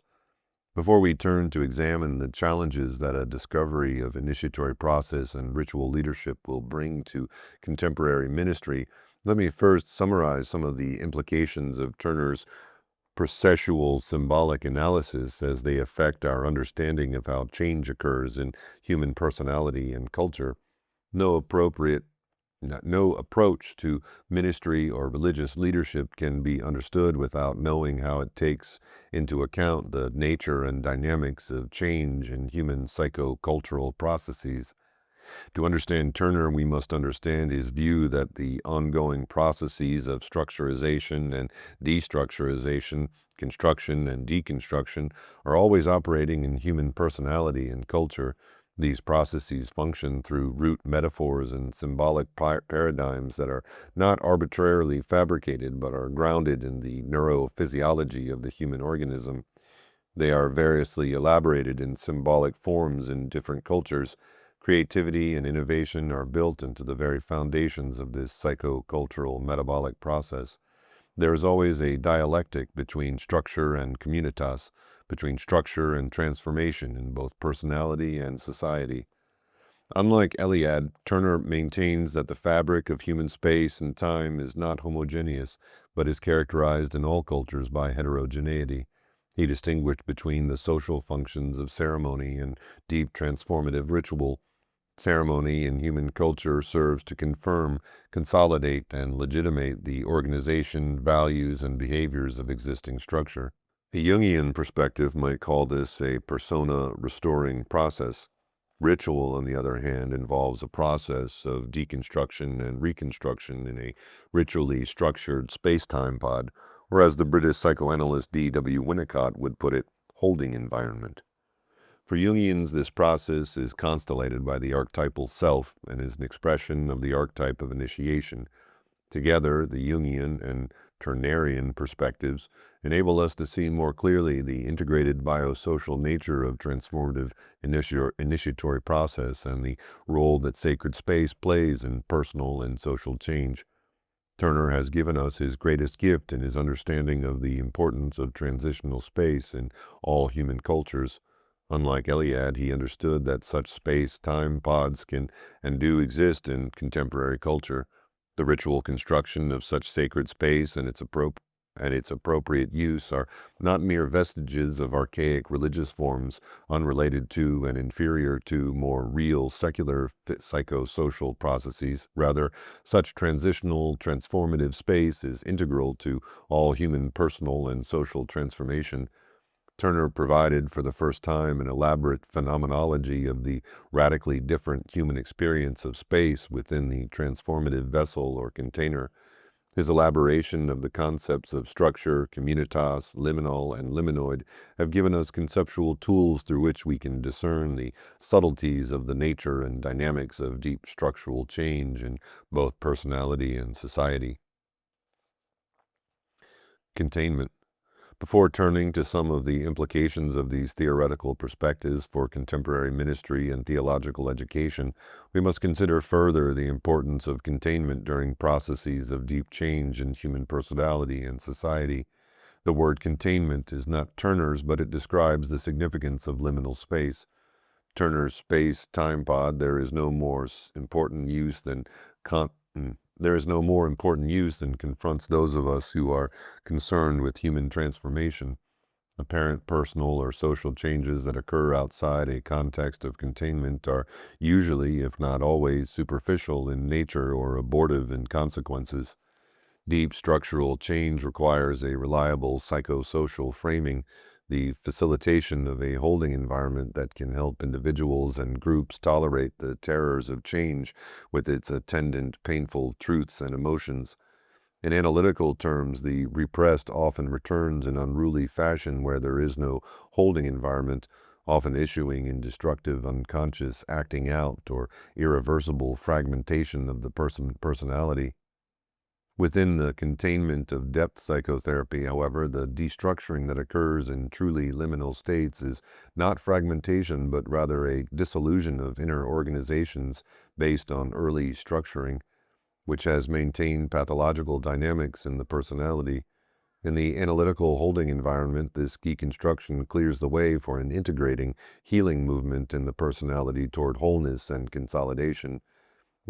We should emphasize here that parallel processes can and should occur at all levels of systems in our psychosocial life world. Analysts did not need Turner to teach them about the existence of transformative space. We did need his help, however, to deepen our understanding of the ritual processes involved in our work. We now can see that analysts are functioning in our culture as ritual elders for a small part of the population. More importantly, Turner helped us to see how our work relates to dynamic processes in other settings and at the macro-systemic level of cultural metabolism. In other words, Turner's concepts have assisted us in locating and placing analytical theory and technique in the context of a more comprehensive theory of cultural and personality processes. Let us turn now to an examination of the significance of these ideas for contemporary ministry and theological education. Ministry, sacred space, and theological education. It is difficult today to find clergy, theological educators, or seminarians who understand the depth dimensions of ministry as ritual leadership. This is not to say that many do not exercise fairly effective ritual leadership. Like many psychotherapists, however, many clergy are so uninformed as to the nature and dynamics of ritual process and transformative space that they would be insulted or at least confused if told that they were performing an important role as ritual elders. The decline of ritual, as Turner uses the term, is at least as complete in American churches and synagogues as it is in anywhere else in our contemporary culture. One could hardly call what passes for worship in most American churches transformative space-time in a Turnerian sense. Liturgy is in much contemporary worship more closely resembles what Turner called ceremonial space and time. This assertion could be argued convincingly in many ways. Here, however, I will limit myself to one telling factor that illustrates the point. If transformative space is indeed constituted in a given setting, that which has been the source of conflict in a person or group is invited to appear in a context of containment. In effect, the repressed is invited to return. This is the meaning of the Christian confessional, and its decline in Christian worship should be understood in this context.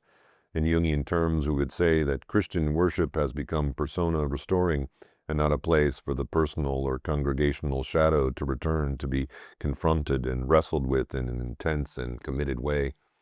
It is ironic that the pastoral counseling and psychotherapy movement within the Christian community has been disparaged as being a secular deviant, too individualistic, and not really an integral part of the life of the church.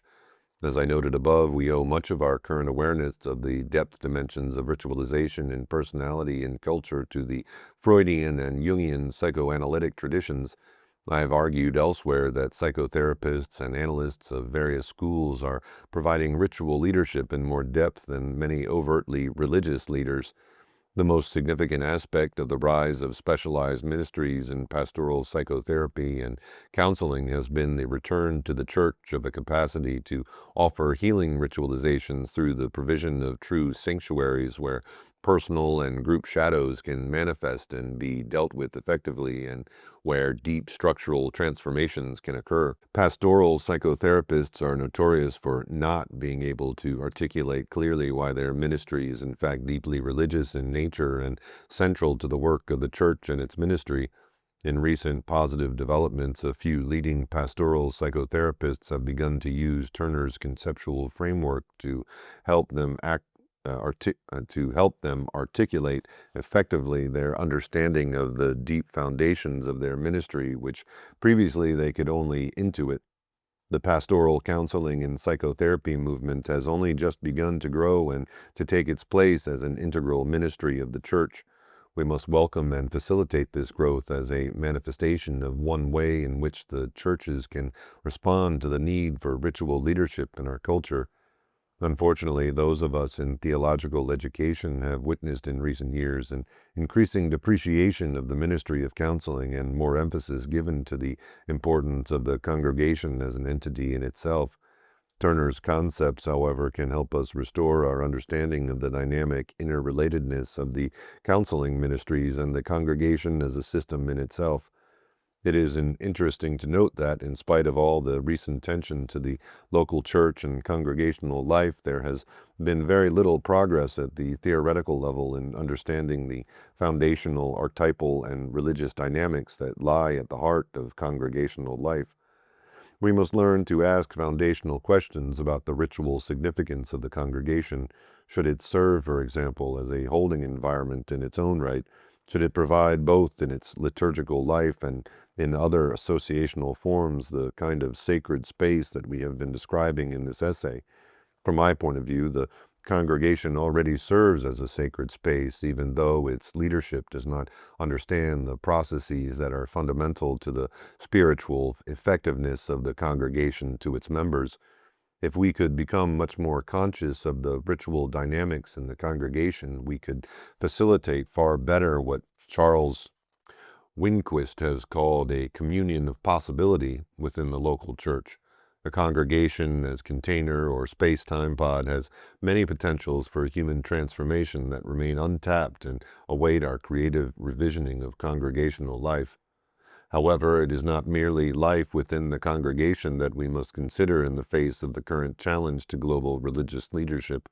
We cannot continue to ignore the task of confronting the destructive implications of pseudo-speciation at the national and international levels. I have already noted that the pre-industrial cultures used ritual techniques to resolve conflicts beyond the group, to negotiate intergroup conflict, and to facilitate intergroup reconciliation. Do we have any examples of ritual leadership and social transformation that we can examine for evidence of how ritual leadership might provide alternatives to current trends in leadership in this area? It is instructive to reflect on Martin Luther King as a ritual leader in social initiatory process. King did not reduce his leadership to moral posturing, nor did he dehumanize those he wished to change by directing massive shadow projections onto them. He did not allow his leadership to deteriorate into one more expression of realpolitik. One can interpret the dramatic forms of his leadership and tactics as ritual leadership on a national scale. Through the power of his personality and ritual genius, King was able to turn the streets of racist cities into sacred geography containing powerful emotions, allowing the social shadow to become manifest and facilitating deep structural changes in the psyches of both his supporters and his opponents. Social structure was transformed in the same ritually created alchemical vessel that elicited these changes in psyche. King's role, then, was that of a cultural innovator in the Ericksonian sense and can be understood as having deep roots in psychocultural ritual process. Scholars have not yet begun to examine King's leadership from this kind of interpretive perspective.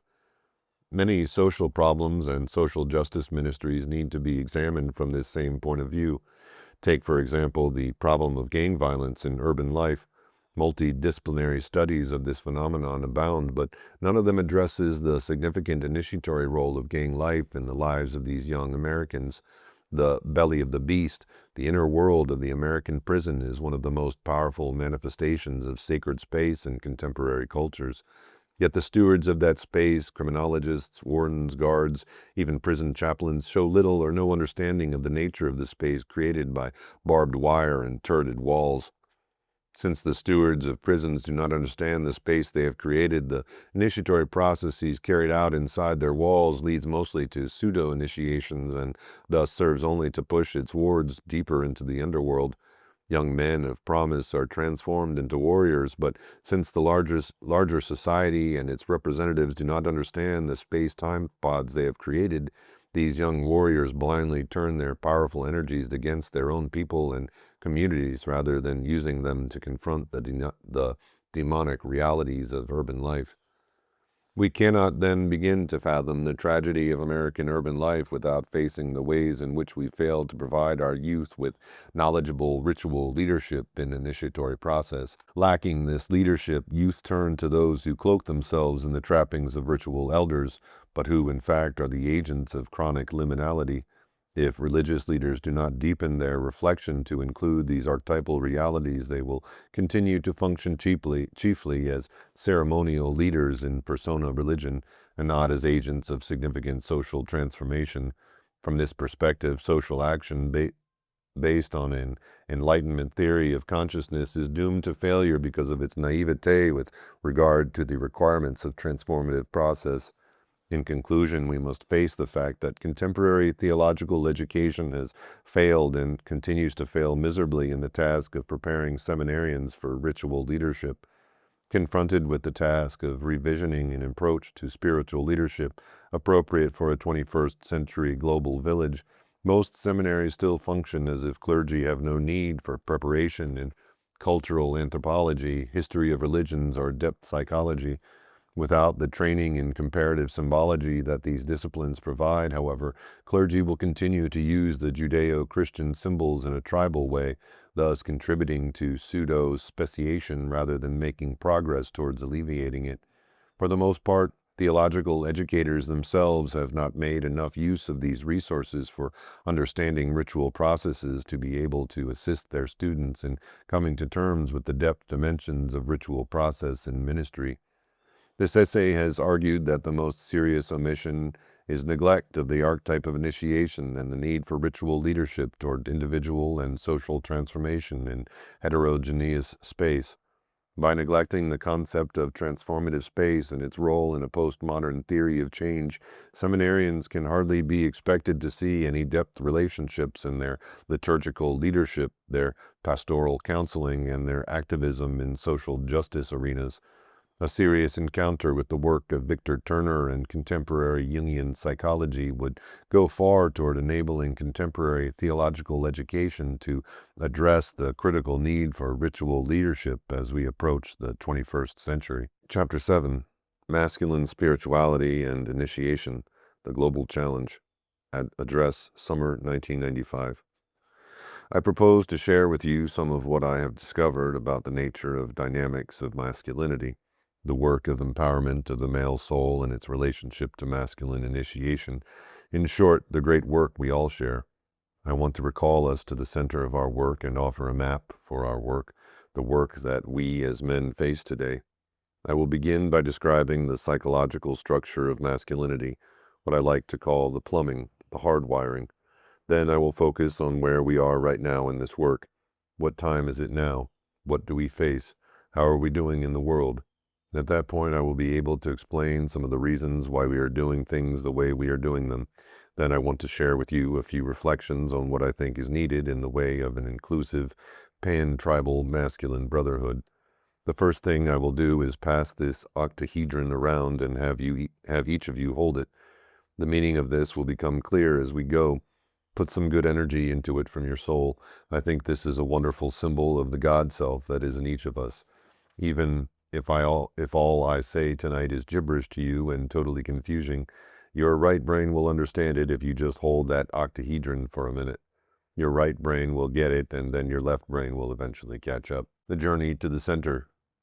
Many of you heard the lecture I gave recently to the Chicago Men's Conference about masculine spirituality. When we talk about the sacred masculine and masculine spirituality, there are two components we need to discuss. The first component is for a man to get connected to the great power that he needs for life, that his family needs for him to have, that his community needs for him to have, that the world needs for him to have. Second, masculine spirituality concerns what a man must do to keep his power from turning demonic and destructive in his personality and life, in his family, in his community, and in the world. Masculine spirituality has these two parts. A man has to connect to the power, and B, he then must figure out how to keep that power from destroying him and his world. In the history of masculine spirituality, we haven't done well with the second one. We have at times been very good at powering up, like the Nazi SS troops, but we have not always been effective in keeping our power from turning demonic. I have reasons to hope that we may be getting to the point where we might do better, and that is where I want to lead us before the night is over. I want to share with you an image. I have a number of images I want to share with you, different images of the journey to the center. The center of the world. Throughout history, all forms of spirituality have understood the center as the source of power for living in the world. The first task of masculine spirituality is locating the center, connecting with it, plugging into the sources of regeneration and creativity that are needed for life. Here is an image from the work of the great scholar Mircea Eliade. If you haven't read his book, The Sacred and the Profane, you should get it and read it. He is one of the most important people helping us to understand human spirituality. He has helped us to understand that when human beings cannot find the center, they fall into chaos. That chaos has different forms. It can be a cold chaos. You've all been depressed. You've all been without energy, a cold chaos of the wasteland. Or if you don't know where the center is, you can have a hot chaos, a compulsive chaos, an addictive chaos where you've got lots of energy banging off the walls and lighting you up like a Christmas tree, but it's making your life crazy. It's destroying your world. Before you find that center, you either have cold or hot chaos in some way, and there's no space in the world that is habitable. We talk about a habitat for humanity. That is just a new way to talk about the old idea of finding the center so there can be a world that is habitable for humans who have found orientation. Eliade called that the axis mundi. That's the world tree. In Christianity, it's the cross. In Judaism, it's the holy city of Jerusalem. In Islam, it's the Kaaba, the great black shrine. In Native American traditions, there are sacred mountains that are sacred centers, the center of the world. If you've been to the Southwest, you've probably been to the center of the world of some of the native peoples. The old peoples of the earth always knew that they had to find the center of the world. Why? Because they knew that if you did not find it, you would either fail to have the energy you needed to live, or any energy you had would be demonic. It would lead to craziness. So find that center, and in that center, when you find it, the power of being flows in through that center. It is there that creation forms out of the chaos. It is there that the great I am is said. It is there that you return for regeneration when things begin to deteriorate. It is there that the creative, regenerative energies of the world flow in. Ascent to the center. Diagram 6 in the appendix shows an image of the center. In spirituality, and especially in masculine spirituality, the journey to the center and to the fruits of that center are imaged as an ascent. You see all kinds of examples of sacred mountains. Probably 50 cultures talked about pyramids and used pyramids to image this ascent, this spiritual ascent, the spiral toward the center. For just a moment, I want to talk about the transformative dynamics of that ascent and have you think about the way in which your experience and the experience you wish for other men is a walking of this journey, of this ascent. It moves from the wasteland that we saw before at the edge of the circle up to the center where you find cosmos, world, shalom, the sacred order of justice and peace. Now, just let me take you through the stages in the illustration. Just work with me on this because this is the process you go through when you power up. as you get more and more connected with your center, as you get more and more connected with that gold energy in there, as you learn how to deal with your power. You see, it is easy as long as you are not connected to your power. But once you start getting connected, it gets more and more dangerous until the point where you are really cooking, and then you are most at risk. That's why I want us to go through this. For those of you men who are already really passionate and full of energy, remember when you were not, and when you were looking at other men who were the leaders you admired. We need to talk just a little bit about that dynamic. The wasteland. So we start down here in the wasteland, in the chaos, either the cold chaos or the hot chaos. Some of you majored in one or the other. I usually majored in the cold chaos. I spent so much time chronically depressed that I didn't even know I was depressed until I started feeling better. Sometimes when you are in that condition, you do not believe there is a center. You don't believe there is any energy. You can't see any gold in the world. You don't believe there is any gold in the world, any God energy, because you do not see any light shining out there. This is where a lot of men find themselves today. They do not even see any gold out there to envy.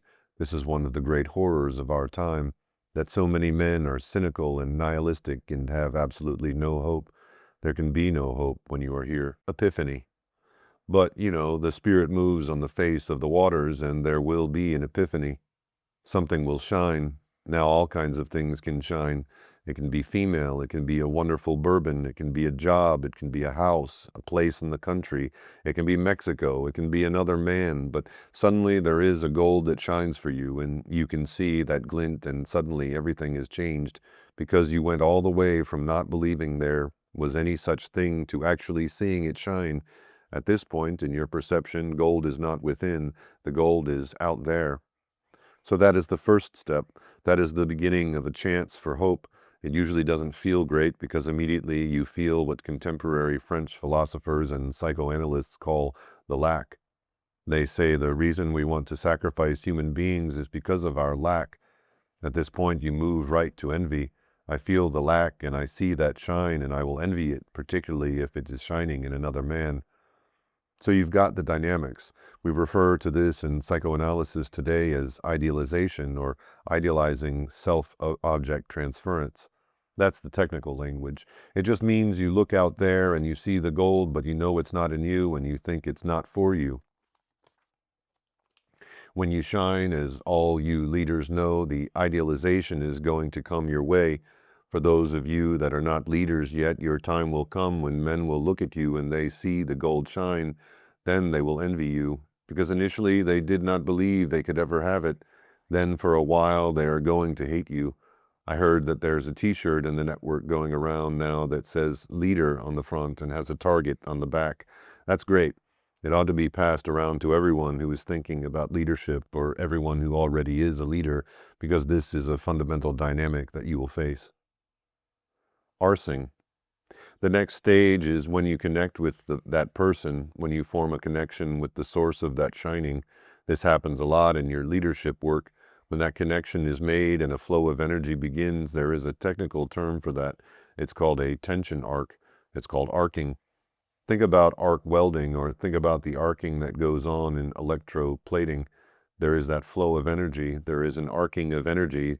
If there is not a connection point between you and that source of gold that you see, there is no arcing, and you will not experience any transformation. But if there is a connection, that love, that from the heart connection, there is contact, and there is a beginning of a transference of that gold, that shine. This is what is supposed to happen in psychoanalysis and psychotherapy, that heart connection. Often it doesn't, but that is what is supposed to happen.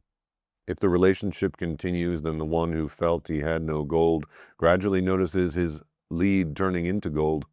I didn't tell you about the bad part. That's the mana stage, what Carl Jung called the mana personality stage. When you first touch the gold, when you first realize the gold is in you, it blows you up like a balloon. You feel like you can do anything, but you just have to hang on a little bit because the drop back to reality is coming soon. The good news is that if you stay with the relationship, if you've got some men that love you enough to put up with you when you're in your mana personality stage, the arcing will continue. You have had a great experience, you have had your initiation, and now you think you know everything there is to know. you have these guys that love you in spite of all you think you know, and they continue loving you, then that arcing continues and your radiance continues to grow. What was lead gradually turns to gold and begins to shine more brightly. Creativity. As that radiance in the man continues to shine more brightly, he begins to feel his creativity flowing in him. This is when he becomes dangerous, because now all these streams of creativity are coming forth. The great philosopher Paul Tillich said that when the creativity starts flowing so strongly, it can begin to break the forms in the personality. That's what he called the demonic.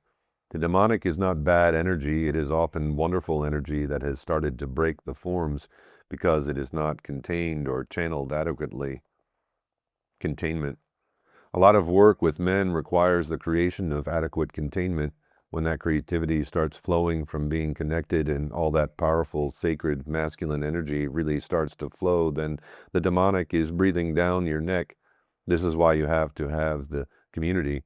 The technical phrase is an adequate self-object milieu. This means your community helps you contain and channel your creativity. The people that love you have gotten past their hate of creative people because they've gotten more used to their own shining, and they can help you affirm, contain, and channel your creativity. Community. When you've had that helpful kind of community around you enough, the good news is that you internalize that community. Your inner temple gets firmer, your inner cup that can hold your energy. That is the good news. You internalize all those men that love you, and they become part of a cup that helps you hold and channel that God energy. The bad news is that you never get to where you can handle it alone. This is a very important point. We'll see later what is happening now, because men have been told that they ought to be able to handle it alone. The fact is that the old peoples of the earth knew that men could not handle it alone. Men don't get so mature that they can handle it alone. It doesn't matter how many years of analysis they've had, they never get individuated enough to handle it alone. That is why we have to think about the community, containment, formation, and training ourselves how to channel and steward that energy. Cosmos. That brings us in the old mythologies of the world into building a habitat for humanity called cosmos in the mythologies. What is that energy for? What is the community stewarded for? It's stewarded for the polis. They used to say in Greece, the city and the cosmos, so that there can be a safe vessel for one's friends, for one's families, and for the rest of humanity. So here is the journey to the center, the ascent, the struggle of the ascent, and the goal of getting beyond the self and even beyond the community to cosmos, to world building, to a world of justice and peace. The structure of the psyche. The octahedron represents my discoveries and my work for almost 3 decades. There is enormous evidence to agree with Carl Jung that there is a great code about this journey to the center that is in our 2 million-year-old DNA. There are clues to the task of that journey to the center that are far more specific than many people believe. In my work, I have tried to present a decoding of the structure of the psyche. Many of you have read my books and listened to my tapes, so I'm not going to belabor this point.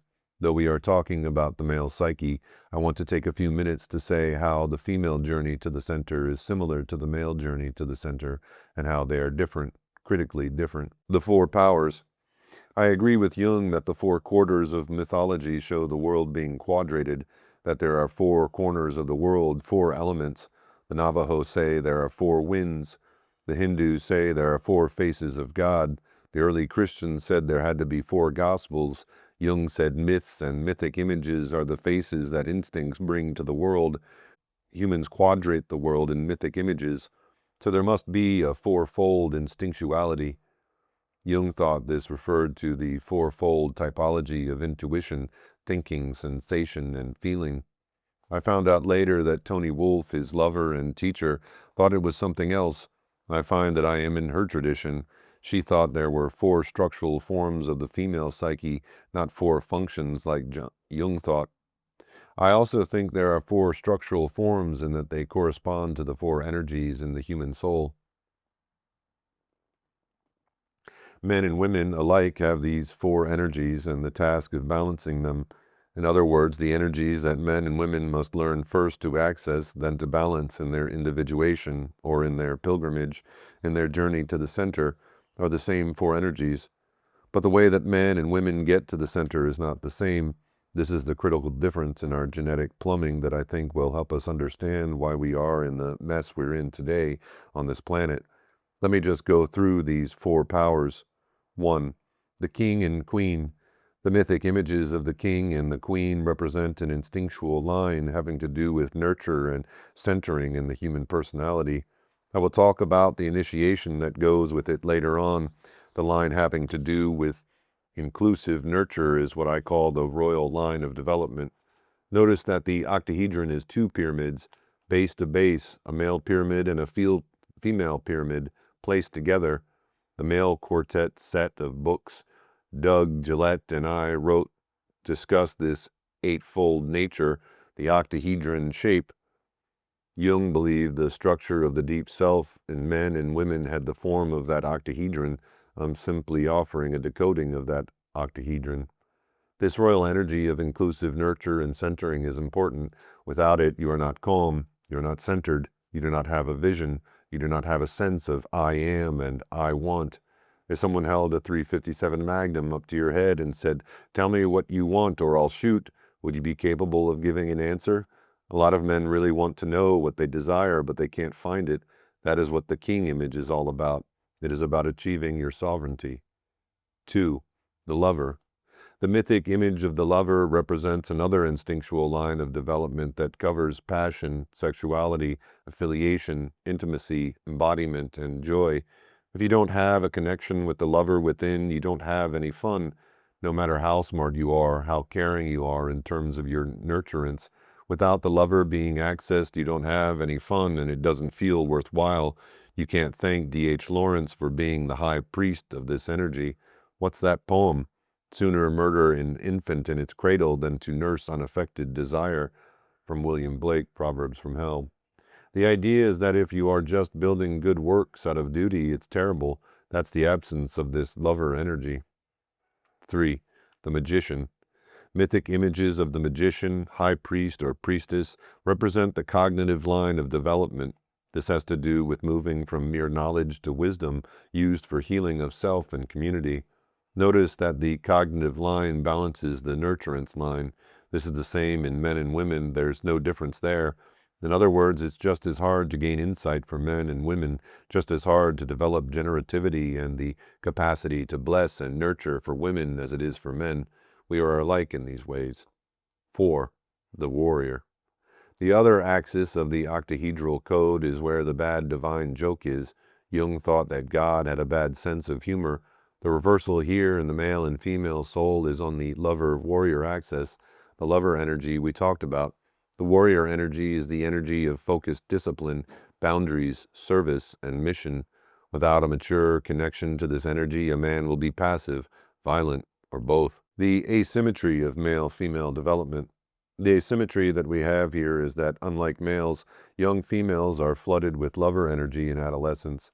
Notice I put adolescence, early adulthood, midlife, maturity, corresponding for men with warrior, magician, lover, king. But for women, I put it with lover, magician, warrior, queen. Here is the asymmetry. I've said for a long time that men and women pass each other at midlife on this axis. This is the source of so many divorces and so much intergender misunderstanding. Just as the woman at midlife is powering up into her aggression, a man is discovering the opening of his heart. So they pass each other in the night, literally pass each other in the night. I want you to reflect upon how this difference is enormously significant. I want you to think about the asymmetrical life cycle trajectory in women and men. After I published this series of books, someone told me about David Gutman's book, Reclaimed Powers.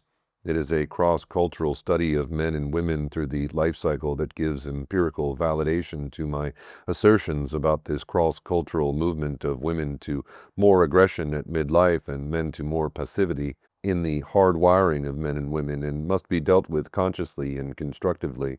So here are the 4 foundational powers with one asymmetry. They have the same center but different trajectories for men and women. The 4 initiations. We are the social animal. We are the cultural animal. We are the ape that creates culture. You put our species down anywhere and we will create myths and rituals. With those four foundational powers, we will create the software we need to actualize our hardware, the potentials in our hardware. If you give us long enough, we will create what we need. We will create initiations through culture which correspond to each of these instinctual lines. In other words, our species is not simple. We are very complex. We are a very souped-up chimpanzee, and we need a lot of software to go with our biological hardware. So in the past, indigenous tribes created initiations that corresponded to each of these four lines of development. We're going to see a little bit later what has happened to us that gets us to where we are now, but here is the continuing challenge of our species. First, men in the past were taught things to do that created a royal initiation that helped them get to the point where they could bless. Men did things together that helped them learn how to mentor. Men did things together that helped them be aware of the need to sacrifice for the whole, and they didn't leave this to chance. This is the key thing.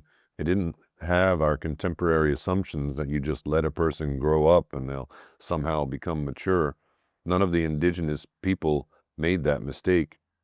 Second, Gutman's book also makes it clear that the old peoples of the earth, the tribal peoples, all knew that you needed to initiate the warrior in a young man. Otherwise, that aggression energy in a young man would damage his community and probably himself. So they came up with software, tribal initiations from the Maasai to the Zulu to the Zuni, helping the young male learn what his aggression was for, because he has it so early in his life before he has enough life experience to tell him how to use it wisely. Compare that to the experience of the woman who lives much longer before being flooded with aggression. Third, the old peoples of the earth did not just have an ordained clergy, they had software for men and understanding initiation. Men learned their ritual responsibilities, their role as a magician. There was no such thing as a man in a tribe of indigenous peoples that didn't have his ritual responsibility, that did not take his place in the circle of men in the long house. You should go to the Museum of Natural History in Chicago and look at the long houses that men were in prior to the modern era. They all knew that there had to be some sort of initiation, some sort of ritual software for a man's responsibility in ritual leadership. Finally, the ancient peoples also knew a man needed to power up in the erotic, and they knew that this erotic energy was the universal solvent. Without a lover initiation, it will dissolve anything: personalities, homes, fortunes, relationships. We will not ask for any testimonials on this.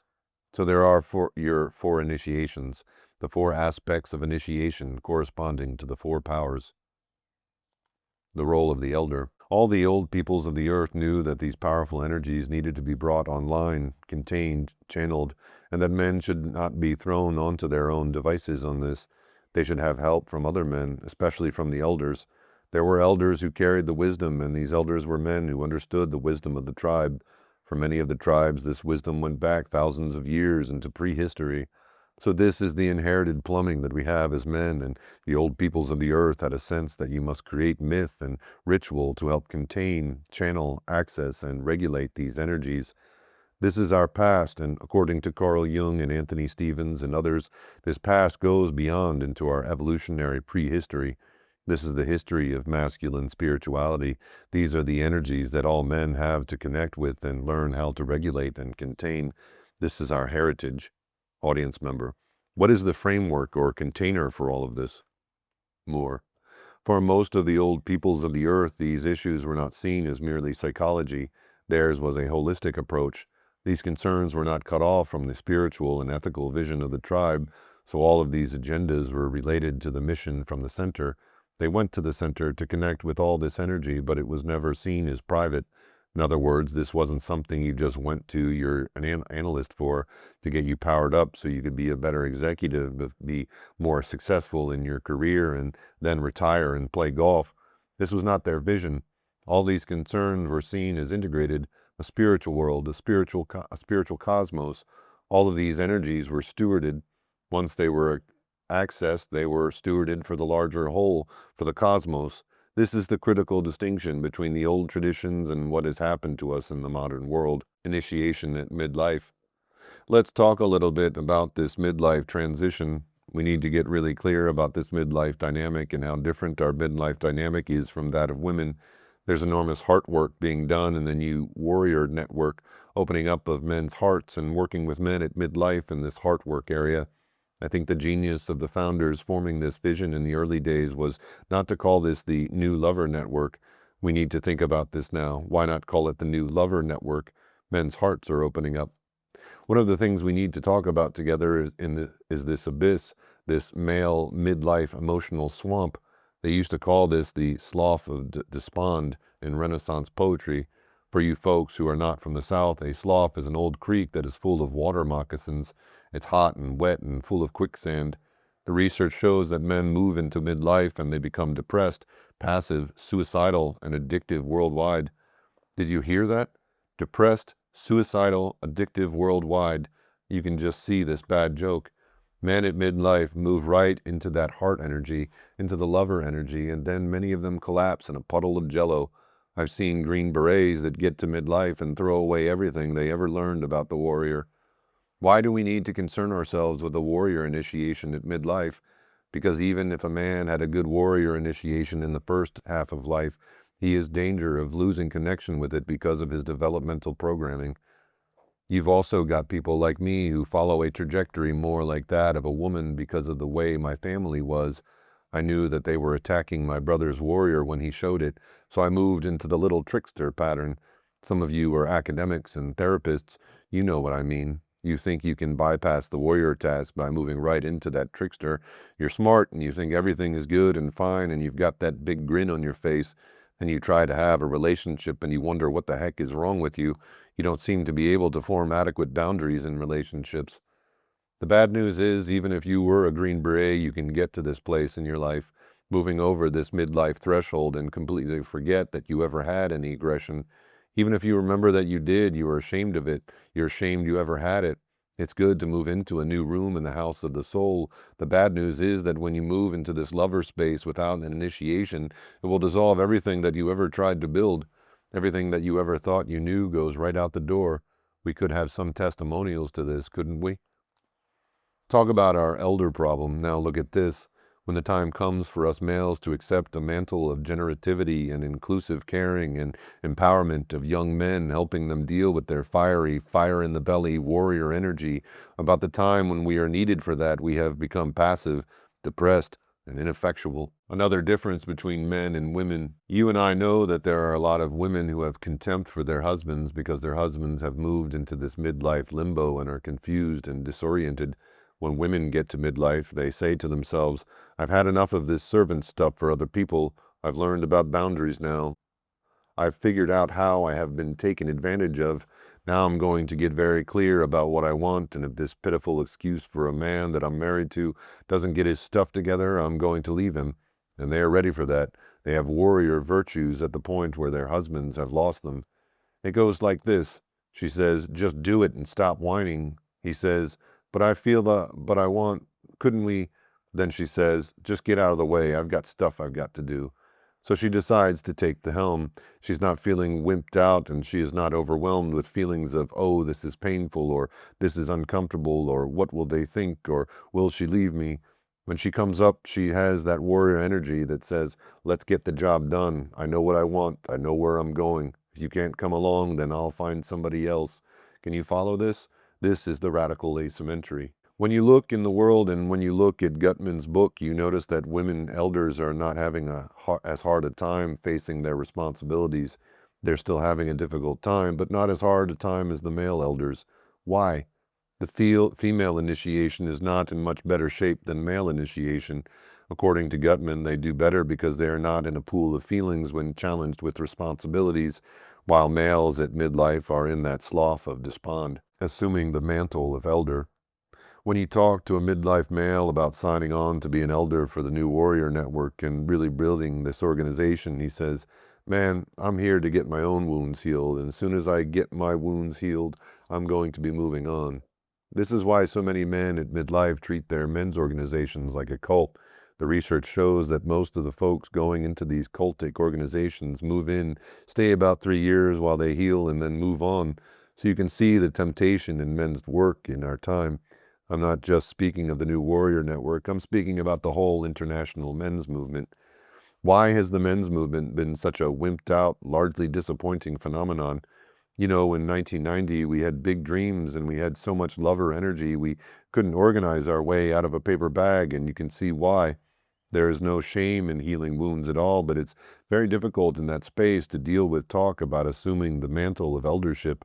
It is very difficult for men in the process of being healed to think about containing it for other men following them, and also creating space, tradition, and institutional resources for young men who haven't even come to midlife yet. This is the challenge. This is the difficulty. You see that asymmetry here. It is not the same for women and for men. Consider how this dynamic gets behind the situation we find ourselves in terms of masculine spirituality on our planet, in terms of the situation in our cities, in terms of our building prisons. Why are we building prisons? It is all related to this, the challenge of a global brotherhood. Forces of chaos in the world. I want to talk just a little bit about what time it is. We've looked at the evolutionary plumbing. Now I want to talk about where we are. And then I want to talk about why I wanted to come and speak to the leaders of this organization. First, a little bit about the situation we're in. Here I feel a bit like Winston Churchill must have felt back in the summer of 1940, knowing Hitler wanted to invade Britain by the end of the year. I've studied his life and often wondered what it was like for him to give those famous speeches. If you haven't heard them, you ought to listen to some of them. He had to counter a kind of passivity and hopelessness that threatened to overwhelm the whole Western world. For example, right after Dunkirk, he addressed Parliament on June 4th, 1940, to explain that his resolve to keep on fighting was based on serious grounds and was no mere despairing effort. Listen to a sample of his energy. Even though large tracts of Europe have fallen into the grip of the Gestapo, we shall not flag or fail. We shall go on to the end. We shall fight in France. We shall fight in the seas and oceans. We shall fight in the air. We shall defend our island, whatever the cost may be. We shall fight on the beaches. We shall fight on the landing grounds. We shall fight in the fields and in the streets. We shall fight in the hills. We shall never surrender. Speeches like this were probably the most important of his life, trying to get people to figure out what time it was in Europe in 1940. That is why I feel that my discussion with you tonight is so important. I may never make another presentation that is more important than this one, not just in terms of the presentation itself, but in terms of the importance of the topic and the possibilities that are here in this group of men. I love to study World War II, to learn about leadership and command. I think the summer of 1942 was the most critical period in the struggle of the Second World War. The Allied powers were still very weak. They were unprepared. They were unorganized. They didn't have their leadership lined up. They didn't have their resources lined up. They didn't know what they were going to do. It was a desperate situation. Those of you who know about this, think back with me to the summer of 1942. The ovens were going into full speed in the concentration camps. The high-tech German war machine was humming. Hitler's panzer divisions were having a field day. On the Eastern Front, the Russian armies were in retreat. In North Africa, Rommel's army was sweeping toward Egypt. On the Western Front, the Luftwaffe was still a terrifying force, and German submarines were daily sinking Allied ships all the way to the Gulf of Mexico. In the Asian theater, a handful of Allied soldiers in various places were being chewed to bits by an incredibly sophisticated war machine run by a regressive form of masculine spirituality. Both fronts were being run by demonic, racist, tribal, masculine spiritualities in high key. If we had time, we could talk about the men who started collecting themselves a little bit, talking to each other, starting to figure out what to do about the situation, starting to think about what they needed to do to get off the defensive and onto the offensive. We could talk about Operation Torch, which was a first strike led at their underbelly by General George S. Patton, Jr., or St. George, as I call him. This was the beginning of change in the direction of the war. Our time today is more subtle, but the forces of chaos and destruction on our planet are far greater now than they were in 1940 or 1942, and most people are in massive denial about it. The deculturization of the world. Some months ago, the Atlantic Monthly ran an article about the deculturization of the world. We have a new form of chaos on the planet now that has never been seen before. It's a form of chaos that comes not when the culture has the wrong leaders in its places of eldership and a change is needed, but a new form of chaos where the whole system of elders has collapsed and the culture is falling apart and dissolving into the chaos. You see it in Somalia, and you see it increasingly in places on the earth. Another article has just come out in the Atlantic Monthly, focusing more on our cities and about the emerging chaos in our cities, the enormous increase in violent crime and murder, especially among our young males. This agrees perfectly with Gutman's research. We are seeing all over the planet a new thing that is more horrible than the Nazi and Japanese war machines ever thought about being. After the war, we put teams of people in Japan under Douglas MacArthur to inject democratic institutions into their systems. We did the same thing in Germany and Italy, but recent events of terrorism and ethnic violence show how easily that structure could dissolve between our fingers, the structure that is needed to hold things together or to create any institutional change. Our uninitiated warriors, our monster boy warriors running the gun trade in the world, are making it easy for 10-year-old boys to have AK-47s and M16s all over the planet. Monster boy gangs are increasingly dominating community after community, city after city all over the world, not just in America. I wish it was only our problem, but it's not. Boys, uneldered boys, uninitiated boys, abandoned by their uninitiated fathers and uncles, are terrorizing people in New Guinea, in South America, in El Salvador, as if the people of El Salvador haven't had enough misery. Now we are exporting our LA gangs to San Salvador. The gang boys of San Salvador are being educated by Made in America monster boys. The lack of masculine initiation. Gentlemen, the time is late. This is a desperate situation, and we have to look around and see what's being done about it. Look around at your mayors and your governors and your Congress and your Justice Department and listen for anybody who is going to step up and name the role of masculine initiation for the lack of it in this worldwide phenomenon. You're going to listen a long time before you hear anybody talking about this who knows what's going on. This body of men here, because of their experience, have ways to understand what's going on. But it's amazing to me. I look and listen to a lot of would-be leaders in a lot of walks of life, and it's amazing to me how few have any clue that it's not merely economics, it's not merely education, it's not merely any particular social location or television show or rap song. No, these problems result from our lack of a system of masculine initiation and eldership. Gutman's book says in every indigenous culture, the older men bonded together as peace chiefs. They bonded with the young men to help them understand what all that aggression is for. But look at this now. In our culture, our older men are declaring moral bankruptcy in these matters. I don't think it has to be this way. Look at your organization. You have some men who are functioning effectively as elders. They're full of that generative power, that king energy that has taken them so long to develop. I would say 55 is the earliest it can come into its fullness. They have not forgotten what it is to use a sword, and they are not sociopathic tricksters. They have a sense of what knowledge is for, they have some wisdom for healing, and they are willing to steward it. Their hearts have been opened up. They are not the same sadistic young guys they might have been at one time. They have been able to look their own sadism in the eye and been able to change. They are not white knights anymore. They know they are not pure. They are not red knights anymore either, for they know they are not so righteous that they have been violent.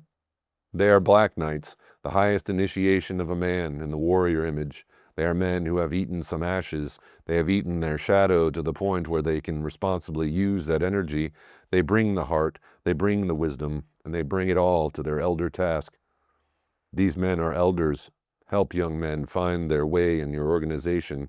I'll come back to the promise of your organization in a moment, but let me continue with my point. The disappearance of elders. Gutman says that elders are disappearing all over the planet. The same men that used to carry the responsibilities of the elder are now alcoholic or thinking about suicide, or they are in major depressions, or they are on golf courses, or all of the above. When these men abandon these young males, we get what we have now. In other words, this stuff makes sense. All these pundits in our society are trying to figure out what is going on and why, but they avoid the one key factor. It is clear what is going on and why. No longer do we have a problem about figuring it out. We have all these people in leadership positions in every walk of life, especially those involved with the legal system, criminology, and the political life, who are trying to explain the situation without any reference to male initiation or maturation. It is impossible. It cannot be done. You cannot even identify the problem without looking at male initiation, much less fix it. So what time is it? It is time when men have abdicated their responsibilities as elders wholesale. We have all these self-righteous men all over the country who want to put all these young boys in prison forever and throw away the keys because they are criminals and cannot be helped. This is the situation we face, so-called grown men who will not face their own shadows. They will not face their own abdication.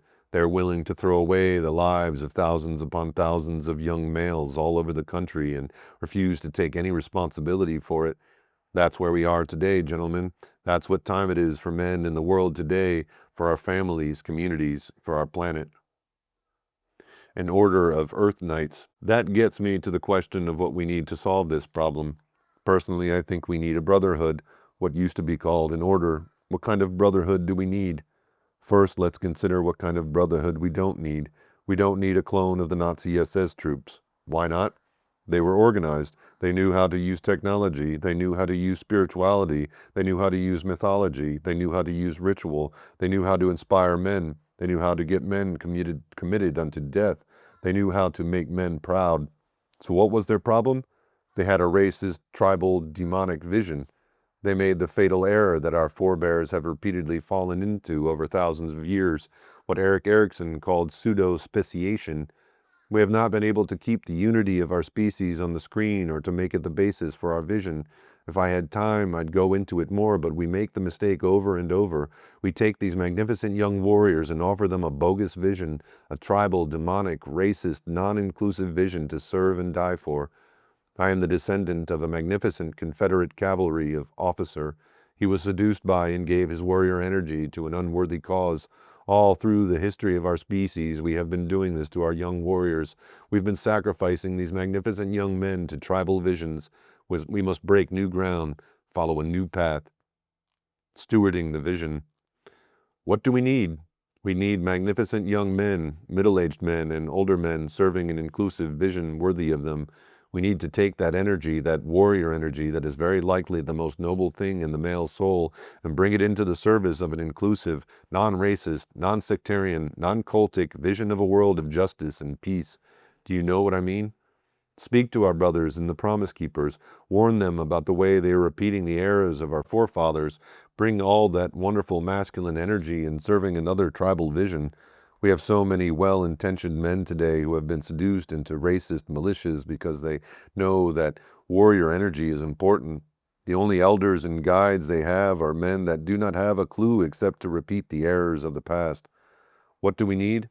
We need a group of people to bring forth a vision worthy of all of these magnificent young men, red and yellow, black and white. We need to have that vision lifted up, but we don't need just to put out a vision. We need more than just a vision. We need an order, a brotherhood that is willing to do what is necessary to steward that vision and to provide the containment that is necessary for initiation into such a comprehensive vision of manhood. We don't need an organization that simply provides a place for men to go through their midlife crisis and leave. We need an organization that will take a young man and power him up and introduce him to how magnificent he is. We need an organization that will surround a man with other men that love him when he hits that white water at about age 40. That will help him understand what is happening to him, that will try to keep him from hitting the rocks, but if he does, will love him and pull him back. We need an organization that will be there for a man when he gets into his 50s and 60s and starts running into some health problems, one that will help him understand the many ways he is still strong, maybe even stronger than when he was younger and physically strong. We need an organization that would love a man when he is dying and be there for him while he is dying. We need an organization that a man can know will carry on after his death the work he was committed to. We need an organization that will help the man's family bury him and then be there to offer guidance to his children. This is an intergenerational vision. Is it new? No. This is the way men used to do it. This is the way it used to be done in the tribes. What is different about now? What is new? Horses of power. I've been looking around now for several years, especially since about 1987 when I first began really looking at all the evil in the world and trying to face up to it. I've been looking around for horses of power that the men of the world might ride. But you know what? I hate to tell you this, but there are not very many of them out there. I like to say to your members that I get to see in Chicago, I wish you guys had more competition. The news is that, unfortunately, you don't have very much competition. I look at you and I see the possibilities, but I have a question in my mind about this. I've listened to you guys when you talk about being warriors and you talk about being new warriors. What is new about the new warriors? The old warriors were tribal warriors. They were courageous, they were magnificent, and they were glorious. But they were fighting for tribal visions that were not as large as the human species. When I look around at the new warriors, I see something interesting here. New warriors don't exclude people because of different spiritual traditions. In fact, they welcome them. New warriors don't exclude men because they come from different races. In fact, they are trying to reach out their arms and become much more inclusive racially as a movement. In my city of Chicago, a lot of people talk a good game, but do you know who is trying to step up to the plate and work with young black men in Hales Franciscan High School?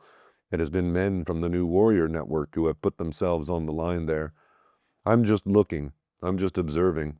Don't blame me if I look at you guys and see a group of men who know how important masculine initiation is, who know what happens to men when they don't get it, who are doing their best to be inclusive across economic class, across religions, across races. This is new. This is a new kind of warrior. I said that we need an order. Forrest Craver likes to talk about the need for an order of earth. An order is an organization of the kind we have been talking about, committed to provide containment and whatever is necessary to get this job done. An order is something that men develop in allegiance to for the long haul, not just for 3 years. To become part of an order is a lifelong commitment. Are you the one? Do you remember the gospel story where disciples come from John the Baptist who is in prison and ask Jesus, "Are you the one who is come, or should we look for another?" To be honest with you, what I have to say to you this weekend is this. We are in deep trouble, gentlemen, and I wish there were a lot of other organizations to talk to. If there were, I would go talk to them because I am worried about this. I have not been blessed with any children. If anything, that has made me more concerned about yours. If we do not create something like an order of earth, we do not have a snowball's chance in hell. If we do not find one, we still might not make it, but we would at least have a fighting chance, and we could give them hell for a while. I wrote about this vision of an Earth Night network in my book, The Warrior Within. My question is very simple. Are you the order that we long for, or should we look for another? Are you the inclusive order, the non-racist order, the non-classist order, the non-sexist order, the committed order that we are looking for? If you don't believe we long for it, just go to the movies. They make movies about these longings all the time. Recently, I sent a packet of stuff to Steven Seagal with a little challenge. I sent it through one of my martial arts brothers. The message went something like this. You play a good Earth Knight in the movies, but are you interested in really being one? I never heard from him. Maybe I still will, but folks, this is the issue. You do fantastic work. I've analyzed a lot of men who have benefited greatly from your work. I have worked with men for years who have been locked up in themselves in their old anal ways. They were not able to get free no matter how much work they did. I have seen them go to a New Warrior weekend and have them break out. So I have seen the redemptive power of your work in healing. If you never did anything else but continue the kind of work you are doing right now, you would be a success and people would be grateful to you. But I want to raise to you the question, is it possible that you have an even wider mission? Could it be that in the 25th century, some elder is going to be telling a story like this to a group of children? It came to pass in the later years of the 20th century that a small band of men of different races from different walks of life woke up, looked around, and saw what time it was. They saw how desperate the situation was and how bad the odds were that they could do the work that needed to be done, but they nevertheless said yes to the challenge. Children, though we cannot remember their names, we are eternally grateful to them.